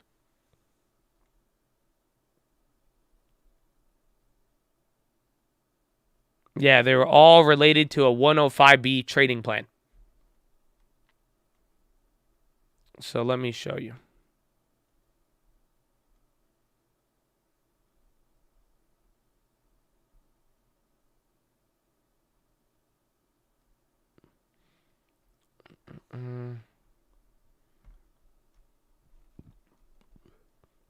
Yeah, they're all planned, and that's why I'm like, that's fine. It's not as if, like, sometimes you see it, but like Joseph Gabia. So here's the Form 4. I mean, here's part of the filing. I'll show you. So this guy, he's a director. He owns a lot, too. He's director, 10% owner, and you can see, like, he's acquiring the shares. He has a lot left. He still has, like, 224,000 shares. He has different ones. Let me show you the rest. Like, you can see, this is, like, a big portion of his sales that you're recently seeing. And then you also, here's the reason why, he has a bunch of option derivatives.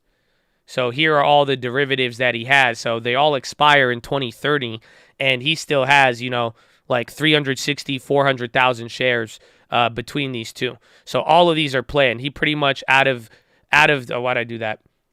Pretty much out of these like 360,000 shares or 85, 100,000 shares, he gets, what's it called? He gets about like 3,000 shares every quarter. Does that make sense? And then he sells it, and then here's the kicker.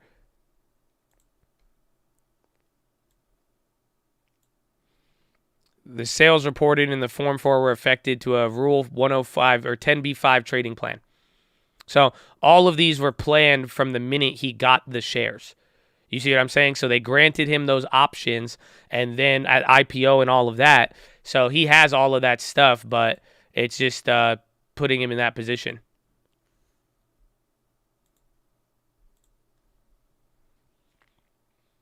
Let's see if there's another. And that was the most recent one reported, but there has been a lot, but we've seen that at every level of the stock. So let me show you why. It's like it doesn't really give you the same indication.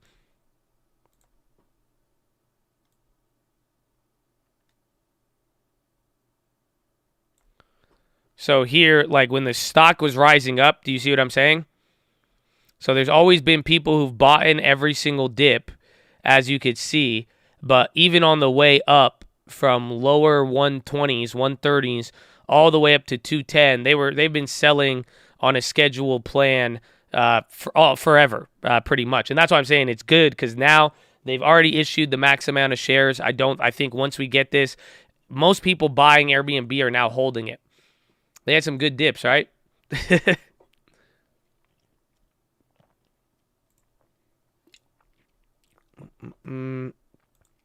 But let's see. So here's the expectations for Airbnb. The estimates is 1.45 billion. So remember this for after hours. 1.5 billion, 45 for revenue. Adjusted loss per share, 16 cents. Adjusted gross booking values, 15.9 billion. Adjusted EBITDA estimate, 75.8 million. Nights in experience booked, 98.1 million. Gross booking value per night's at 163.92, and then free cash flow, 132 million. Adjusted EBITDA, here's the expected guidance. So they're expecting adjusted EBITDA guidance to be $481 million for next quarter, revenue of $1.97 billion, gross bookings at 15.8. That's weird. Second quarter, that means first quarter is kind of high. And then nights in experience booked $105 million on the year. Adjusted EBITDA estimate $2.13 billion, revenue $7.9 billion, gross booking value $61.5 billion, and then $412 million nights booked. And then here's the analyst commentary. For Airbnb, we expect strong first quarter 2022 results benefiting from robust demand amid lowered travel restrictions and waning intensity of pandemic. Truist Securities' Naveed Khan wrote in a note to clients last week, while we view the Russia-Ukraine as a headwind, we see limited impact on Airbnb, given exposure, timing, and expect pent-up demand in Western Europe to result in strong bookings in the region.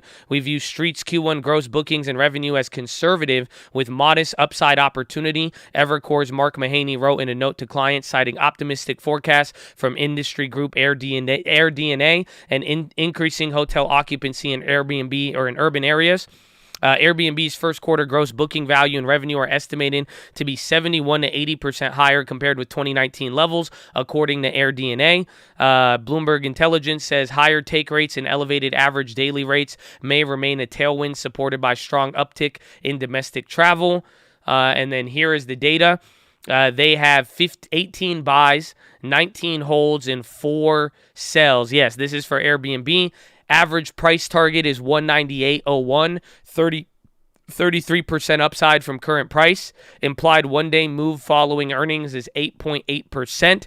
Average change following the last 5 earnings has been 4.7. Shares rose 3 of the past 5 earnings announcements. Adjusted EPS beat in 3 of the last announcements, 3 of the last 5. Shares are down 6% in the last 5 days. SPX is down 2. Shares are down 13% in the past year. SPX is down 1.3. So, earnings are today. Oh my gosh. I need to save this. We might have an after hours. Hold on. Let's try this. I think I have something. I think I might have got a code to the conference call with the password. Maybe we could call in. Maybe we could call in the Airbnb. You know what I'm saying?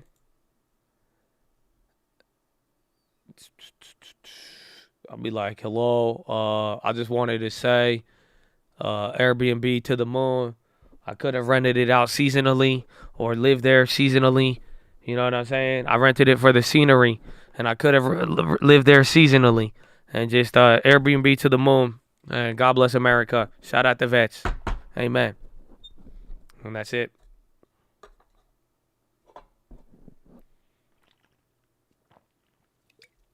Boeing on the high.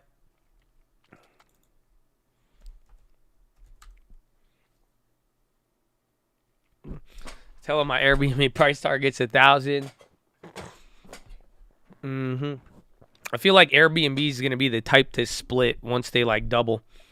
I feel like if it goes to like $300, 400, they'll split or something.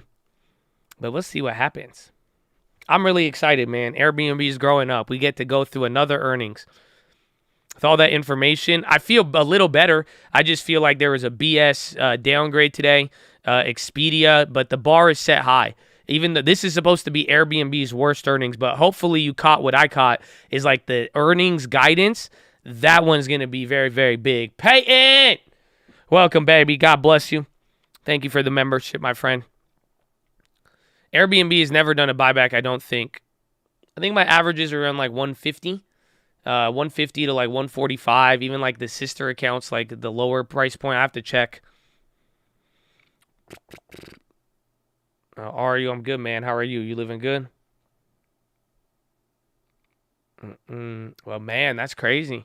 But Airbnb, man, it's good. We get to watch. You guys know you've only got to see 5 earnings, right?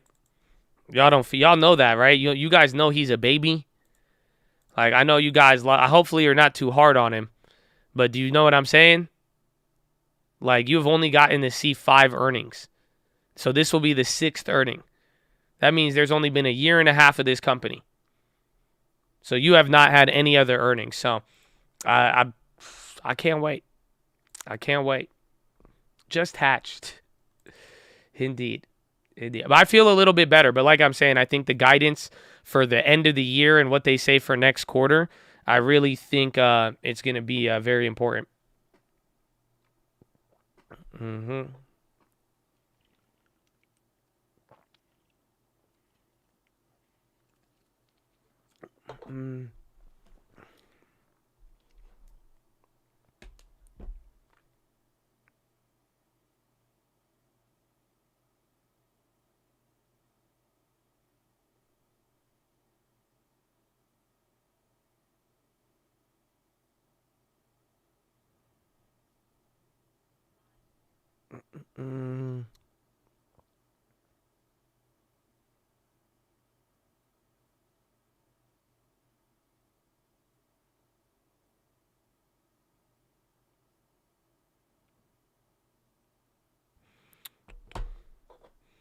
PHILO later. I want to add the TTV crew. We might have a little one. I'm getting the carbo ready, assuming we don't have a crazy drop. I think it will be good. But we will see. We will see. Anything could happen. This market crazy. 141 on earnings. Would you add before? I mean, it's going to be a risk. You just look at Expedia, Marriott. We went over the review right now. I like it. I'm down with it. I mean, but you already know how I am with it. I'm a big fan, so maybe I'm a little too biased with it. But either way, I don't really think I'm biased in the sense that I'm okay with whatever I have now. And, once I have more information, I even think it's at a price where we could still react accordingly, regardless of the earnings. And then if it goes down even lower, I would love to buy even more. But it's all up to you. I would just say be patient, but start using an amount that you're really down with. You know what I'm saying? And as long as it's something that, if you really like the company and this is something, this is an asset I'm grateful to be acquiring and want to be holding for a long time.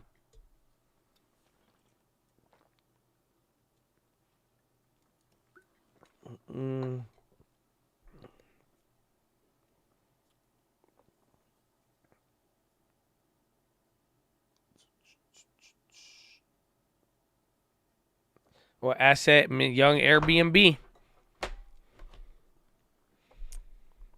Like, I don't know. Maybe I think I have like a romantic. I think I have a romantic vision of it. In a way, I kind of see it like. I don't know. I feel like one day, whenever I have future children, I feel like I'm gonna explain to them that I own Airbnb. Does that make sense? And I feel like there'll be like articles about it, if that makes sense. So wherever it is, I think it's like, I think it is. It could very romantic view, very very rosy romantic view, 100%. But I could definitely see myself explaining this to my kids how we own Airbnb, and then they would be shocked. They're like, wow, that's a good company. You know what I'm saying?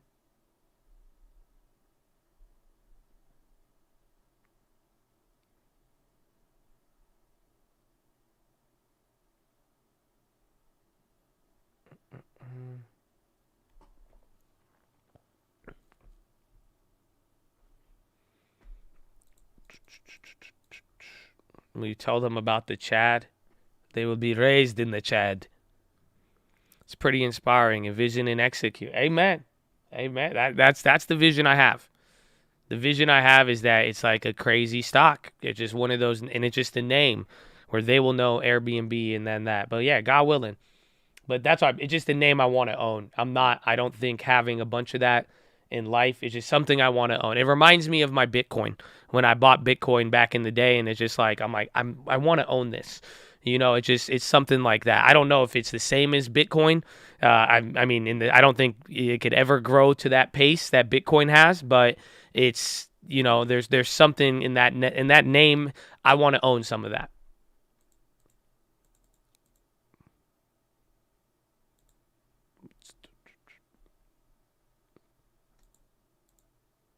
Little Earl and Napoleon. Good names, bro. Good names. All right. I work at Academy. My goal is to get 200-ish with employee discount and all. Amen. Good strategy, bro. Owning a company you work for. Own the company while you're working there in that duration. I love it. So let me see. Let me go to the bathroom here. Oh, no CNBC for you? It might just come on randomly. It's going to scare you when it comes on. So watch out. Just watch out. Airlines are running. That's why I'm surprised Uber isn't going up there. But airlines came. Again, travel is expected to do good. The question is, how high is the bar set? That's it. I'm like a Ross Perot, but never lost my soul. Oh, what's the next line? They don't know. They don't know what I'm talking about. Business mind of a Ross Perot, but never lost my soul. Oh. Why do I look so swole in the QRT? Because you probably just bought a size lower, or it's the answer special effects. Like, I don't really work out. I just do that to all my shirts. So every time I'm on video, I just look jacked. Now, honestly, I need to probably start going to the gym.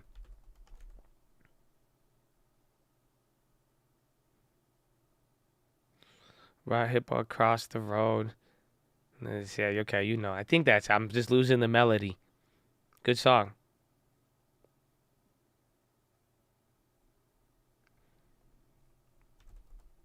Microsoft. Airbnb from the bottom. SPY might come up here again. Wow. Yeah. Welcome back. Take a look at shares of Boston Properties. I need to go to the bathroom. About 3% today after posting higher than expected earnings and revenue, and up almost 5% this year while sporting a 3% yield. That's helping calm some nerves in the office space, which is facing both higher interest rates and a shift towards work from home. But it looks like America's return to the office is real this time around. Diana Olick is here with more details. Diana? Well, Kelly, after 5 months of total stagnation thanks to Omicron, new office demand took off in March. It jumped 20% from February and was up just over 8% from a year ago. And that's from a monthly index by VTS tracking new tenant tours of properties in core U.S. markets. So it's an indicator of forward-looking leasing. Despite the surge, though, demand for office space is still just 2/3 of its pre-pandemic average. Still, top office gainers are in Boston, Chicago, L.A., New York City, San Francisco, and right here in D.C. The demand is obviously led by employers calling workers back in. A new employer survey out this morning from CBRE found 36% said return to office was already underway. Just over a quarter said it would be underway by the end of this quarter. 13% said it was up to workers, and just 10% were still uncertain. All right, so what does that mean for the office stocks? Boston Properties, as you said, doing better. Hudson Pacific and SL Green are still below pre-pandemic levels, but some are climbing back. Boston Properties just reported quarterly earnings, beat the street.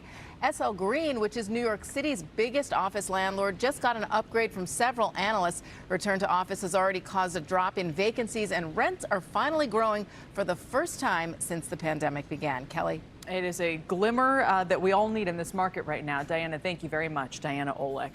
Still ahead, shares of Pfizer are also higher today as COVID vaccines and treatments boosted their first quarter results, but it wasn't enough to sustain their previous guidance. I like this music. CEO Albert Bourla joins next with why Pfizer... Like a remix.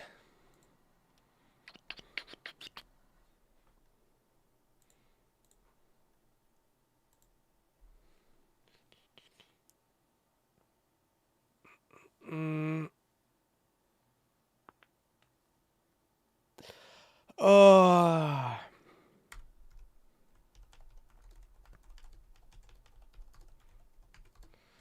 Mix it in with Uncle. Hey, Uncle, let me tell you something about your nephew. VIX at... Oh, you guys are betting on the VIX now. Okay, Twitch. Okay. Okay. I'm like a Ross Perot, but never lost my soul.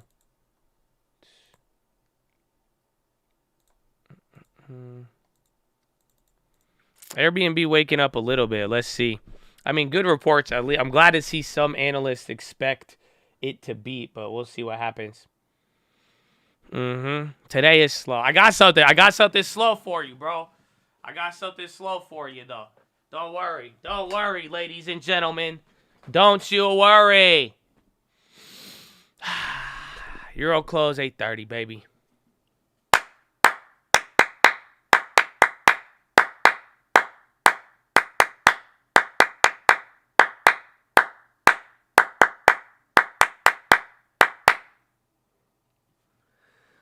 Ladies and gentlemen.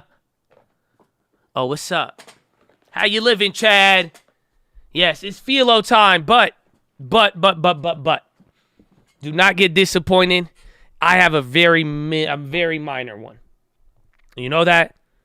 That's it. I got a very minor PHILO. So even if you don't like PHILO, I don't know, some of y'all turn to salt, man. Shame on you. Some of y'all actually turn to salt, man. That's just crazy. It's crazy. But you may not really get too disturbed by this one.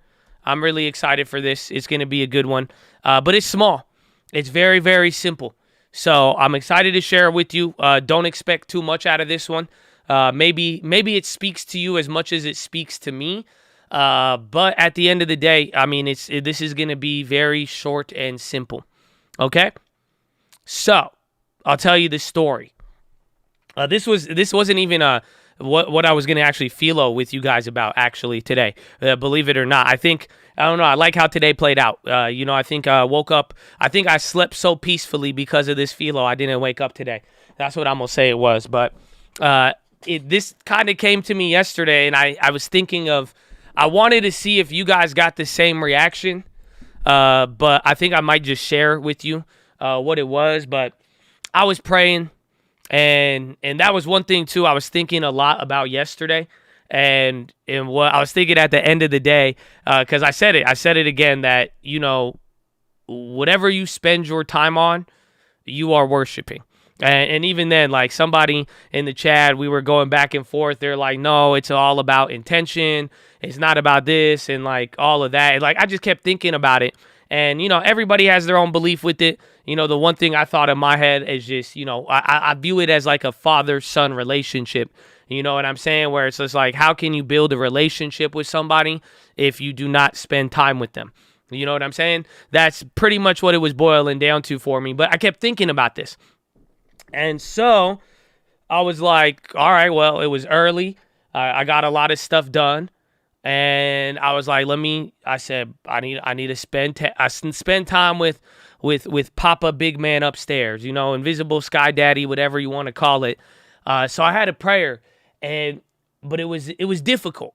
It was weird, actually. It was very, very weird because I spent a lot of time. I just sitting there in my prayer room, going over stuff, reading the Bible, really getting into it. But at like one point, it got a little difficult because like I just wasn't like, I wasn't feeling the same way, if that makes sense. Like I had like a weird level of energy about it, but it just like, I've told you this before, how sometimes like you just, it hits different. And this time it did not hit different in a good way, where I was just kind of like, I don't know. Like it just felt like there was still something kind of missing out. You know what I'm saying? I felt like there was still like a piece missing. And it was very hard to describe, but so I told my guy, I said, hey man, and I was fully engaged, but that's why there's a couple of things it boiled down to. And then I caught myself, and this was a crazy moment, honestly. I don't know, maybe it was the closest I've ever been to a good message, or where it's like hearing the trumpets. I didn't hear any trumpets, but pretty much in the process of this, like, my head was already like bowed, and then my head went a little bit lower, and I was just like, I kind of just like dropped a little bit, and I was like, man, I said, God help me, right? And honestly, I don't know, maybe you should try. I don't want to ruin. Do you want me to ruin what happened next? I don't know. Maybe some of y'all need to do this right now. Maybe some of y'all just, if you believe what it is, I don't know, but maybe you need to just, it was like a full, I was like, just help me. And I've asked for a lot of help. I have asked for a lot of help, believe me. But right when I said that, something else was said right following it. It was weird. It tripped me out. It really did. It tripped me out to the point like I got like goosebumps afterwards, and it was there. I don't know if you want me to tell you it because I don't know if you got the same thing. But it was beautiful because right when I said it, the first thing, like legitimately not even like half a second, I was just like, God help me. And then right away, the next thing I said was, I'm already helping you. It was trippy. It was very, very trippy. The next thought I had right away was, I'm already helping you. And I was like, whoa. And then it just hit different. And then I did start to feel then it really did flip. And then honestly, I just started praising God for everything he's done.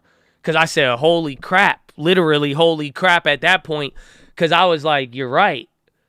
And I remember this, and I just said, thank you for this, and thank you for taking me out of this. Thank you for bringing it here. Thank you for the work you've done with me, the Chads, everybody individual. And like, it really went from one thing to and then I really, then it got kicked into gear. It was wild because it doesn't usually happen like that. I'll tell you that, to be honest with you. I'm telling you, a lot of times I've prayed and I felt some way, and like I didn't feel that same way afterwards. But oh man, yesterday was different, dude. It was just literally, I was like, yo, it finally was like it was like a capitulation in that moment, but then it instantly turned into, I'm already helping you. So I don't know if you guys can vibe with this, but I think you can if you really start to dive deeper. And I think if you really do change your focus on some things, you might be able to see this because that's what I realized. It was a very big epiphany that it doesn't matter in any sort of feeling, any sort of anything that you're dealing with. It's like, yo, the helping is not just like here and there. Like we said, the God at the bottom is the same as the God at the top. But it really came very simple in the sense. It's like, listen, man, I'm already helping you. It's like you're already being helped. You may not realize it just like the last time. You know what I'm saying? Because that's it. That's what I realized at different types. So it was just kind of realizing, well, yeah, it's realizing that you're being helped. But I mean, one thing you could boil it down to is that, all things work in the favor of those who love the world, the Lord. You reap what you sow, just simple, basic of but it's just a reminder that it's like, if you don't underestimate the path that you're on. And that's what it was. That's what it was for me. Whatever it was, I don't know, because it was a mix of understanding it, but it was also a very mix of like the feeling and the timing of it, and just really understanding that, wow, maybe there's already assistance in the path that you're getting carried to is probably the help that you're looking for, where you want to be without even seeing it. So I got really hyped by that. And that was the PHILO. That's what happened. So I don't know what to tell you. I don't know what to give you from this. I hope I could give you the same thing, like I said, but I had a bunch of other PHILOs, but I thought I wanted to share this one with you. I feel like this one is important in the sense that it's just something to maybe we might need to take a step back and realize that you may be getting helped even if you don't see it, or even without knowing it sometimes. You know what I'm saying? I don't know if you feel me on that. I don't know if some of you have ever been that person where you've helped people without them knowing it, or sometimes you were getting helped without knowing that there's something kind of there. But whatever it looks like, I hope I could tell you this, whatever it looks like, it may still be your help, even though it may be packaged a little differently. So, and then just one thing, I think Moses told this to the people too. It's just like, don't forget the works that have already been done in your life, really, to a degree, because they're really real. And it's like, those didn't happen just to get you here. It's like, you need to remember this for the next set, because it's like that's how it played out last time, is that you saw what you needed, but it didn't play out how you wanted it to. It didn't play out how you first expected it to. So really, what are you trusting in, or what are you fearing? Or you know what I'm saying? I could go down the list of many things, but hopefully you feel it. But then it was just a different level of, it's like you're already being helped. But it does come back down to you believing it. And that's what I think the paradox of last night was for me. Because at first, it's like I didn't have that feeling, but it's like the minute those words came to my mouth, it's like, oh, wait. No, I do feel it now. Like it really did hit a little different. So I hope you like it. I know it's short and sweet. Some of you may vibe, some of you may not, but I think some of y'all this is the beauty of what I'm trying to tell you. Help is not on the way. Okay? Help is not on the way. It's already here, baby. It's already here.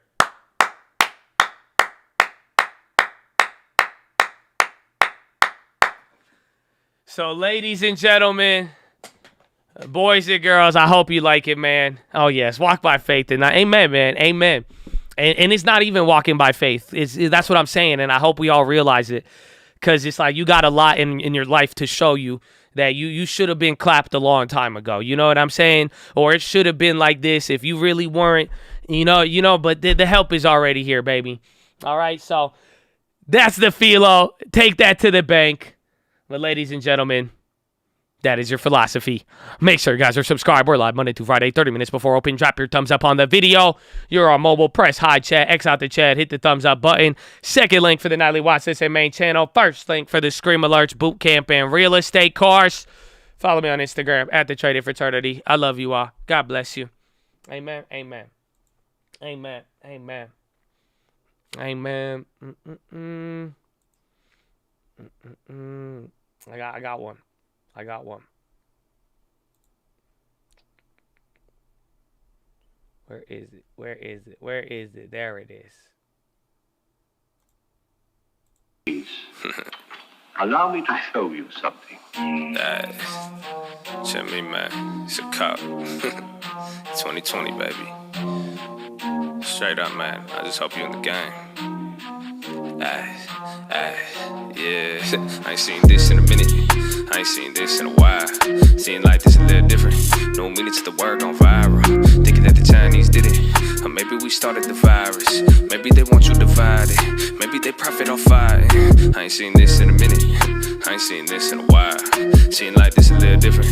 No minutes the word gone viral. Thinking that the Chinese did it. Or maybe we started the virus. Maybe they want you divided. Maybe they profit off fighting. Yeah, this one different. You should listen. Take a minute. Cause in seconds, people tripping. Fed decisions. Reminiscing of the time we saw this last. Not in a crash, but in collapse. Not contained across the map. First the strain and then the grab. Damn. This is the system deflating. But it's coming off as inflation. That's why the dollar's still strengthened. The money ain't moving the dollar. But you made your mind up real quick. Cause when the 3 month on the fall, that's when you don't buy the dip. Ay, so what I'm on though? Break it in two. Feast in the famine. The cycle ain't no. That's just a view. It could be your way, yeah. It could be your toe. It could be a plot. It could be a coup. Either way, I know I'm gonna get through. I got some armor and I got the tools. I'm playing patience, then I make a move. I ain't been a bear in a minute. I ain't been a bull in a while. I ain't feel them in a minute. All of these bitches got bias. Yo, attitude oil prices. Chill when you up, but I feel when you negative. Millions of dollars won't make you a better man. Should be a way that the way that I'm. I ain't seen this in a minute. I ain't seen this in a while. Seen like this a little different. No minutes the word gone viral. Thinking that the Chinese did it. Or maybe we started the virus. Maybe they want you divided. Maybe they profit off fighting. I ain't seen this in a minute. I ain't seen this in a while. Wow. Seen like this Go, Chad. no minutes of the word. Let's go, Chad. Maybe that the Chinese did it. Or maybe we started the virus. Maybe they want you divided. Maybe they profit off fighting. Oh, there it is. I wanted to listen to. We were talking about it. I hope you could respect it. I know it's post Uncle PHILO, but like I have an agenda with what we were talking about, so I feel like that's a good flashback because he was talking. You know, we've been talking. It's interesting how it's playing out. And that song, I listened to it the other day, and some of you astutely brought it up. But honest, I don't know if you listen to the lyrics of that one. It's a very interesting one. You know, beyond any other, you know, Uncle sometimes. You know, he said maybe they profit off fighting. Maybe they watch you divide. I don't know. That's crazy. It's just crazy to think about. But he's talking about the dollar and deflation and the money and the strain, and then when the 3 months, so it's the timing is interesting, but it covers a lot of different topics. But it's like it's relevant, but it's like the timing is weird. It's that's the thing you got. It's like that's what we were experiencing back then. It's also forward looking. It's like I think that's what makes the situation so unique. But a lot of it, you know, it does explain some. There's some good gems in there for you to take away, you know, when the 3 month, that's the next thing we're looking for. I hope you guys realize it. That's the beauty of actually this track when you're really, or at least today, what are you in right now? What's going to happen tomorrow? Tomorrow, Jerome Powell, the second rate hike, the first one since 2000. But now that's, you know, you're in a rate rising environment. So if that turns to rate cutting environment, that is going to really be your next economic shift. I hope you guys realize it. You know, have you ever heard people talk about economic shifts or like an economic cycle? Have you ever wondered what is the clutch that puts it into gear or that makes, you know, when does that switch occur? Have you guys ever asked that? Well, the answer is the Fed right there. Have you noticed literally right when the Fed started to say, hey, we're raising rates, that was the first shift. Again, 2020, the first time we shift to easy money, that was when Powell said, yo, we got to do something. clutch shift new cycle, right? And then now you have one inflection point. I don't know if it's not fair to say new cycle, so bear with me. You know, you could use a different type of word, or you could kind of see it's like a cycle within the cycle, but it all really depends. Again, economics, it depends is the answer to a lot of things, but hopefully you see that. So rate rising cycle, that's what we're in now. So the next real thing we're looking for on the macro scale is the next rate cutting cycle. So do you guys see how that could even be anywhere from 1 to 2 years from now, maybe even longer? But that's why macro is both helpful and not helpful at the same time. I don't know if they feel me, Chad. I don't know. See, this is just Uncle Music hyping me up to explain this to you. I should have said hello. We are back from the philosophy. I hope you're having a wonderful day. The Dow Jones is up 1/4. The S&P up 0.5%. NASDAQ up 1/4. We're waiting on Airbnb earnings. You know, could have got you there. We got about 2 hours left. We got merchandise, you know, all these important things. But hopefully you got that little mini lesson there on economic cycles post-PHILO in the Fed. Yeah, that song is called Viral by Uncle Answer. You can get it on youtube.com or spotify.com. I'm sure maybe you were in a Twitch chat and a bunch of people joined your chat and we're like, play Uncle Answers! Uncle Answers on Spotify! Yeah, baby, Uncle Answers! Then maybe you have heard of Uncle Answers. That's another way. But you could definitely check it out. That's how some things get down. But it's good. And again, we have a Twitch too. If you don't know, that's up there for the Twitch up there. It's a party in the front or party in the back. I always say party in the front. I don't know why I believe in party in the front, but oh wait, Activision Blizzard set to cancel Warcraft AR mobile game and cancel game to resemble Pokemon Go. No, I thought it was going to be more important. Cult. We're a cult. The cult is raiding you. You know how scary that is for people who are uninitiated? Do you know how fucking scary those Twitch?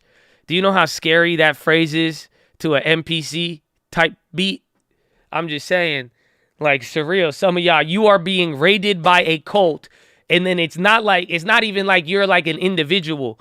You know what I'm saying? That's the crazier part that you got to I'm just giving them training for the raid. I'm just trying to help them conceptualize this. Again, I hope you know, Chad, I'm not talking shit about you. I am training you. Okay? Please. I hope you know that in all of this. This is a funny conversation, but I hope you know I'm training you. There's no shade in all of this. I'm just trying to help you have some more empathy so you could understand what it's like in all of this. Because like I'm saying, not only are you saying you are being raided by a cult, you are not joining by yourself. It's different. Imagine like one guy walks into a store and says, I'm a cult, I'm raiding you. You're going to be like, okay, psycho. Okay, sit your ass down. Get this security. You know what I'm saying? Like you're not going to deal with that.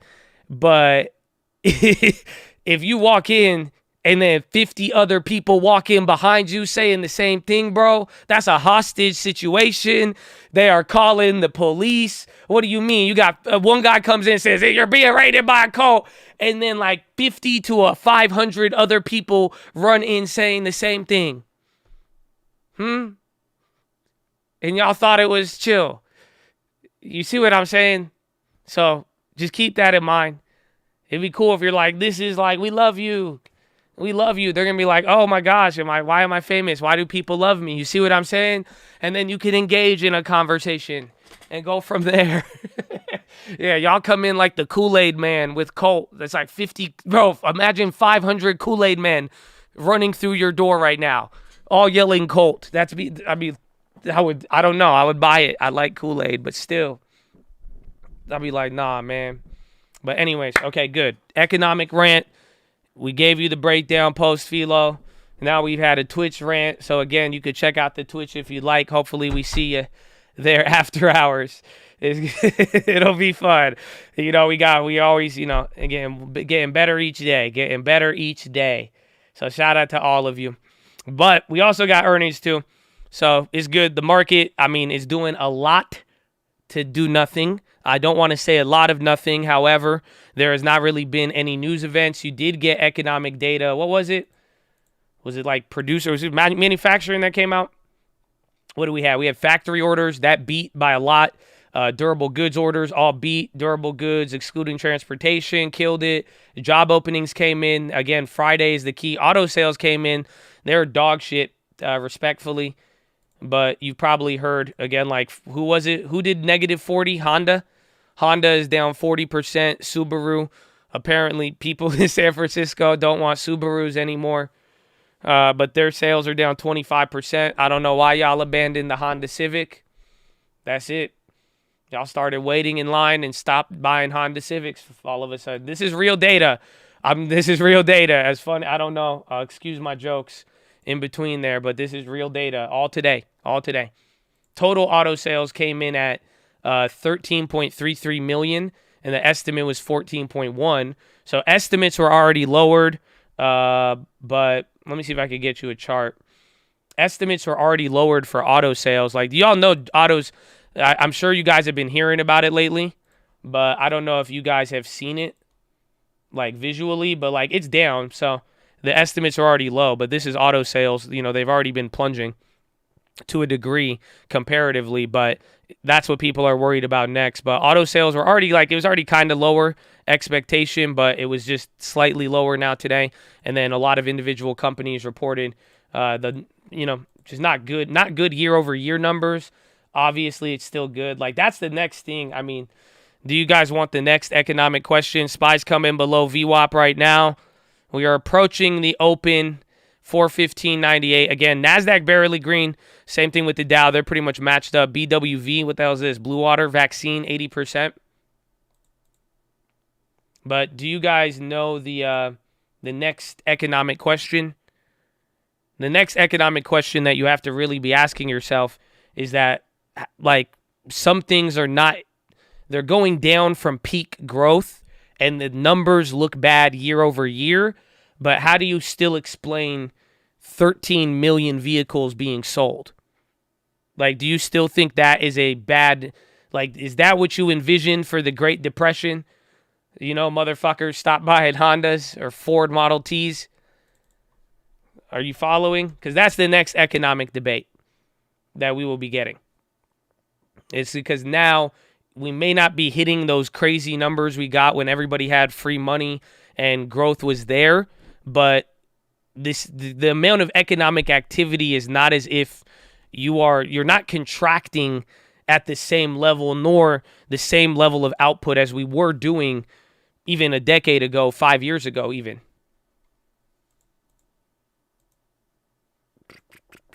SPY coming down 415.79. Car lots empty at your house. Why is the ruble? Because they're pretty much, you have to think of the ruble now for the most part is primarily isolated. So, like, why would it, do you see, the value of the currency gains off of its partners, its trade partners. So it's cut off from most of its trade partners, and its real value is dependent on who wants to trade it. They're preventing money from doing. In a way, they could stabilize their currency, but it costs them money. It doesn't, that doesn't come without a price.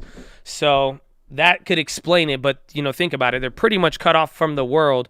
So relatively speaking, what does the value of the ruble really mean right now? It's maybe if you're in Belarus, it has a certain value, but quite frankly, it's isolated. Roku drop, private equity firm Apollo team with bid for minority stake. Is that an activist stake? That's interesting. It's going down on it. SPY's coming down below VWAP here. You got Roku news. Roku and APO. Private equity firm Apollo team to bid for a minority stake in Stars. Oh, because Roku is bidding.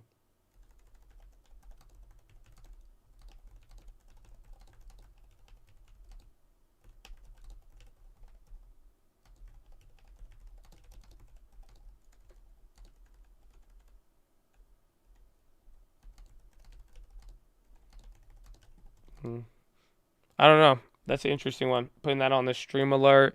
SPY's even coming down right now.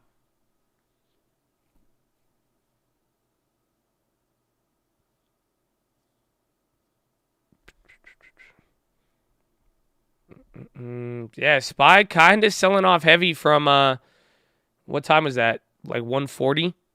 Right around PHILO. The PHILO drop, bro. Like PHILO, then we end PHILO, and then that's it. LGFA, Lionsgate. They're coming down. Roku, that would be stars. Are they going up?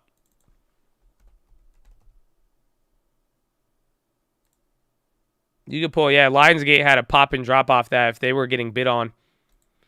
AMD, I could get you a earnings preview and double check, but I'm just waiting because the chip makers, it's been like on and off. Like Texas was bad, Qualcomm was good, ON was good. Did we get NXP? But it's been like it's really hit or miss, and on top of it, it really does come down to guidance and all of that. But AMD is a big mover. I mean, but it is at a very high price still. SPY's coming down though. Things are selling pretty consistently. I wouldn't say rapidly, but we are getting back to the open. We're still slightly above that 0.25% on the SPY. NASDAQ and Dow have now gone negative. So PHILO is over. Both of those are up like 0.1%, and they just rolled over. Roku, AMD, dollars going up. We've had the dollar up here a lot today. I'm going to be holding some of those Airbnb. I think the ones I got from yesterday, I mean, it got crushed. That's it. We got the negative side of the coin. It landed on tails. We went for earnings, good earnings from Expedia, good reaction. Expedia drops damn 16%. That could be a canary in the coal mine for Airbnb if you want to have caution for the earnings. So I'm just going to ride whatever I have. I have a big risk in Leaps and the shares, but I'm pretty optimistic.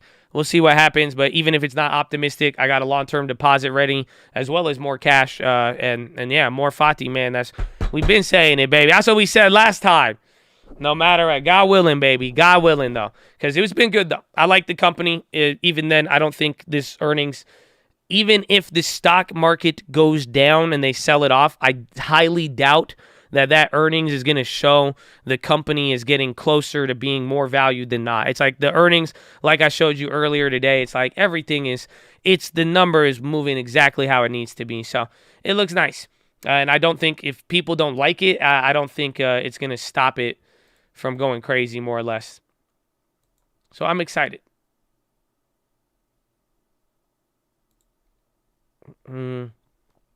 What's SPY coming down? Again, Lionsgate and Roku, they're reacting. Long bonds, 2023. Zelensky estimates $600 billion in losses to Ukraine. It's a lot of money. It's a lot of inflation to export if need be. You don't feel me.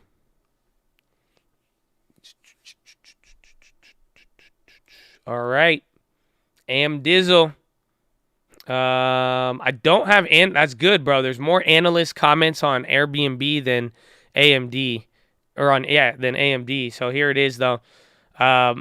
I don't really, do you want to know the numbers that they're estimating? It's supposed to be 92 cents for this quarter, 92 cents EPS, 5.3 billion revenue, graphics cards and computers 2.6, enterprise and embedded 2.3, gross margin 51.8. This is for AMD if you're not aware.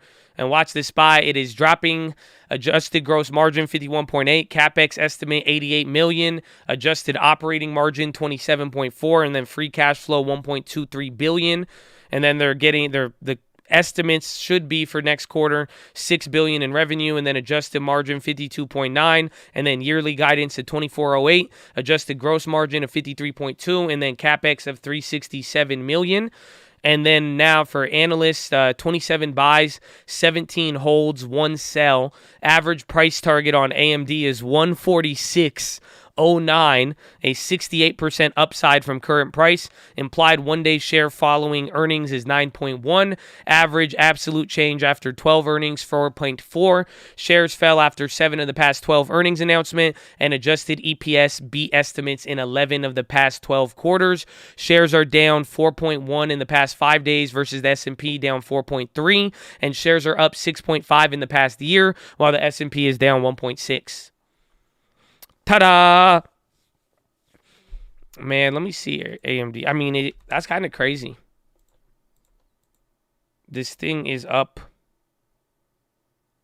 That's the paradox. You're down so much from here, but still up so much from here. But this is, I mean, again, 68% upside. Because you have to think about it. Even if you lose 50% from here, I guess you come back down to 40. So I guess you could recover that in a year. Maybe I see why people are buying a lot around here. On some names, bro, that's actually wild. Like, that's wild. Like, you could literally lose 50% and then you're still going to be at 40. You lose 75, you're back at like 20. Maybe that's a little bit more painful. It's the theory of relativity. I'm crazy, bro. I like Airbnb. Same thing I think with Airbnb, but Airbnb is still up from the floor. That's why it's like in a weird way, you know, Airbnb's holding up nice. I didn't realize it was negative on the year, I guess, because it was just briefly positive. But good guy. You know, good guy.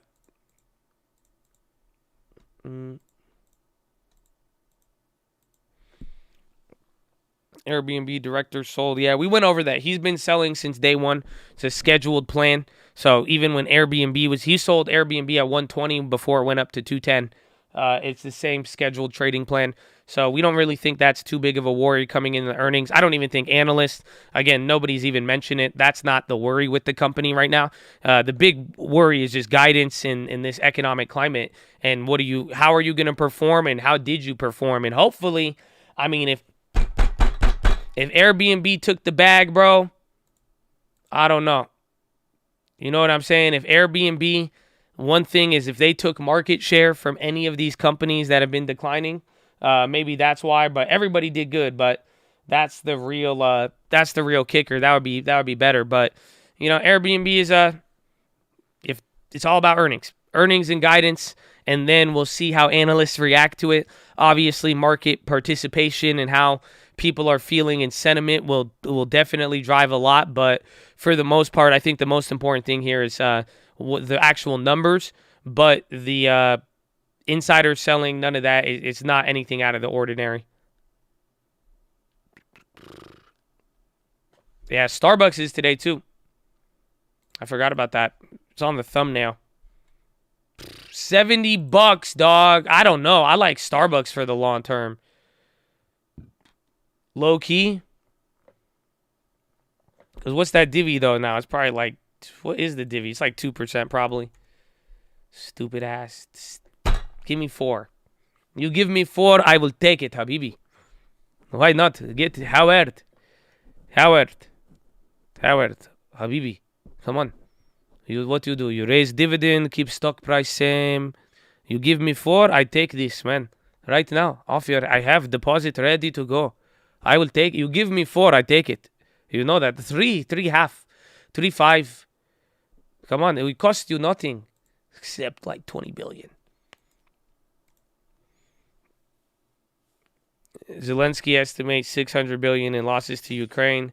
Their GDP is 155 billion. How does that make sense? Well, it doesn't make sense. Oh, it's such a funny joke. I just got quiet. It makes sense.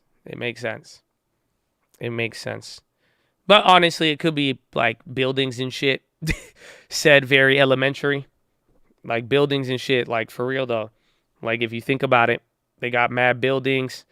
They got a bunch of things that like fall. That's the real answer, I would say. Okay, the real answer I would say is that the buildings, cost of any items, other stuff, plus what they need, that's a big deal.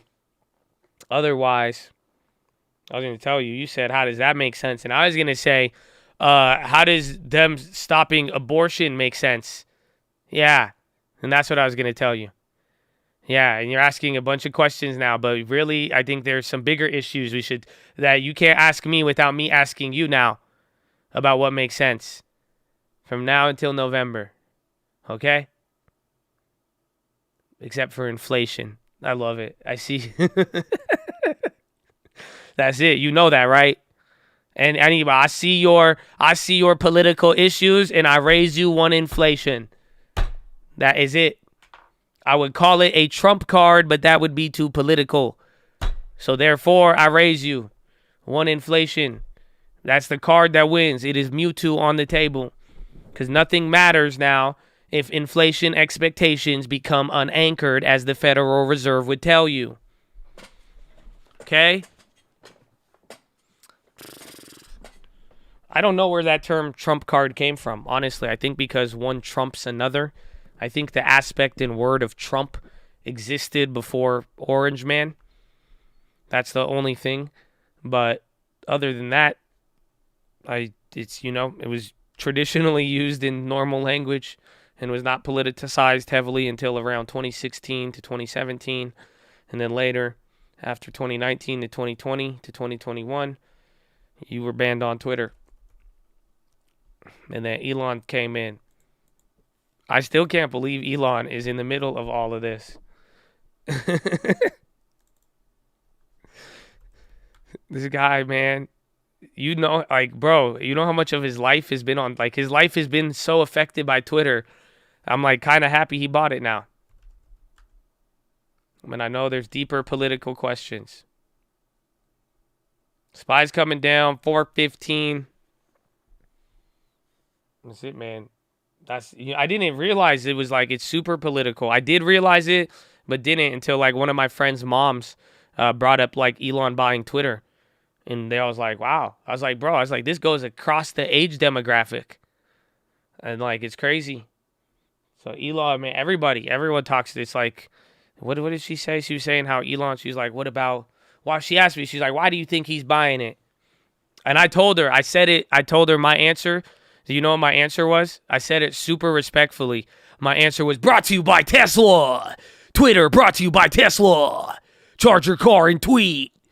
But I told her that in a respectful way. I told her it was just, I said, my opinion is that this is just a giant advertisement for him. It's a $44 billion advertising cost, and that's it. That was my answer. But elementary said, brought to you by Tesla.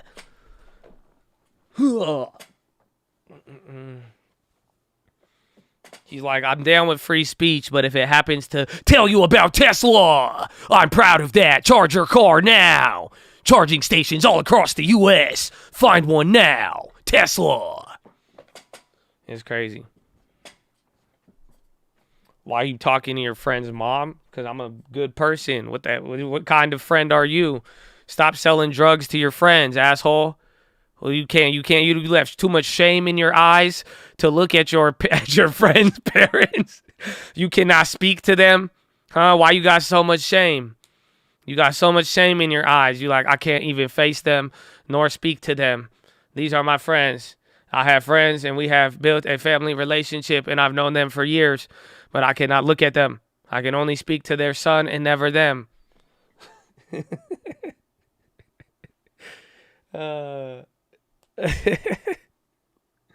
That's pretty funny.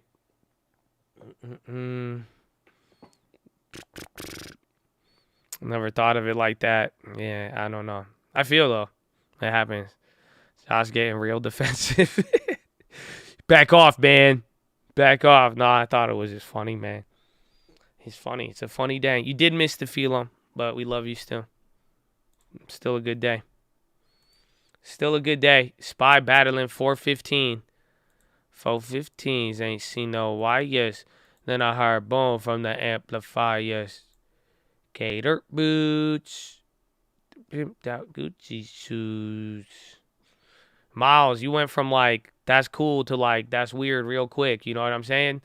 I feel you. Again, in the context of the conversation. You know what I'm saying? I said, some of y'all, I can't take any of y'all anywhere. Especially, apparently, not with my friends and their families.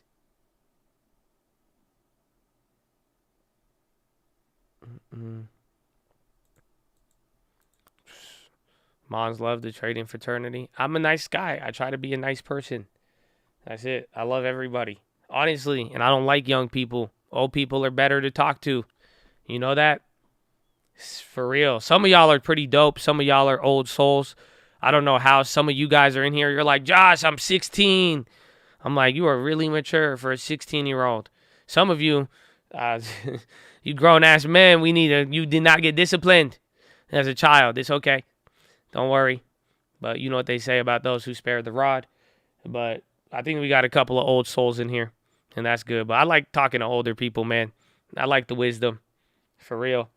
That's it. They ain't so, weird with it. It depends, though. But some older people, though, I don't know. Can I say it? I hate to say it. I don't mean it, like, disrespectfully.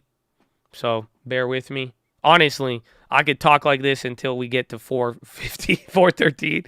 Is that fair? Can we talk? Because right now you're right below VWAP. And in my mind, we've been at 4:15 a little too long here. It's held this very, very well. You're a middle-aged soul. That's interesting.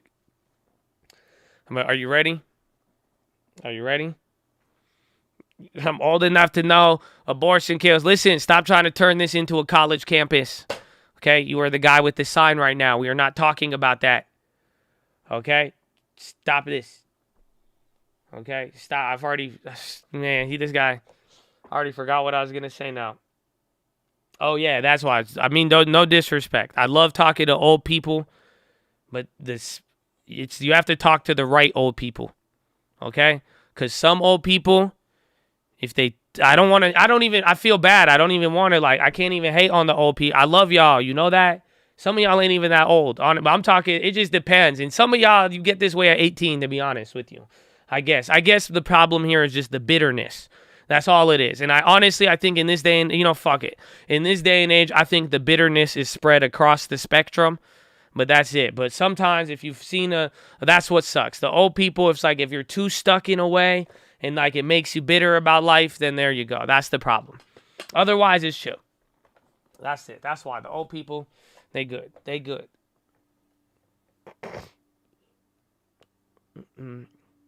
Old men told me to be mean to old people. Don't treat them differently.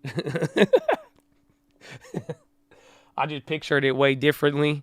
I don't know why I pictured you shoving an old dude and fighting. I don't know why, but I feel you. I guess.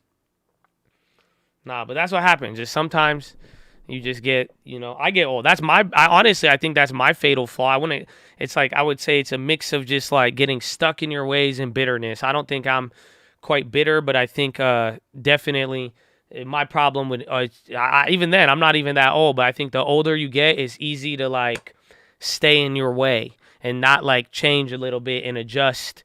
But again, it just should be adjusting crazy. I don't know. I pictured it differently. I'm okay, man. I don't know. I love the old people. I'm old. You're old. All of us are old.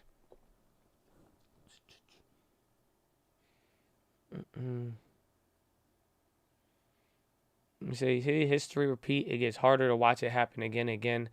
Trying to warn the youth. But the Bible warned that youth. It's useless. That's what he said. But I feel. I don't know. I haven't seen. That's why I like talking to people with more experience. You know what I'm saying? Because some people did get to live through the 90s in a different way. They got to live through the 80s in a different way. The 70s, even the 60s. So it's honestly, if you're 20-something, y'all ain't seen shit. And I feel you. Even 30s, again, I would fall into this category, but it's still it's just think of, you haven't really got to see and comprehend multiple generational cycles in a way. So that's the cool part. Some people have seen it, but that's why too. But then we got to learn and see it for ourselves. I got to touch the paint. I don't believe you say wet paint my ass.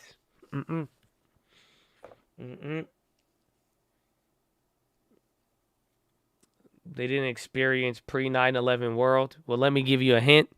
It had a lot of Hummer H2s. Okay? I'll just tell you that much. If you want to, we could keep it simple. I don't know how deep we go into it, but I think we could start and stop there. You realize you had America driving around in war vehicles that got 4 miles a gallon while gasoline was at $1.20 a barrel or something like that. And we were just driving around war machines, going to soccer practice. Bro, it was crazy. It was crazy, bro. Yeah, Ford Excursions. I don't even know what that car is cool, but what the fuck is a Ford Excursion? What is the purpose of a Ford Excursion? I don't. But anyways, but yeah, that's pre 9/11 for you.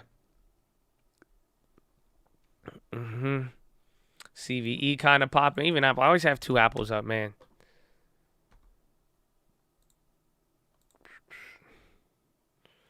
Fam had 4 V8 vehicles growing up in the 1990s and early 2000s. Honestly, sounds like the damn American dream back then, bro. Are you kidding?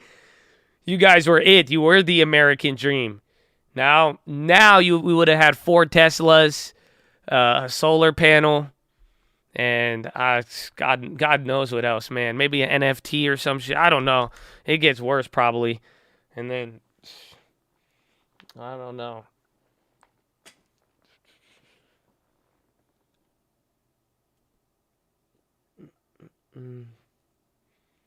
H2 spree was ridiculous. I know. Bro, the Hummers. I'm telling you, if you don't think the Hummer H2 is the best and funniest cultural phenomena, then y'all playing with me. I'm just sorry. Then I don't know what entertains you. Because that entertains me. And it's like the best. I have an echo. Nah, you were listening to me while you were pooping. That tends to happen. The toilet bowl and the ceramic. Don't ask me how I know. But I think it's a highly likely chance that it is. Bro, the Hummer was legendary. Everything. It was crazy. Like, that was like, dude, that was a bestseller. That was a bestseller. Bro, unanimously across the United States, from California to Texas to Florida, anywhere you went, everybody was down with the Hummer H2. Like, I don't think y'all realize that. Just think about that for a second. That's how you know we had no social media or anything. Like, you couldn't, bro, and they loved it. You don't think that says something? But, and they ain't all dead. I'll tell you that much. I'll tell you that much, bro. And they spinning. Like, they spinning. No. Think about it. Where did you think those people disappeared? You all liars, you fakers. They're all somewhere. They're all somewhere on the left or right side of the spectrum nowadays, but they're still there. Everybody loved it. Y'all loved it. Y'all supported it. Y'all were ready to, man, oil, Hummers and gas oil at like 120. And you're like, nah, get them Arabs. Nah, we're all in on this. We're doing it. Support us. Support America. We went all, I'm telling you, it was a great time. Great time. Said very sarcastically. But you have to think about it. The culture, bro, we were crazy. But it's still this. I'm just saying, everybody's still kind of here for the most part. Yeah, Arnold Schwarzenegger was the governor of California before Nancy Pelosi's nephew. Yes, facts. It's brought to you by Tesla. You have no idea what we did for Tesla. And now they want to leave. If you know, you know. Am I into the Ford Raptor? Yeah. I told my girlfriend if she sells her car, I'll pay the difference and I'll buy her a Ford Raptor if I could drive it. I said that way I could get a Ford Raptor without buying a Ford Raptor, and it's a win-win. And then she gets a Ford Raptor too. But she has rejected this proposal. Spy has rejected 41650, 2 big candles to the downside. No news. Let's see. Vehicle index. We're looking at that.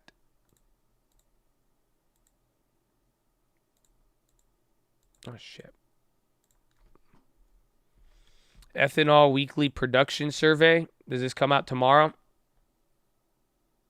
This would be the 5th decline since January. 10:30 Wednesday. So tomorrow before the Fed. Spy's getting clapped right now. Carlisle says something. We're starting to drop here a little bit. That's like 4 big K. Yo, that's big actually. It is starting to get a little bit bigger. That's interesting.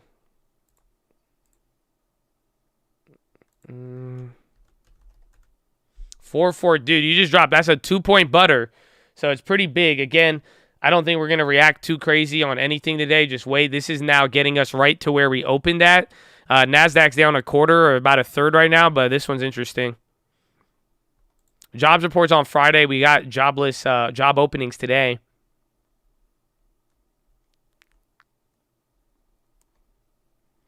Crack spreads soared to multi-high. What's crack spreads? Refiners' profit margins from products. They call that apparently crack spreads. Very interesting. Flash crash, nah. I don't, again, with Powell, there's just too much on the line with Powell.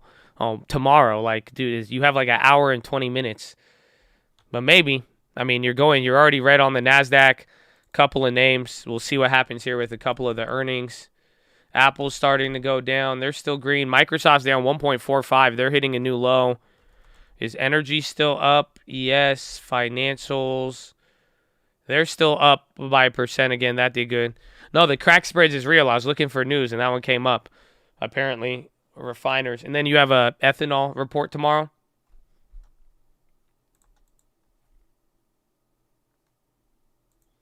Where's the big one? Wait. FOMC leak? I doubt it. I mean, right? How did the Supreme Court leak and not the FOMC?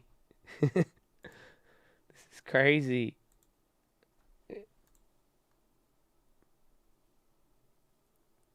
Crack spread, gasoline, and crude. There it is.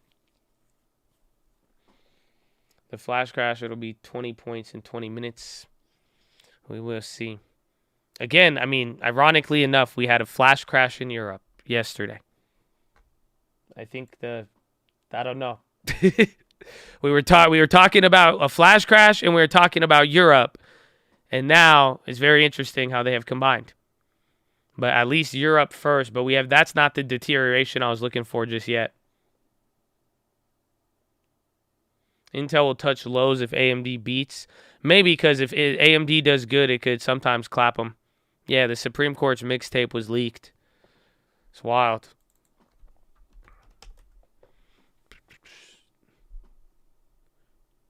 Microsoft, pretty bad. Apple's going down. Newegg popping again.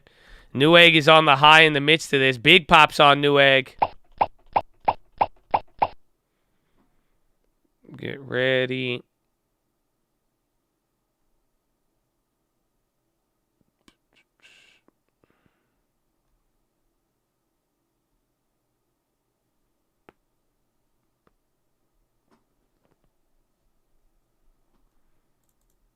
There's butter. No, it's a big move. Nothing causing this move, but just see if we get stability. We still got an hour and 20, but we're going to see how this plays out. I mean, we can move a little bit, and the NASDAQ's already down 1/3%, and so is the Dow. SPY's the only thing kind of holding on, literally just hanging on right now at a limb. But I think the range should be still fairly tight. We could still go down. I mean, if we go below anything really below 413 should take us to like 412. Well, like, look at this. You're getting this big move. What's the volume like? Pretty big. 68 million already. Actually, we'll be at like 90, 100 million. Kind of typical for the last couple days we've seen.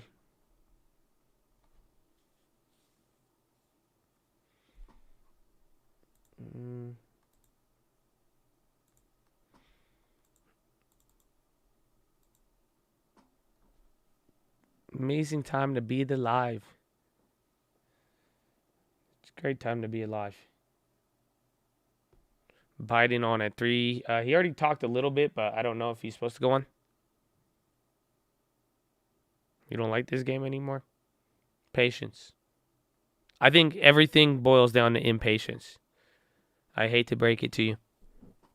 Because you just have to deal with this every day.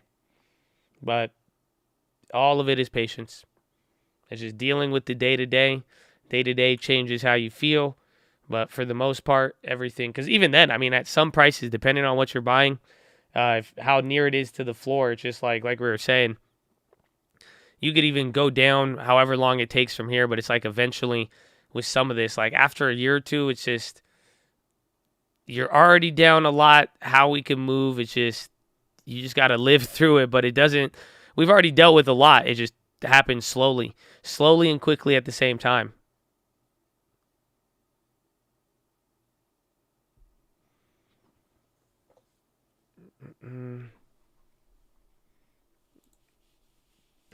But little by little, stay in the fight. It's not, you don't even really have to, you have to fight as much as you want to fight. It's just timing.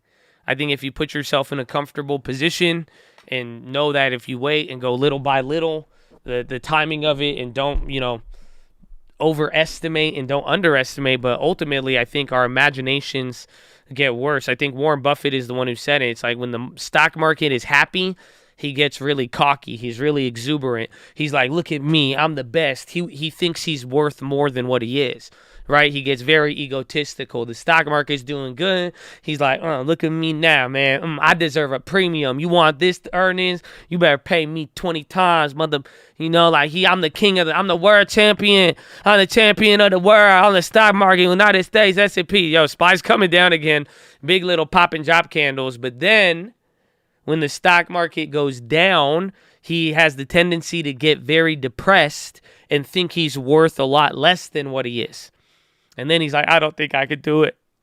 I don't think I have it in me. I don't even have 5 times earnings in me. I can't even do 2 times. I can't even do 2 times. I'll never do that. They said I washed out. I can't do it again. I can't do it. So they get depressed. So that's the emotional swings of the market. That's how it acts. So when it's up, exuberant. When it's down, it's depressed. So we're kind of getting the mix of that and kind of going back. We went from cocky to now we're kind of, I don't know if we've hit the depressed mode just yet.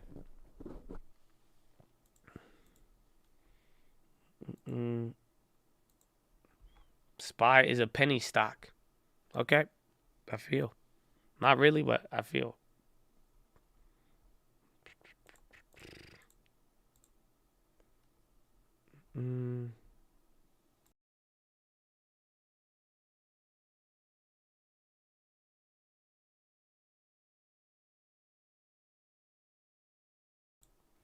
My long term is depressed. I agree.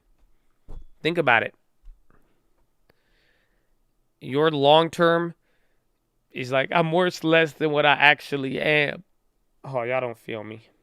Because you've seen it. You've seen it. You've seen what it could do.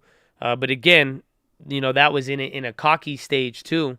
But at the end of the day, it's like, take a look at it. That's where it all comes down to. Do you believe what you're owning, and what do you think the value of this stuff is? Have you ever asked yourself that?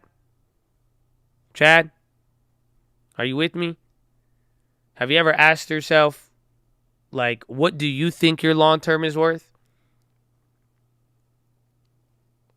Oh, y'all don't feel me.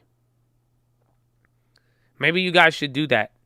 Maybe you guys should go through all of your stocks, put how many shares you have, and then say what you think it's worth.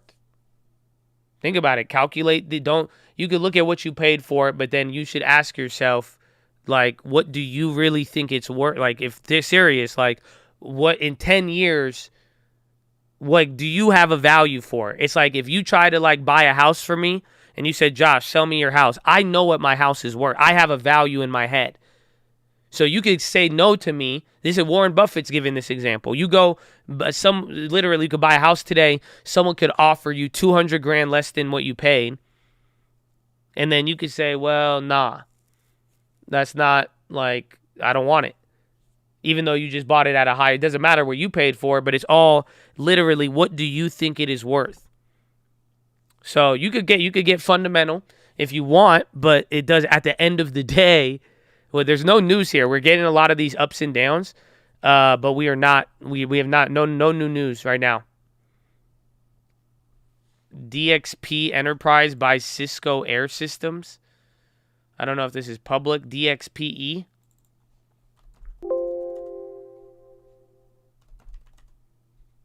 This little company, but there's no, I don't know, Cisco Air. I don't think it's public there.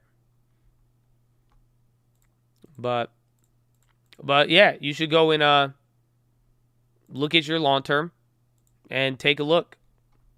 Take a look at what you own. Count how many shares. If they all went to what price? You see what I'm saying? And you could go and put prices on some of these stocks. Literally, where do you think they will be in 2030? And granted, you may even get surprised. It could do better than you expect. But you have to realize, like, what do you really think it's worth? You have to give yourself a value of your long term. That way, like we're saying, if the long term goes down, I do think the long term is depressed. I think the long term thinks that it is worth less than what it actually is. Again, that's why, I mean, I like a lot of these companies, and it's the same thing at different cycles. We believed in Airbnb, again, or even ABNB, but it wasn't always performing like it is now, even when it went to like 109. But do you see what I'm saying? Where it's just like, I think it goes through this, but you should put an idea of what you really think what your holding's worth. So, because that's why it's like, I believe my stuff is worth money right now. And I also believe that long term, that's going to be weight in the future. Is the best way I could explain it to you. It's just like, if I take that many shares of all these different companies, I could come up with a multitude of scenarios where that thing is worth, a lot. So keep that in mind. We're bouncing up. GE's going up. It could be something with GE. That thing's up 3%. It's economic. Booking. 50-50 on the NASDAQ right now. GECO's on CNBC. That's big. I mean, they're up 3%. And remember, after GE earnings a couple days ago, that had some big effect.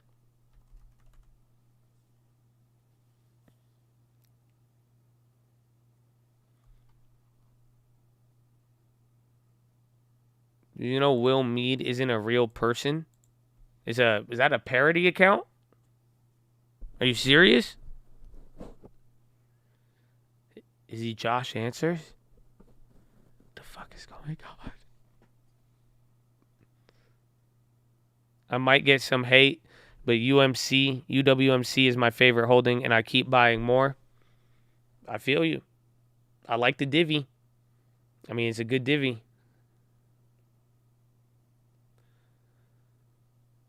Goldman Sachs has no record of him. That's pretty funny. I did not know that. I just always thought he was a real person. I've always just heard of him. He's always just kind of popped up.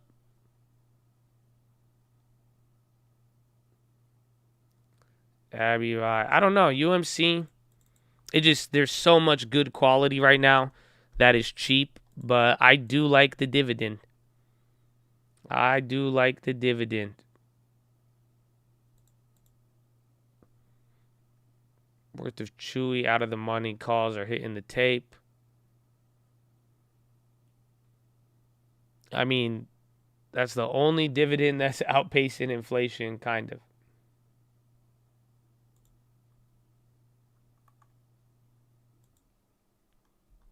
Yeah, GE, I think it's having a big effect here. Again, even industry-wise. Oh, where'd that go? CVE.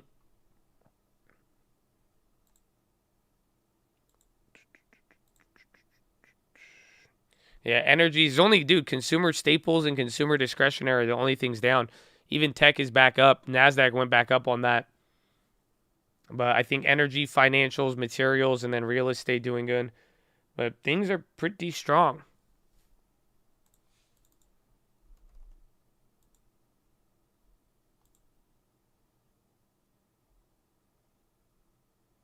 CVE, I think our plays are back to break even. They're up on the ask. So that's dope. And then again, we got 100% on ARLP today. I took profits on that. I don't know if that one's still up. And then the UNG was like 200 or 100 and 200 or 180. I'll have to double check. ARLP was killer, though. I'm glad these finally, because last time it popped, the premiums didn't hit like that. But again, since the coal earnings, they've all been good.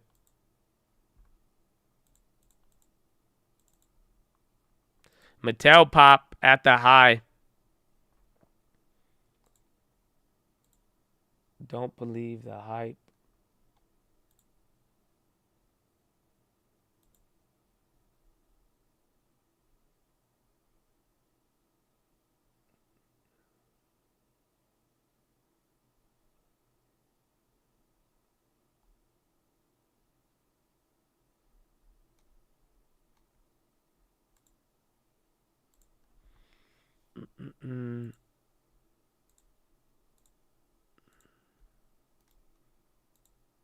Do I enjoy my work?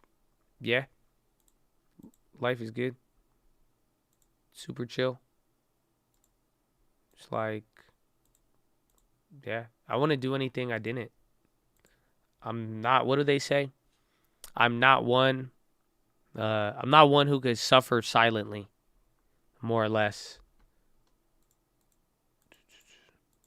So, but that's the thing. I mean, some stuff I don't like with real estate, just like dealing with certain people or dealing with people like in certain respects.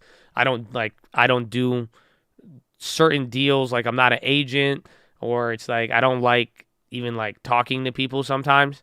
Like that's why I like shout out the real estate agents that I work with. Like I don't know, it's like that.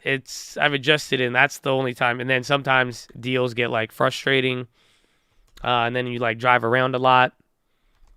But other than that, it's pretty exciting.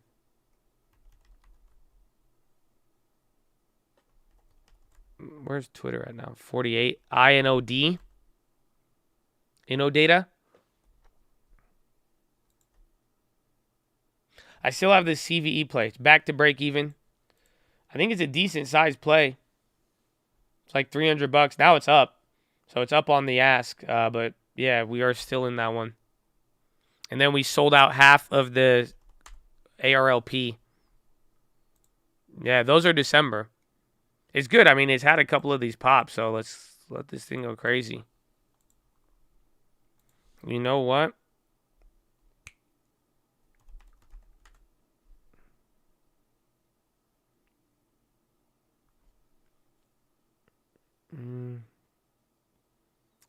Could tell you enjoy your value in private time. I just spend time with my family, and anything I do normally, it's like, I don't know. I like life every day. I don't, every day, no matter what. Hedge funds have the least amount of net exposure to equity since '08. I didn't see the downside part, but remember we talked about that? The net outflows that one time when retail was pouring in. When was that? Like a couple months ago?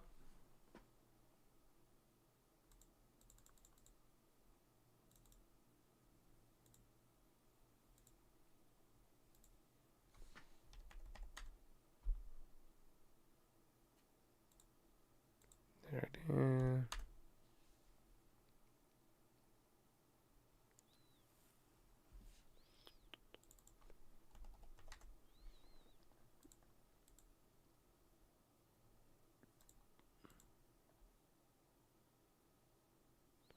Spies rocketing up. There's a big put play on the real estate fund. I just got I wanted to go look. I was like, maybe we should go look at the scanner. Because that CVE was a scanner play.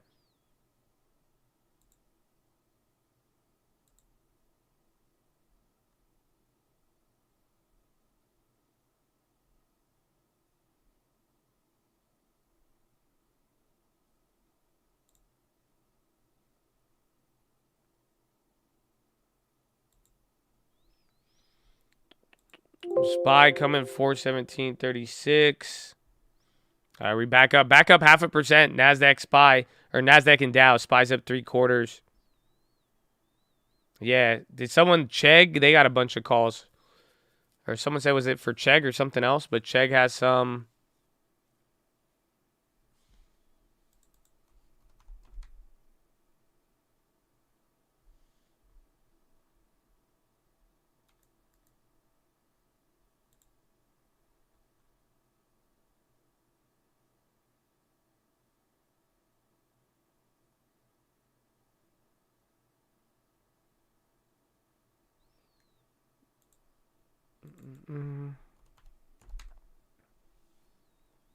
DraftKings, FanDuel battle tribes for control of California sports betting.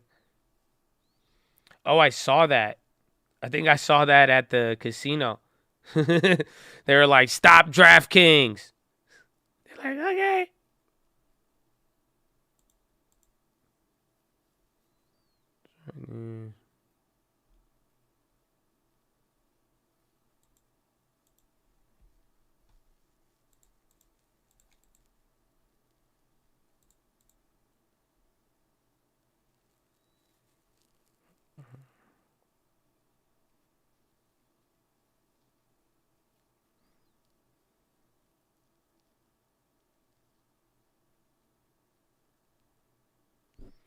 80.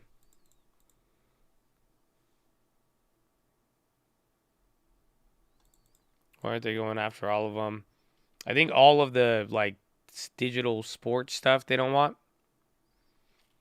I'm looking. There's an interest. There's some Europe plays on the scanner. Let me go through. Let's see what we got. Real estate puts. Ooh, booking calls. Yo, I'm kind of down with that. I don't want to go too heavy with travel, but I like that. If Airbnb could do good. But again, Expedia, I don't know what the guidance is on booking. But some booking plays came across the scanner.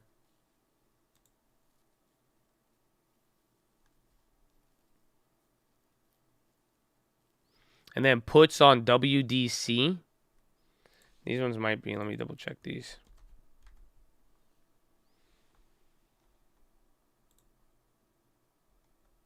No scam.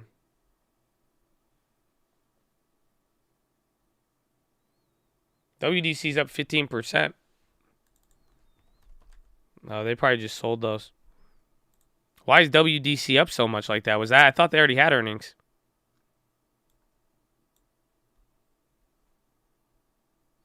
They got an activist letter to separate business. Yeah. Don't say they had earnings a couple days ago. Dude, they're up 15. Bro, that's probably... Oh, yeah, I was sleeping. That's crazy. How did Bahu do this? That's what I was going to say. That one's... That's interesting.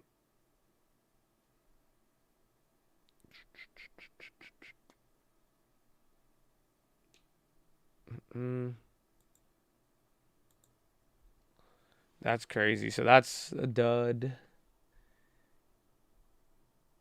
HYG puts.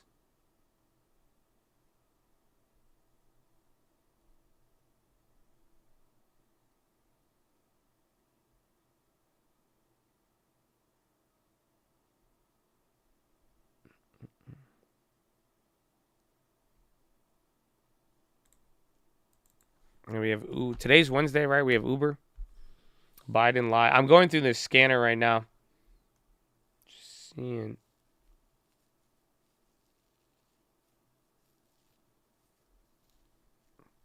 He was supposed to. Today's Tuesday. No, today's Tuesday. I thought today was Wednesday. So sleeping in doesn't give you, it doesn't go one day forward. That's crazy.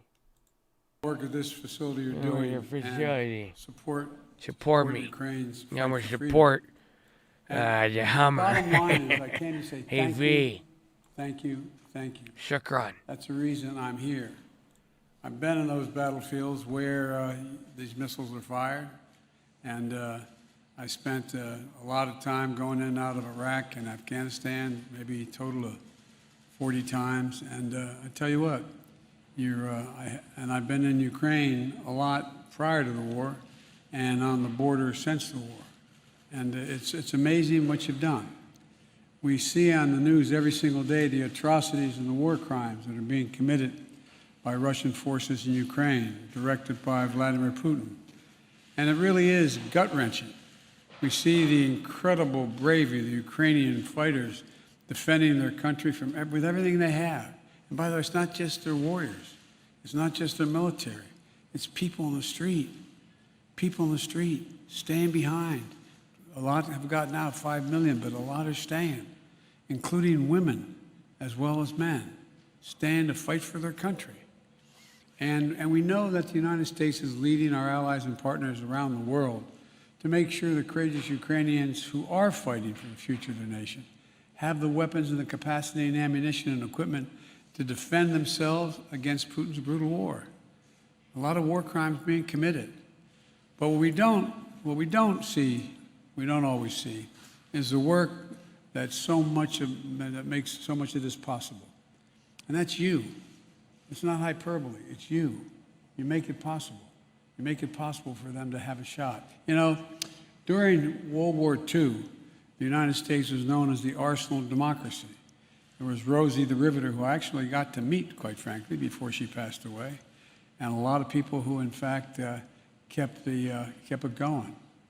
I was a slight digression. I went over for the 50th anniversary of the end of World War II, and I was in Normandy, and I went up afterwards with to the cemetery, and I was walking by myself, and it's incredible. It's immaculate. It's perfectly manicured, and the headstones are all the same. I looked down one row, and I saw 3 names, same names, father and 2 sons who had died in the landing. And I was bent down, and I was reading the dates of their births. And all of a sudden, I heard behind me a tinge, "Hup!"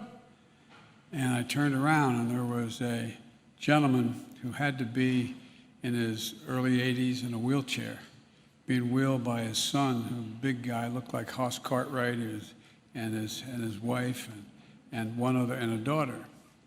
And he saluted me, so I saluted him, and at the time, and I turned and I said, "Thank you for what you did. Thank you for literally saving civilization." And he put his hand on his wife's hand was on his shoulder, and he said, "No, she did it. She did it." I looked at her and said, "She built the landing craft that got us in here. She and her friends, they're the ones that did it." And he went on, and he filled up, and all of a sudden it dawned on me, you're doing it. You really are doing it. You're making a gigantic difference for these poor sons of guns who are under such enormous, enormous pressure and firepower. Those javelins I saw, there's 10 for every tank that there is in Ukraine right now. You're changing people's lives. We built the weapons. No, you really did.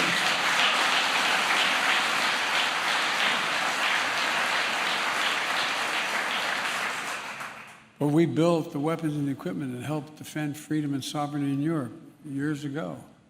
But that's true again today. You know, some of the best, most effective weapons in our arsenal are those Javelin missiles, like the ones manufactured right here in Pike County. They're highly portable. They're extremely effective against a wide range of armored targets.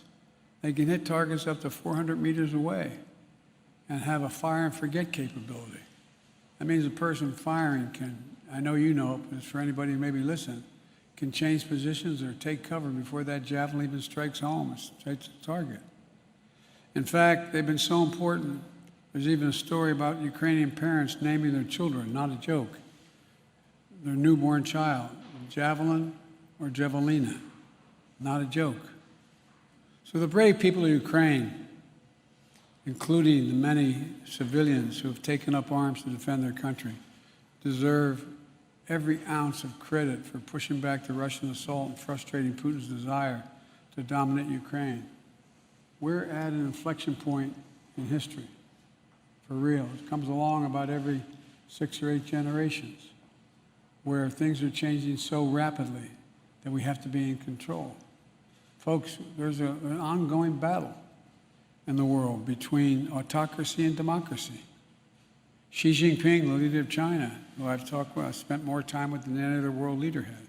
Yeah, that's funny. That YouTube, Chad Valid. It's a good one. And the fact of the matter is, he's just as straightforward about it.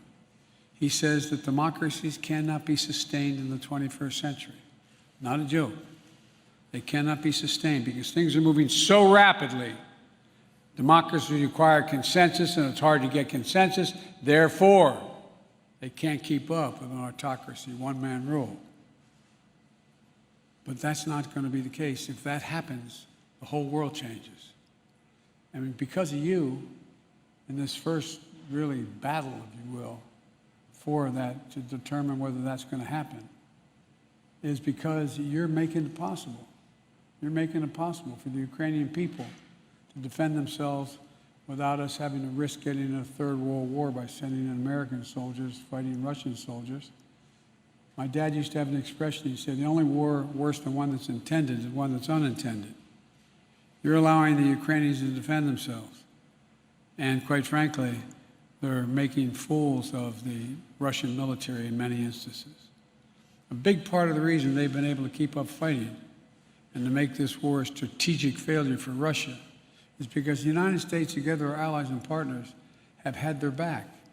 The United States alone has committed more than 5,500 javelins to Ukraine.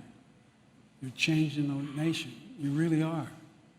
Add to that significant supplies from our allies and partners, as well as many thousands of other anti-tank and anti-air weapons, helicopters, armored vehicles, artillery, coastal defense systems.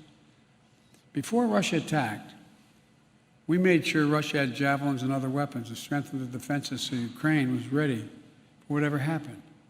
In the last 2 months, we continued to move even more resources and equipment at a rapid pace into Ukraine. We've made sure that there are no interruptions in the flow of equipment to Ukraine. Since Russia invaded Ukraine just over 2 months ago, we have sent more than $3 billion in security assistance to Ukraine. Alone, us, not counting our allies. And that money is a direct investment in defending freedom and democracy itself. Because if you don't stand up to dictators, history has shown us they keep coming. They keep coming. Their appetite for power continues to grow. And every worker in this facility and every American taxpayer is directly contributing to the case for freedom. And that's something we can all be incredibly proud of, in my view. Last week, I sent Congress, if you excuse the point of personal privilege, talking like an old senator, but sent a supplemental budget, a fancy way of saying we need more money, to make sure the United States can continue to send weapons directly to the front lines of freedom in Ukraine, and to continue to provide economic and humanitarian assistance to help the Ukrainian people. And I urge the Congress to pass this funding quickly to help Ukraine continue to succeed against Russian aggression, just as they did when they won the Battle of Kyiv. And to make sure the United States and our allies can replenish our own stocks of weapons to replace what we've sent to Ukraine. As I said from the beginning, this fight is not going to be cheap. But caving to aggression would even be more costly. We either back the Ukrainian people as they defend their country, or we stand by as Russia continues its atrocities and aggression. I know what the answer is, and I think you all do too. I'll bet I know what the answer to this plan is. There's something else here to be understood. Being the arsenal of democracy also means good-paying jobs for American workers. In Alabama and the states all across America where defense equipment is manufactured and assembled, 265 people here at this plant are directly employed working on the Javelin program. All told, Lockheed Martin has brought nearly 3,000 jobs to Alabama. The armed forces of the United States of America is going to continue to be the best armed, most capable fighting force in the history of the world. In order to do that, we have to make sure our vital defense supplies are getting the inputs and supplies they need to produce and protect and provide the full capacity. I learned on the tour today that each of the javelins you produce includes more than 200 semiconductors. I've been a broken record, as the press will tell you, on our need to be able to produce more semiconductors in the United States. We invented the sucker, going to the moon. We, the United States, we're the one that modernized it. We've done more than anybody else. But guess what? We stopped investing in ourselves. We stopped investing in ourselves. And so now we're back in the game, making sure that we become the primary producer of those semiconductors. Computer chips that power much of our modern lives. On our phones, our cars, almost anything that has an on-off switch. And the semiconductor is critical to defense production capacity, as you all know better than I do. That's why we're making it as hard as we can for Russia to get hold of these semiconductors and advanced technologies that it could use to upgrade its military during this conflict. And why we're taking steps to make it easier to source what we need here in the United States during the global semiconductor shortage. And there's just one more reason why Congress has to act quickly to provide the emergency funding of the so-called CHIPS Act by passing a broader bipartisan innovation act so we can produce tens of millions of these chips. There's something we have to focus on, and it's something I've focused on from my earliest days of our administration. I'm determined to make sure the United States holds its technological high ground in competition with other nations, especially China, as we move forward. Folks, you know, we We used to invest as a nation years ago, 35 years ago. We invested 2% of our entire GDP in research and development. We do half of that now. We do half of that. We used to be number 1 in the world. Now we're number 13 in the world. My administration, we're changing that. The United States used to own the innovation field. In fact, it was the Department of Research program that established DARPA for the first development of an anti-tank missile with advanced infrared guidance systems that culminate in today's Javelin. The Bipartisan Innovation Act is going to help reverse decades-long decline in federal research and development investment. And it should create and support entire families and expand U.S. manufacturing and strengthen our national security. Where in God's name is it written that the United States can no longer be a leading manufacturer in the world? We've created just in the last 17 months 465,000 permanent manufacturing jobs in America. We have the best workers, the most competent employees, the best science in the world. And by funding the CHIPS Act, we're going to ensure that semiconductors, the power of the economy, and our national security are made here in America again. Today, all of the world's most advanced chips are made overseas. But the events of the past few years have proven beyond a doubt that America's security should never be held hostage to events overseas. Not a pandemic, not a war, not the politics of ambition or other countries. Fundamentally, this is a national security issue. This is one of the reasons why the Chinese Communist Party is lobbying folks to oppose this bill. And it's an issue that unites Democrats and Republicans. So let's get it done. Let's get it done. In her introduction, Linda said she personally touched every single solitary Javelin, 50,000 that had been manufactured in this plant 20 years ago. I was worried to shake your hand. I thought you might be electrocuted. But that's where they start, right here, with American skill, American craftsmanship, American patriotism. And just a few days ago, the Wall Street Journal quoted a young Hungarian fighter saying, and I quote, all right, I don't know if we're going to, I need to check what it was about, but we don't need to watch it anymore. I mean, it's clear Biden already saved the stock market for the day. So only 40 minutes left. SPY is up 0.65 now after Biden in his save. And then the NASDAQ's up 0.30. And then the Dow is up 0.35. So not too bad. Not too bad. Not too bad. Javelin Joe. I know, it's a good one. That was a good one. The live feed cut him. Did they really? I mean, I don't know. It was about like it was Lockheed Martin or something like that. And then the Ukraine aid. I know there's new Ukraine aid. And that's good. So it's pretty decent. That's good. Nobody. Look, honestly, I don't even think they tripped. Everyone just kept saying Javelin Joe. No one even. That's it. That's good. Everyone accepted that pretty well, I guess. That's good. That's good this time. That's good this time. Love to see it. Love to see it. Javelin Joe, you guys have really picked up on that. I like Chadvelin. I thought that one was clever. It was like, you guys. What is? Didn't he said that? He said it's not a joke. They're naming their kids Javelina. That's facts, apparently. Don't quote me on it. Quote Biden, but that's what they're doing. I like the Chadvelin. It's amazing.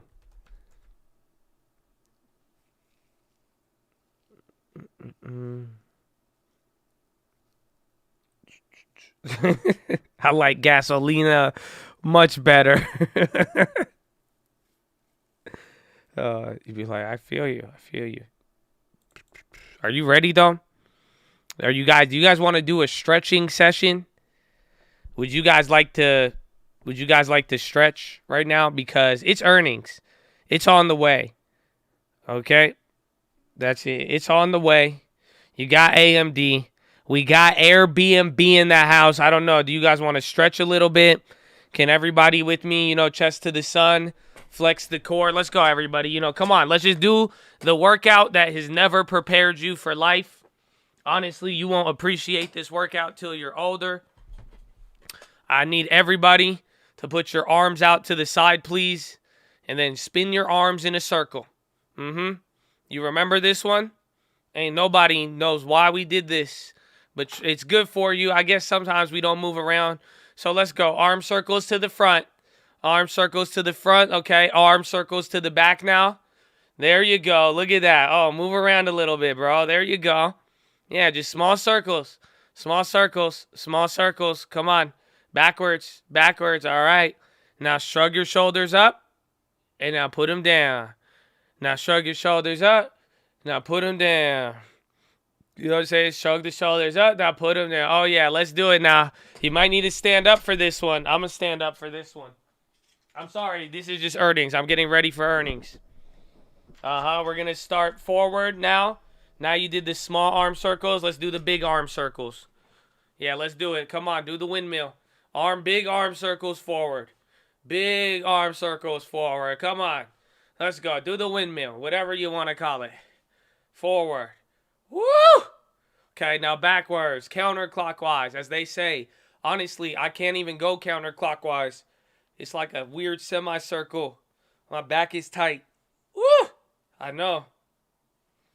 Whew. There you go. Some of you may start levitating. That is normal. That's good. That means you got a good, effective workout. All right, I'm going to do some lunges now. Lean to the right. Just stand up. Lean to the right. Hold it there. You know, you could bounce around a little bit. Some of y'all are weird like that. It's okay. Not judging you. There you go. Just lean to the right. Little lunge to the right. You know what I'm saying? Lunge to the right.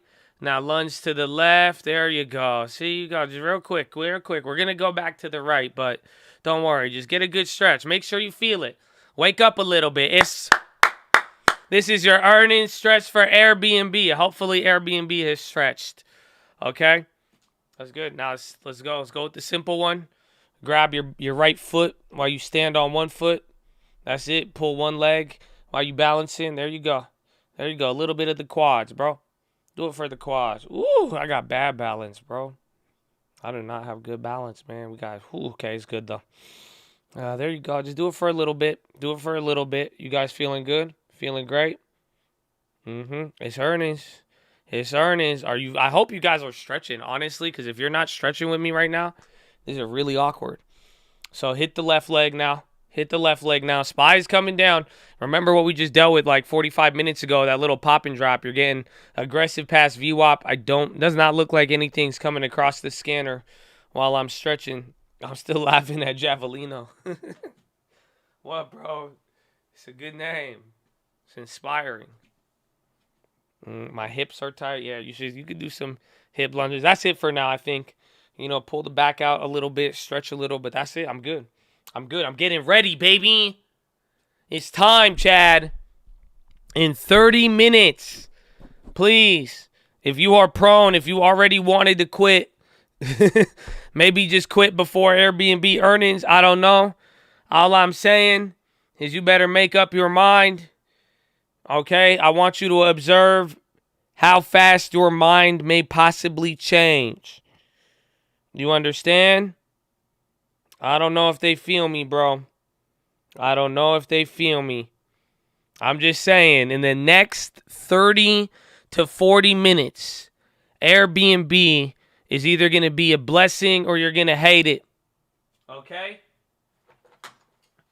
Can we do something? Can we do something? I said this last time.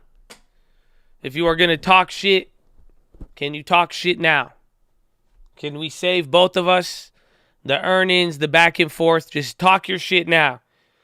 I want to hear it now. I don't want to hear it afterwards. Okay? You see what I'm saying? That's the only way we do this here. It's very simple. So, which side I'm leaning towards? I don't even think I need to be asked. In a way, I know how to explain it. I know how to explain it. No, that's not it. Shit. Okay, hold on. This is how I can explain it to you, bro. Rollie on my wrist. Nah, I don't wanna rap that. Pull up in a big body, I don't put a tap back. Hit me with the divvy, I don't that's even how need I the feel. dash. That skinny and she pretty, even though I it's don't on the even need the NASDAQ. ass fat. You know what I'm saying? You know what I'm saying? That's how I feel. That's how I feel about it. You know? So I think it's simple. So, yeah. But again, talk your shit now. Get it out the way. If you're sensitive, make your decision. I need you to determine if you want to sell it now or later. But you should really think about it. Do you want to take the earnings risks? If you've already gone this far and love the stock, this isn't really that big of a question. So don't overestimate what I'm saying. Okay? Don't, you know what I'm saying? It's very simple. Some of you have already been in this. This does not apply to you, nor should you worry or be of concern. You are ready to go. Everything is fine. You've already made it this far. Maybe you're on the edge. You could always back out now if you do have a get out of jail free card. It is up to you. But if not, if you are on the fence, you need to decide now. Because that's it. You saw Expedia. You saw MGM. You've gotten a decent amount of guidance from travel. And we know what's going to happen to a degree. And you've got some level of reaction here today already. And it's pricing in 8%. But this is the moment. 30 minutes. Everything changes.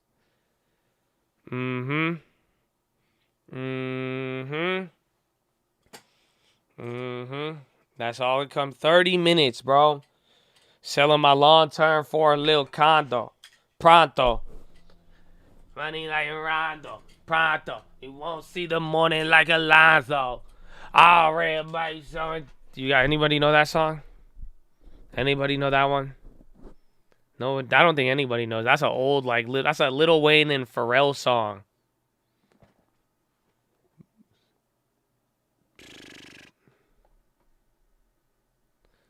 If there's any heavy move to the downside, would I buy more? Yes.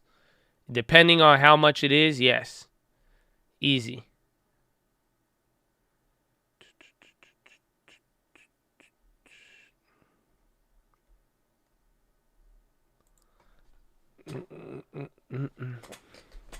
Wheezy on the Harlow album. Ooh, I thought it was Lil Pump. Yes, that's the song. It's called Yes. It's a classic. Make it look like I got tinted windows. Oh, man. That was the good old days. I was bumping that song with a cut-in-half subwoofer in my Honda Prelude. That was it. I told you that story, right? I had to cut the subwoofer in half because the trunk was so small. So like I got a subwoofer box with two 12s, with two 12-inch subwoofers, right? But it wouldn't fit in the trunk. So I was like, light work. So I sawed it in half. And I cut the box in half. And I took one of the subwoofers and it fit in the trunk. So now I just got 112, right? And then here's where it gets good. Since I cut open the box, I didn't know this about like physics. I don't know if this is physics. I don't know if it's still physics. Anyways, childish, yeah, bro. I was literally like 15 or 16 years old. Okay, do you want to go yell at him? Huh? I had Arab parents who beat me. Okay, don't worry about it. You're good. Anyways, so I don't know. I don't know if it was physics or not. And we put it in there, and it wouldn't work. I got it installed and everything, and it just did not work. Isn't that crazy? And I was like, why doesn't this work? Because apparently, if you cut off the box, it doesn't like let the sound move, and there was just no bass. So it didn't work. Right? Unless I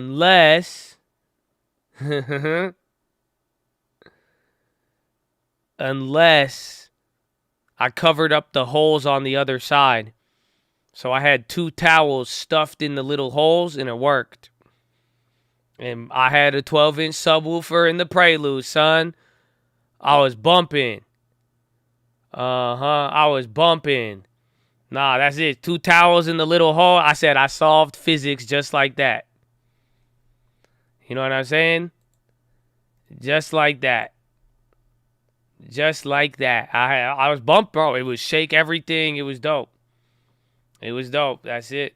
I know I was. I honestly was going to become an engineer after that. I was like, Elon ain't got shit on me, bro. Are you kidding me? This guy, he ain't with it. Manage like that.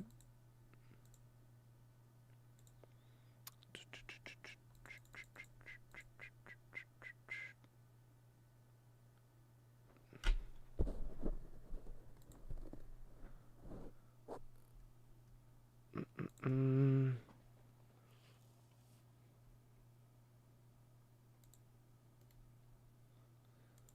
418.34. How do you feel?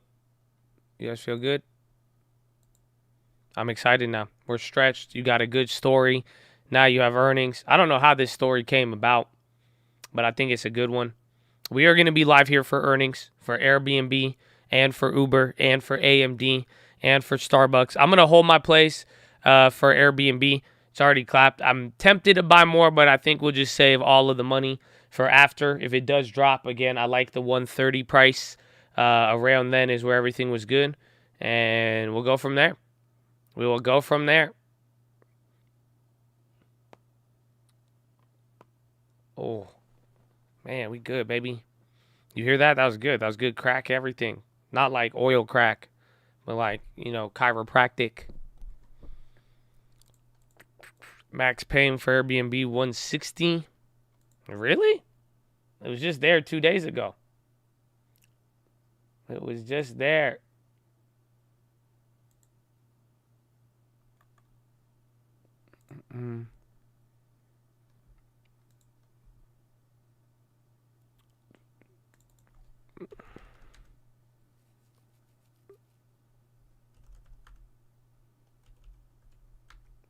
Amazonian 120 end of the week. If they guide down, I mean, I don't know. If they guide down, it's a different that's it. It's a different ball game. That's the only worry is like if they guide, like imagine, I don't think it'll happen given the other one, but if Airbnb is like, yeah, we just like, nah, we're not really expecting, we're expecting less than 2019, then that's it. It'll be crazy. Well, I don't think that'll happen. He's not guiding down. That CEO is all in. I mean, and the numbers don't look like it, but that's it. As long as they don't guide down, I don't know how it would be bad unless they like really miss this quarter. But again, I mean, things are already looking good. The last earnings, they did good, though. That's the only problem I have with Airbnb is like, you guys don't remember? This shit did good last time. That was the earnings right here. It was at the bottom, though. I think it was the same thing. It popped up. And then remember, we ran up to 190, but then right when everything came back down, it took you right back to below earnings. So remember, the earnings only lasted for what? It lasted for 2 weeks. Like, our name was only, our name? Why do you guys talking about names? Are you fighting? But it was, like, this lasted, earnings took us up to 190 from 125, 130. And then it only lasted for 2 weeks. San Diego's Airbnb best market. How good does Josh's Airbnb do this quarter in comparison? I had one, and San Diego was solid, but in the cabin, I had one bad month in April. It wasn't a lot. I think I made like $500, $1,000 like net after expenses. So I brought in more money, but with, you know, mortgage, the cleaning fees, paying my 10%, I walked away with 50% of the mortgage instead of like 200% of the mortgage. I think that's the difference. So still good, still activity. I think it was more area than the San Diego one. It was killing it all throughout. I mean, I've been fully booked compared to last year. Everything's way better, way better, bro. It's been insane, and it just keeps going up.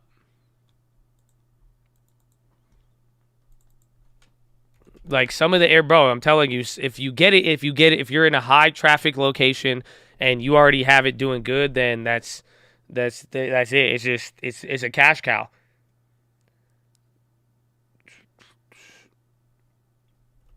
Like where is it? But every area is different. Every area is different. If they keep coming in though, I mean, it's going to be good. The question is, does this keep doing good? Are they able to monetize it better? Do they spend less money?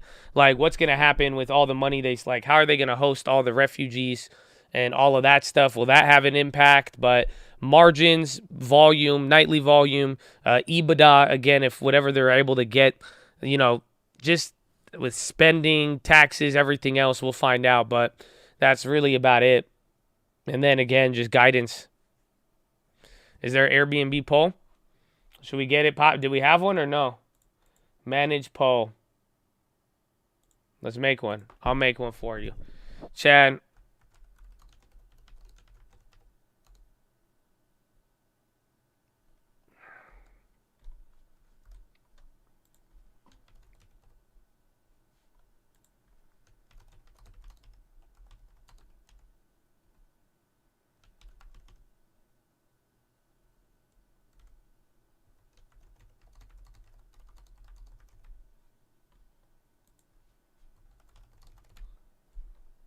All right, this is a very intensive poll. Okay, I don't know if you guys are on Twitch. If you guys go to the Twitch channel, you will see this poll. It's very extensive because we have just beat, we have beat and guide up, we have miss, we have beat and still go down, we have guide down. So it's very extensive. Some of the answers represent the same thing. So we're going to see. But if you're on the Twitch chat, please fill it out. We'll get your results here in a little bit. It's a lot harder to get I don't know, the polls, can I? Oh, wait, I can't. I can only ask 2 questions. Oh, we could do it on YouTube. Here, let me see how fast I could do this. Let's find out.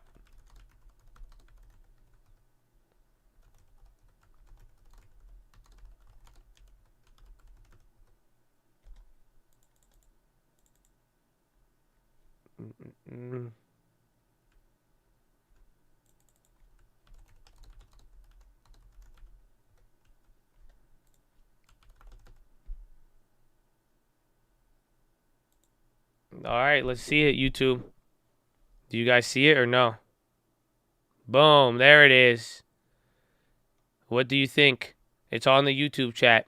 Well, Airbnb, it only let me add 4 options.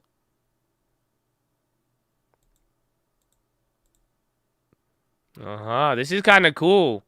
They make it look cool, actually. It looks very intense. Very intense. So we can stack up Twitch and YouTube. Let's see. All right. Let me know. This is pretty cool. I like it. We have an active base here again. Only 380 votes, though. Come on. That's like 10% of y'all. 10% survey bias. Okay, 460. Come on. I think we could get 1,000 likes. Let's get 1,000 votes. The more people who vote, the more accurate it is. You see what I'm saying? That's it. Ooh. Oh, man. This is a good one. This base. Yeah, YouTube makes it look official. It looks like a sports bet. I'm like, ooh, this is intense. There you go. 600 votes. There's only 1 minute. Let's go. If we could get 3,000, that'd be good. I know they used to make the polls a lot harder. That was easy. The more accurate the speculation. Well, it's true because then you get a real consensus at the very least. I mean, the bigger the sample size, the more accurate. Everybody knows that. Airbnbs, they're good. The leaps, one of the sets of leaps are down, I think, 18%. And then the other leaps are up 50%. And then our shares, I believe, are like barely down right now or around break even. I feel like I'm getting consumer sentimented. So right now, the results are Twitch, 40% of Twitch says beat and guide up. 40% of Twitch says... 44% of Twitch says beat and still go down. 36% of YouTube says beat and guide up. 36 says beat and guide down. So we'll see how long this lasts. Again, we'll see when we get to like 1,000 views. Brought to you by Tesla. And then we'll find out. We will find out. That's an interesting one. But SPY is coming down in the meantime.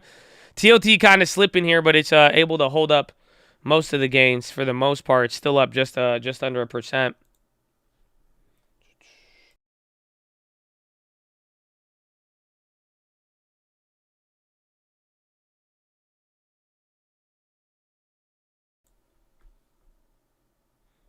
Exercise your right to vote in the chat. Amen. We need 75 more. We almost have 1,000 YouTube votes, and then we have another, what, like 210, 220 on Twitch. So it's pretty good. It seems like everybody's split between, YouTube is split between beat and guide up and beat and go down. And then Twitch is in favor of beat and still go down. Wow, very, very, very pessimistic, I feel like. I feel like y'all are like, you're just hopeless. You're hopeless. You guys are like, damn. You guys like, it doesn't matter. Even if we do good, it's going down.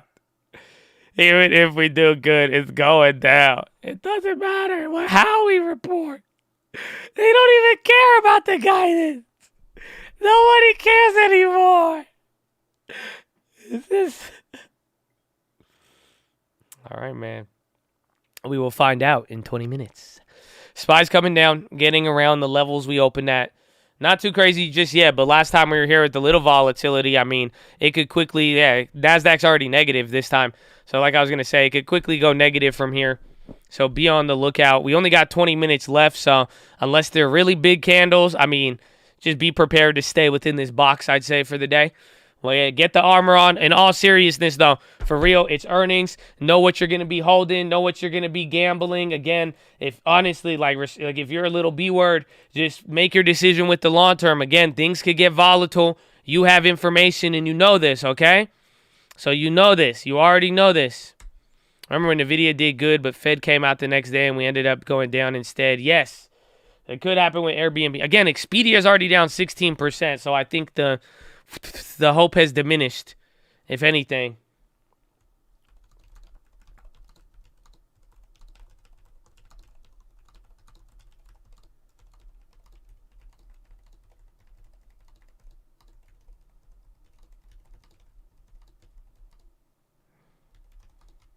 What's that? Good luck. Good luck, Chad. Expecting false bull rally from Fed? Yes. Indeed. Indeed. We'll see what happens. So we're trying to bring Nigel. You tell us it's a dish. That. Let's see. I don't know if hopefully they don't get crushed. Nigel would be devastated. Nigel would be devastated, man. We can't let him watch Airbnb. What if Airbnb goes back to IPO? I don't want to scare you guys. You see, I could joke like that. I got financial position holding maturity. So what I mean by that is that I could joke about it without getting really nervous. You know what I'm saying? It's okay.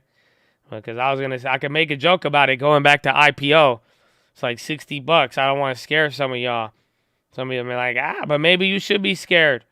Maybe you should be scared coming into this.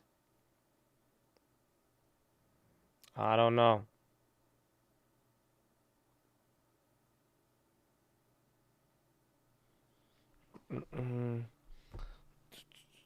Uninspiring day. It's earnings, man. It's earnings mixed with the Fed. We knew we were inspired to be uninspired. I'm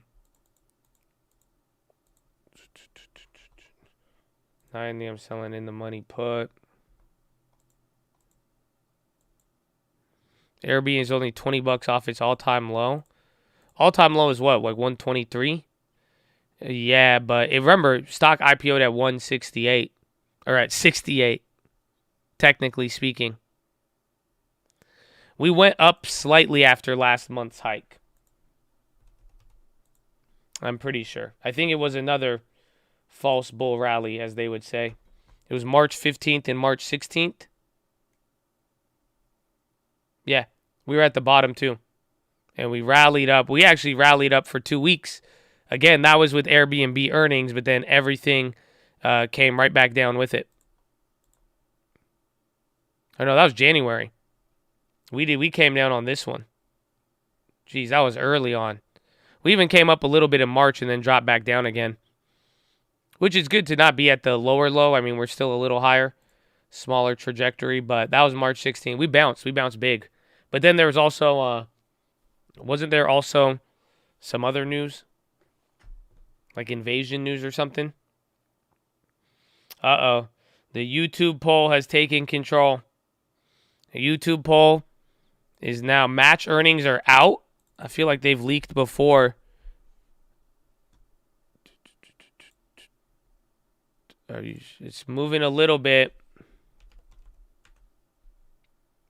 Yep, I'm seeing it. Revenue 799 million. Is it a leak or is it scheduled to come out like this? Or is this could be Bloomberg.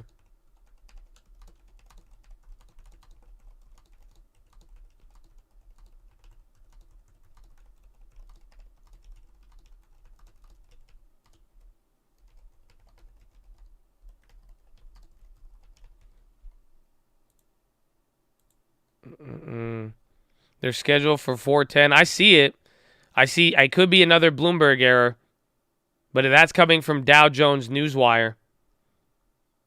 It's moving. I don't know. Check. What are their estimates supposed to be? Check. Year-to-date preview. No, that's impossible. Unless that's yearly.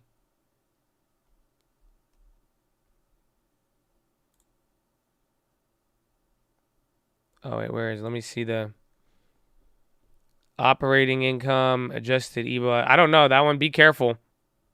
Estimate was 769. Or I see 792. So they beat by 0.9. Total direct revenue 785. Let's see. It might be out. It might be out, but it's early. Nothing's confirmed. The Dow Jones says it. So, again, that's coming out there. It could be an error with it. No real reaction. And it's just saying first quarter revenue. I think the guidance might be more important, but that is happening now. TLT, new low of the day, but still up 0.75%. We'll see how it hangs up here. 2 minutes until the 10-minute rigged.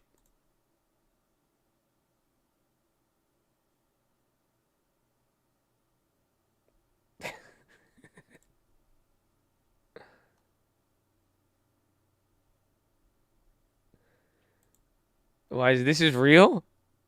Or is this I can't tell if this is real or no. It's Photoshop. Javelin Joe. There you go, chat. Javelin Joe for all of you. Shout out to Tim. I think you guys would appreciate this. You guys showed a lot of love to Javelin Joe.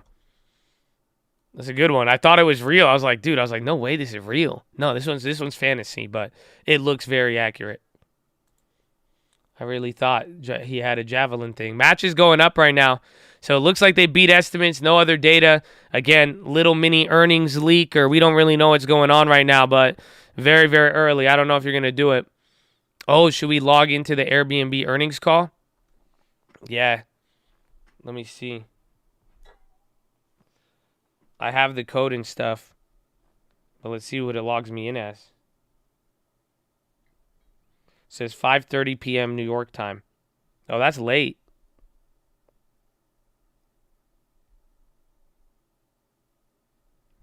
You guys want to see what it sounds like?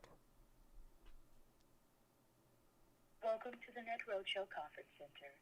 Please enter your access code or event ID.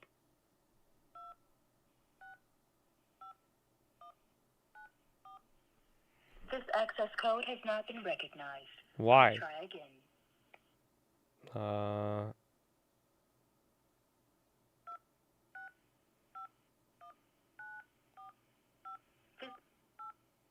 No? I don't think we got it. Damn it.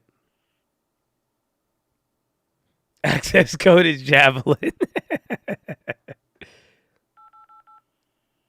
Your access code has not been recognized. Fuck. You will now be transferred to operator support. Oh, I don't want to talk to anybody. No, okay. Prediction result is green. SPY coming down.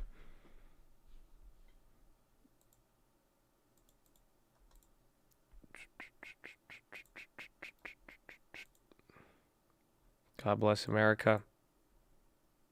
Amen. Damn, they didn't get it.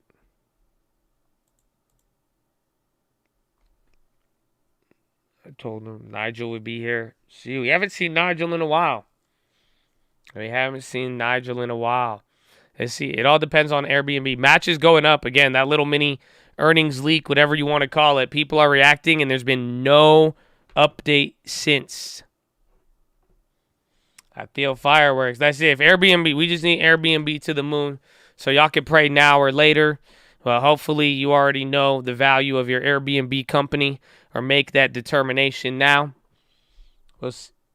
Germany considers shipping rapid-fire howitzers to Ukraine. No idea what that is.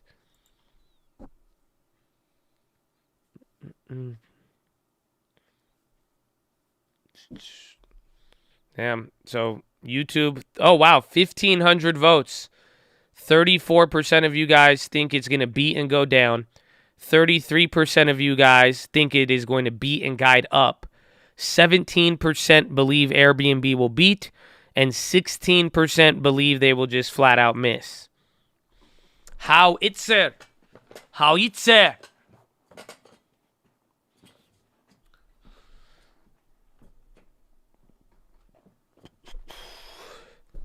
On EWG. I found another EWG type beat play, but I don't know how I feel about it. It's a debit spread that I saw somebody do today. But it's not the cheapest. It's not the most expensive. It's kind of like the VGKs. I forgot. How is that one? SPY ripping up here. 10-minute rigged. Ended up being, red then green? That was a very interesting one. Again, Starbucks today as well. This is fun. Always fun. Always. Again, Match.com, no updates, but that's going.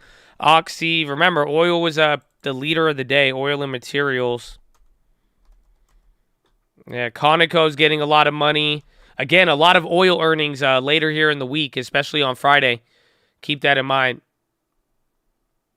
Make your move for tomorrow, indeed. Finalize it. I mean, you have the Fed, so bank stocks could be an option. They moved up big today after dropping a lot. I'm sure that's going to mess the premiums up there depending on which way you want to go. But there's that. The sympathies to Lyft. You could play Uber, Starbucks, any other food plays, any other food company with exposure to China. That's going to be the issue for them. Airbnb and any of the travel companies that have yet to report, like Booking.com.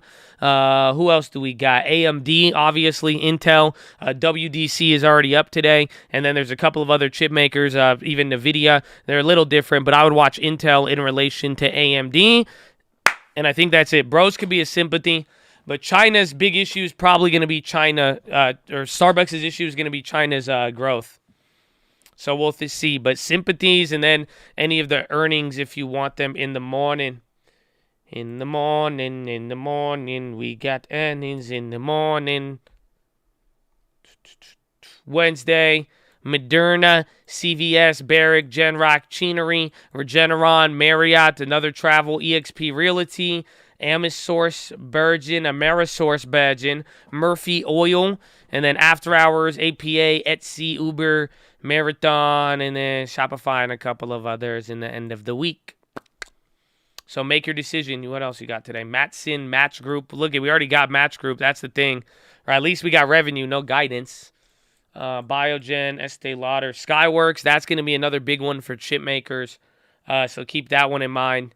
And that's pretty much it. And then Airbnb to the moon. You see that?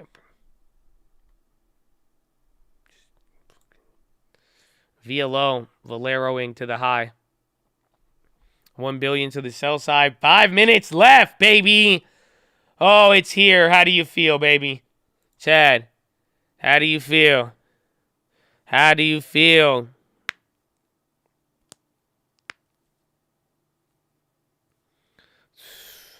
It's game time. It's game time. That's on Coinbase. Earning. Credit card companies for sympathy to trace names.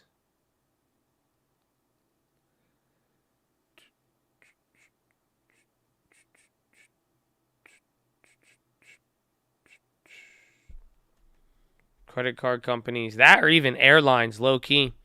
Because the airlines were the ones that were able to avoid some of the pain. Who's nervous about Airbnb earnings? Are you guys earnings? Has Josh been streaming on Twitch this whole time? We got everything, bro. Everything you need to be flying these streets. We've been doing it for a week or two now. As long as the stream on YouTube gets laggy, just pop into the Twitch. It's been good for some people. And you could listen to it without, and you could like turn off the thingy, the screen. Flight crew, prepare for landing.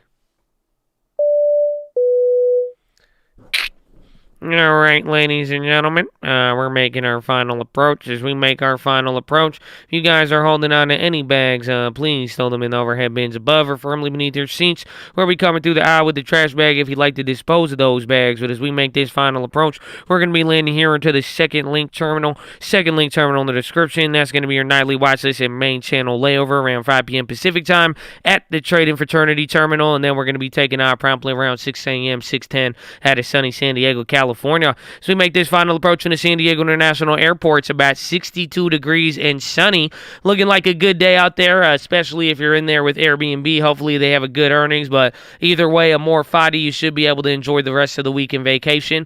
We are no longer under COVID guidelines, so no masks are required, but we do ask that you exit one row at a time and drop a GG on your way out. If you'll be hanging out with us after hours, please stay aboard and we will taxi you on over to the Twitch terminal as well. And as always, we appreciate your guys' business. If you're interested in your Cold Rapid Awards program card, please flag down your flight attendant and we'll get you that as soon as possible. As always, thank you for flying with the Colt and hopefully have a wonderful evening.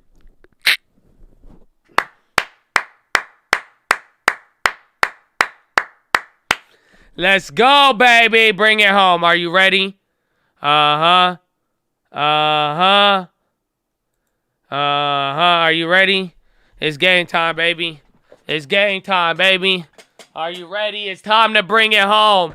Speak now or forever hold your peace. You ain't even had crazy earnings. You ain't even had any crazy news. It's all about PAL tomorrow. And honestly, this is a little teaser. Even if the earnings, they either going to blow things out the water and do their own thing, or we will be at the mercy of the market, Chad. So finalize it. Bring it home.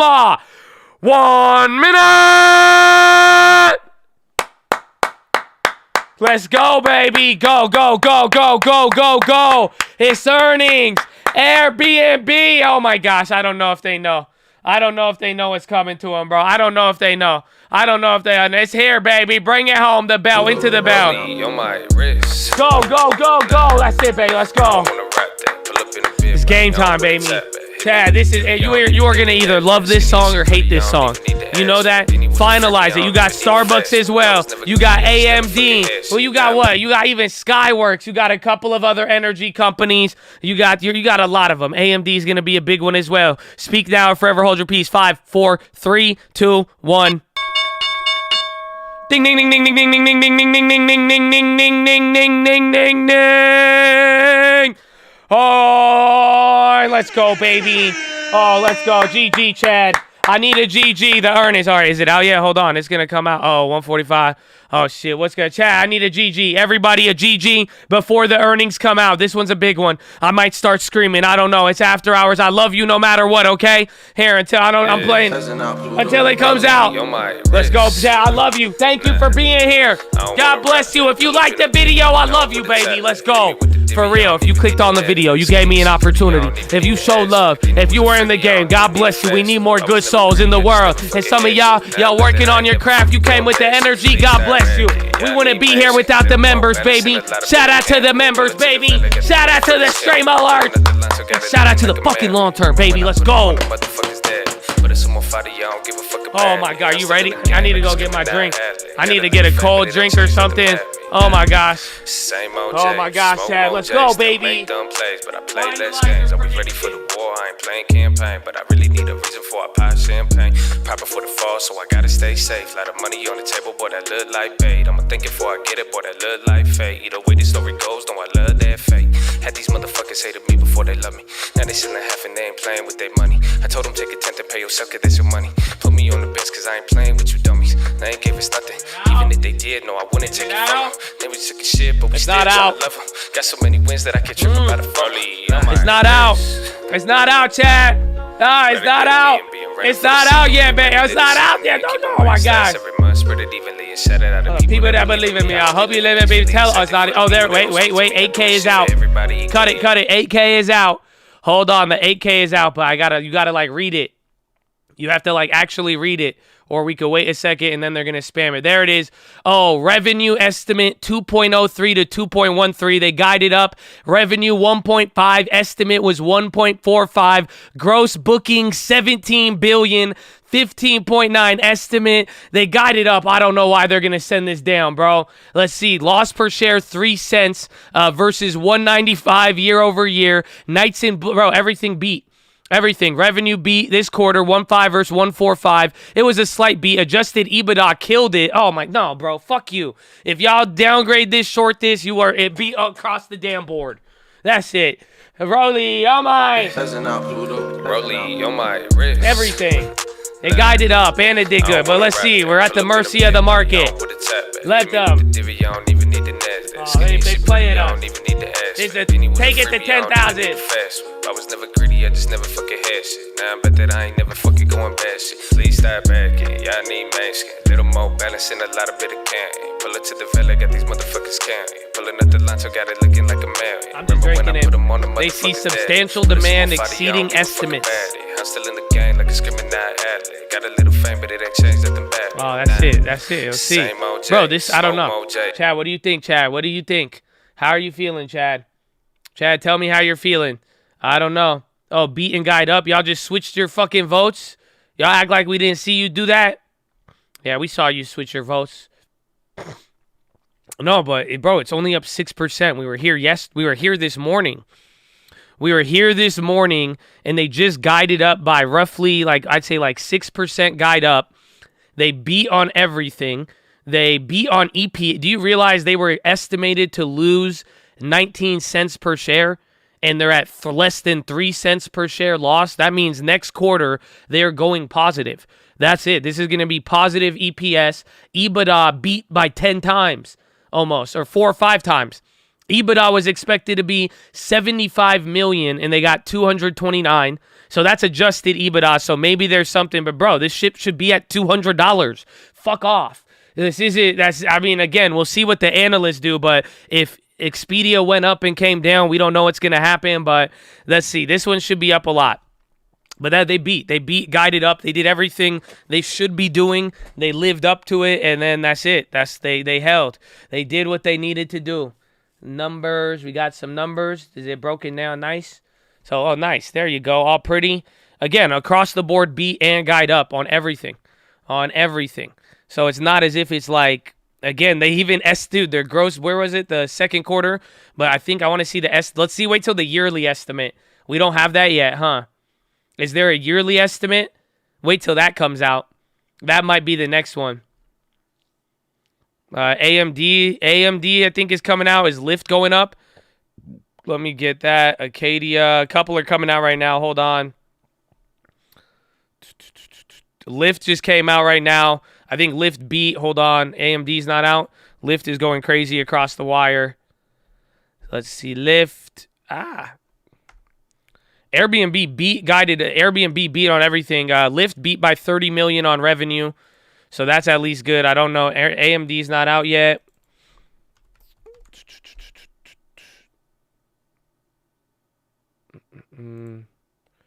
Lyft is shooting up 3%. We'll see how that one holds. AMD has not came out. Airbnb, see second quarter, 2.03 to 2.1. No, that's higher. There's more numbers coming out on Airbnb.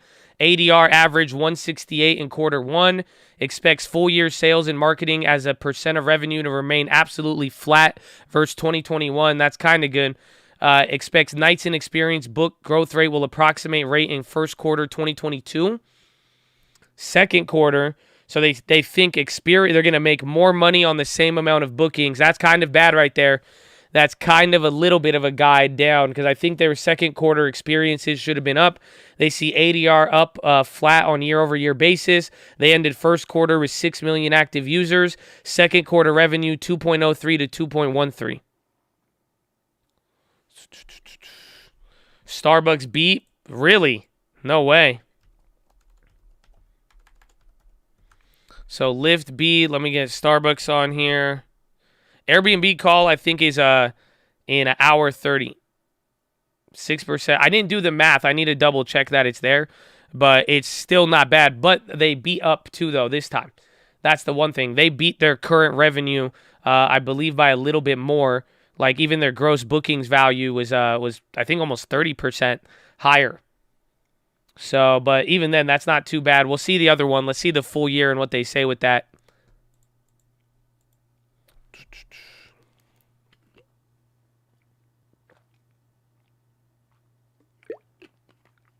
Did Airbnb sandbag low-key going into summer? I mean, this isn't like... I mean, we'll see what the market does, but that's a lot of volume today if you look at it. But this isn't like... Again, we were here yesterday. We were all here.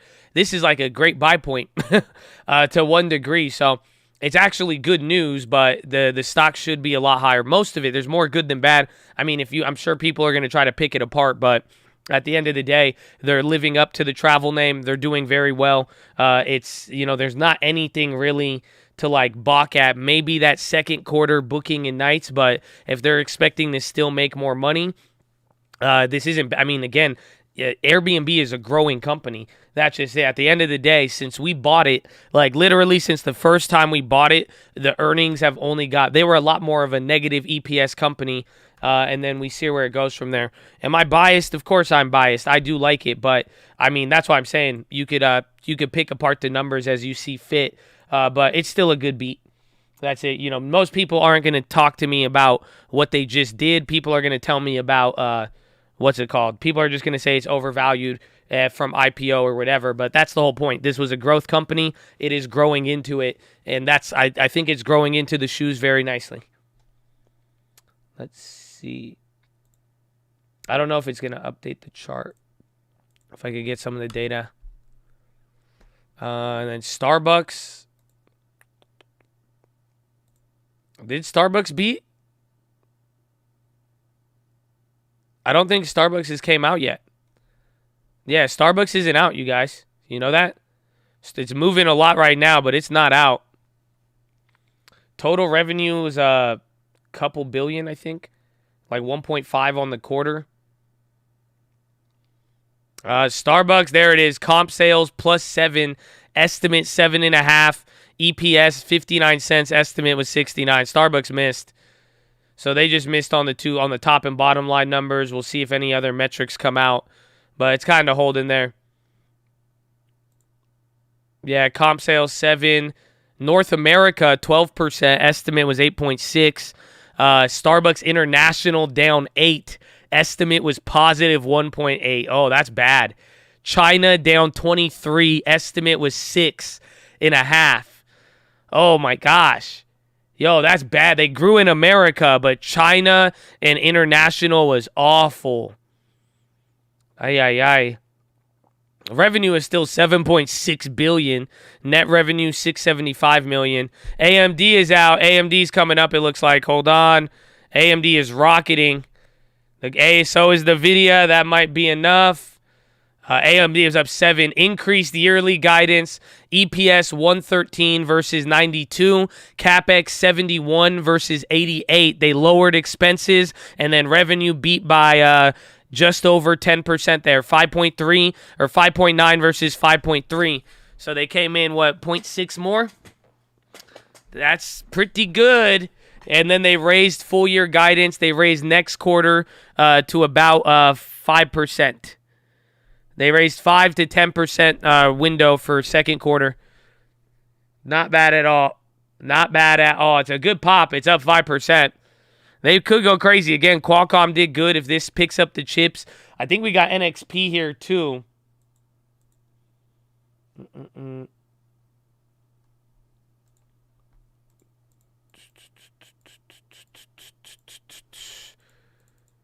Yep. They're all moving. Lyft ended up coming down.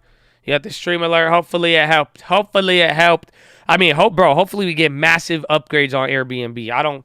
These guys better not wake up pissed off tomorrow. Y'all better wake up with your buy the dip pants on. Okay, with that good earnings. Bro, that's 4. Bro, what is it now? 4 out of 6 earnings beat.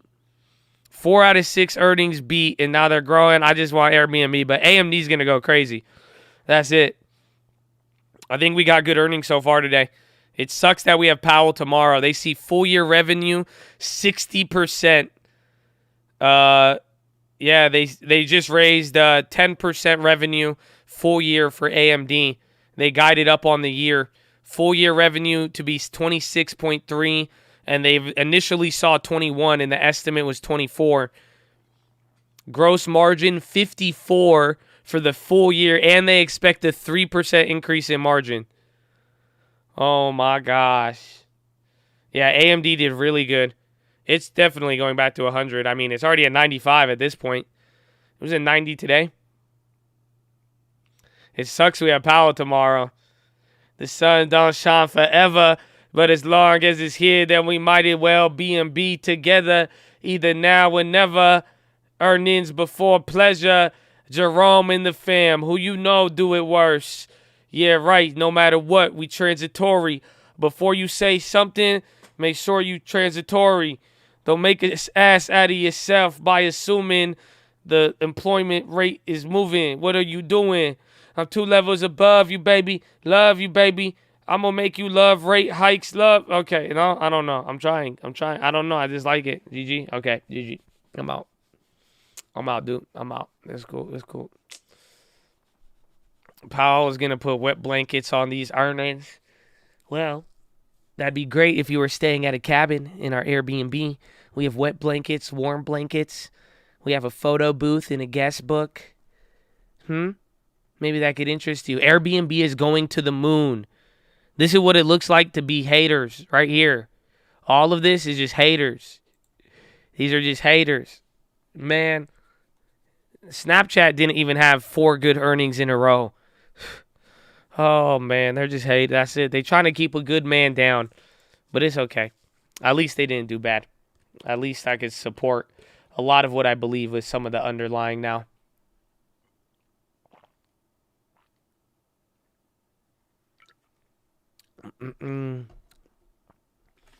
Praise God. Praise God.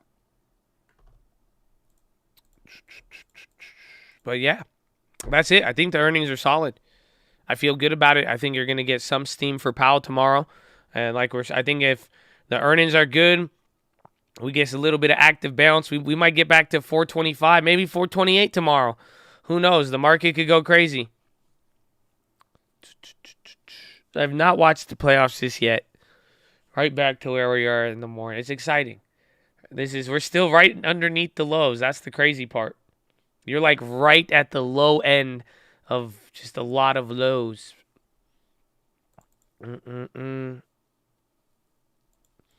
Qualcomm, they eventually will. But Chattadonia.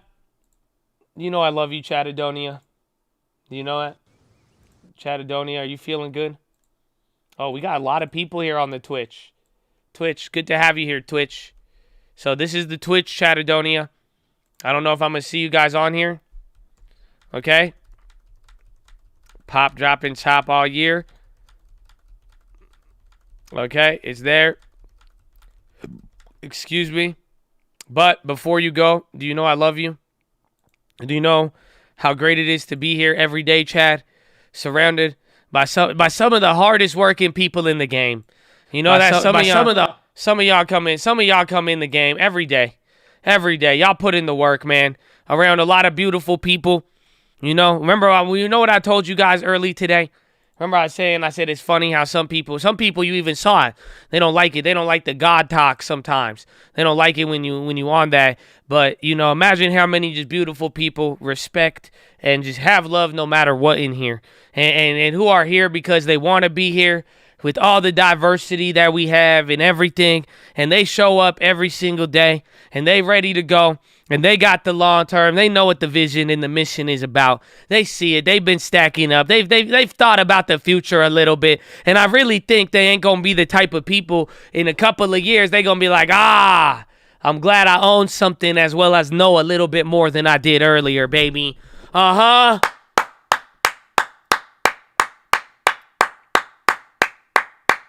So, Chad, God bless you. Thank you all for being here. I love each and every one of you. Oh, 1.8. I already told you how much I... Oh, nah. Come on, Twitch. Why didn't you like the video, Twitch? What the heck, Twitch? Why didn't you like the video? Asshole? Yeah. Yeah, okay, Twitch. I see how it is. I see how it is. Y'all can't like the video, apparently. Uh-huh. Uh-huh. You know what I'm saying? Uh-huh. That's how it is. That's how it is. That's how it is. Oh, man. But it's very simple. It's very simple, Chad. I love you. I appreciate you. Again, keep it up. Stay in the game. I hope all of you are ready. It's been a good game. We already said we're thankful for all of you. Y'all don't have to show up with a good attitude. Y'all don't have to be a fun group to be around. I'm telling you, if you are going to stick around, again, we have a lot of fun even with the Twitch and everything else, but y'all don't have to do that. Y'all could just be whack. So I'm thankful. I'm thankful that I'm surrounded by non-whack people who are in the game. You know what I'm saying? Y'all guys, you guys are, y'all could be so weird all the time, but nah, we are all weird together, and I love it. And I appreciate it, and I love you. So I hope you know you're blessed, Chad, and you know what to do, okay? You check the links. Second link, watch list. If you want to be there, you want to be there. If you want to miss things, you're going to miss it. Again, we talked about it. Unanchored earnings expectations, okay? It's a good one, okay? But first link, Scream Alerts Bootcamp Real Estate Course, okay? Follow me on Instagram, the Trading Fraternity, all of that. What else? Follow me on Instagram. Check out the new channels. Instagram, you might get followed by a fake Josh. Report them. But I do have the long-term plays on there. We have our long-term deposit. Airbnb came out. We'll see if we end up buying anything. We already getting pump faked. What are they gonna pump fake us with? How are they pump faking us? Wait, is there more? Is there more guidance?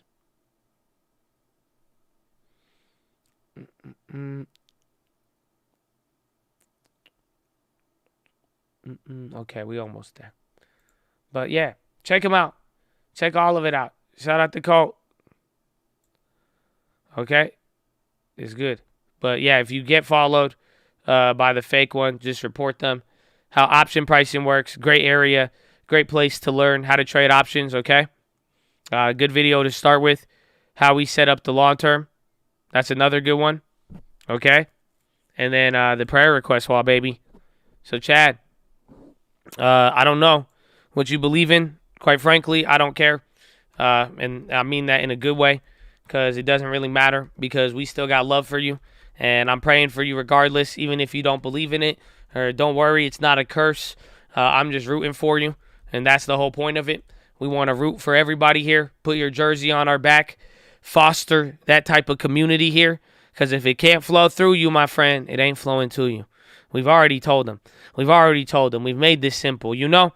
So, Chad, please fill it out if you are called to it, I would say. And please pray for me if you would like. I think it goes a long way if you ever want to do anything for me. Again, that's probably all I could ever ask. A good word and a good prayer goes a long way. So, God bless you. And if you ever need to, yeah, that's what you do. You give me the prayer. But that's it, man. I love all of you. And I hope you've been praying for everybody else, okay? We've been saying it a lot, but it's very, very important. We got a whole nother half of the year. It has already been a crazy year. So I'm just saying the prayer will... And that's what I'm saying too, man. We surrounded by him. I know we got a lot in here. So God bless you, all my beautiful souls out there. and the ones supporting the Chad, both with their words, comments, in various ways, but especially through the prayer, baby. God bless you, and God bless you, for real. You are blessed. I hope you could live in the blessing. You know what I'm saying? And if you didn't get the PHILO today, I don't know if you're looking for any help, but I hope you know you're already being helped. It's a weird thing to think about. I don't know. I might just leave you. I feel like you got to just listen to it. I might just leave it. I might just leave it at that. I don't know. It's something you might have to go back and listen to. But Chad, I love you, okay? You're a blessing. But that is the day. I will see you on the watch list. Go read the books, Richest Man of Babylon, Proverbs, New Living Translation, and The Strangest Secret in the World. Okay? And if you want to stick around before we go, come to the Twitch if you want to see what it looks like when random people discover the cult. So we do a little after-hours activity here. It's going to be a couple minutes if you want to hang out. But read the books. Again, Richest Man, Proverbs, New Living Translation, Strangest Secret in the World. And ladies and gentlemen, just don't forget why we're here. Okay? Why we keep going. Why we in the game. Why we in the game, why we bring the energy, and why we ready, baby. Why we ready with endurance. Finger to the sky, baby. To God be the glory, and through the grace of God alone. Amen. Amen. It's okay, Twitch. You're not going to get lit on fire. We love you. It's okay, baby. Let's go. And a shout out to the bits. But I love you all. You have a wonderful evening. Again, watch list. We'll give you the updates. Again, there's going to be a lot of different plays here with post earnings and coming into PAL. And get ready, baby. Tomorrow is going to be a wild one. So I love you. Hopefully we see you on the Twitch. But Chad, peace out. And have a wonderful evening, okay? Oh, hey, wait. I want an Airbnb pony. Now. Okay, love you. Bye.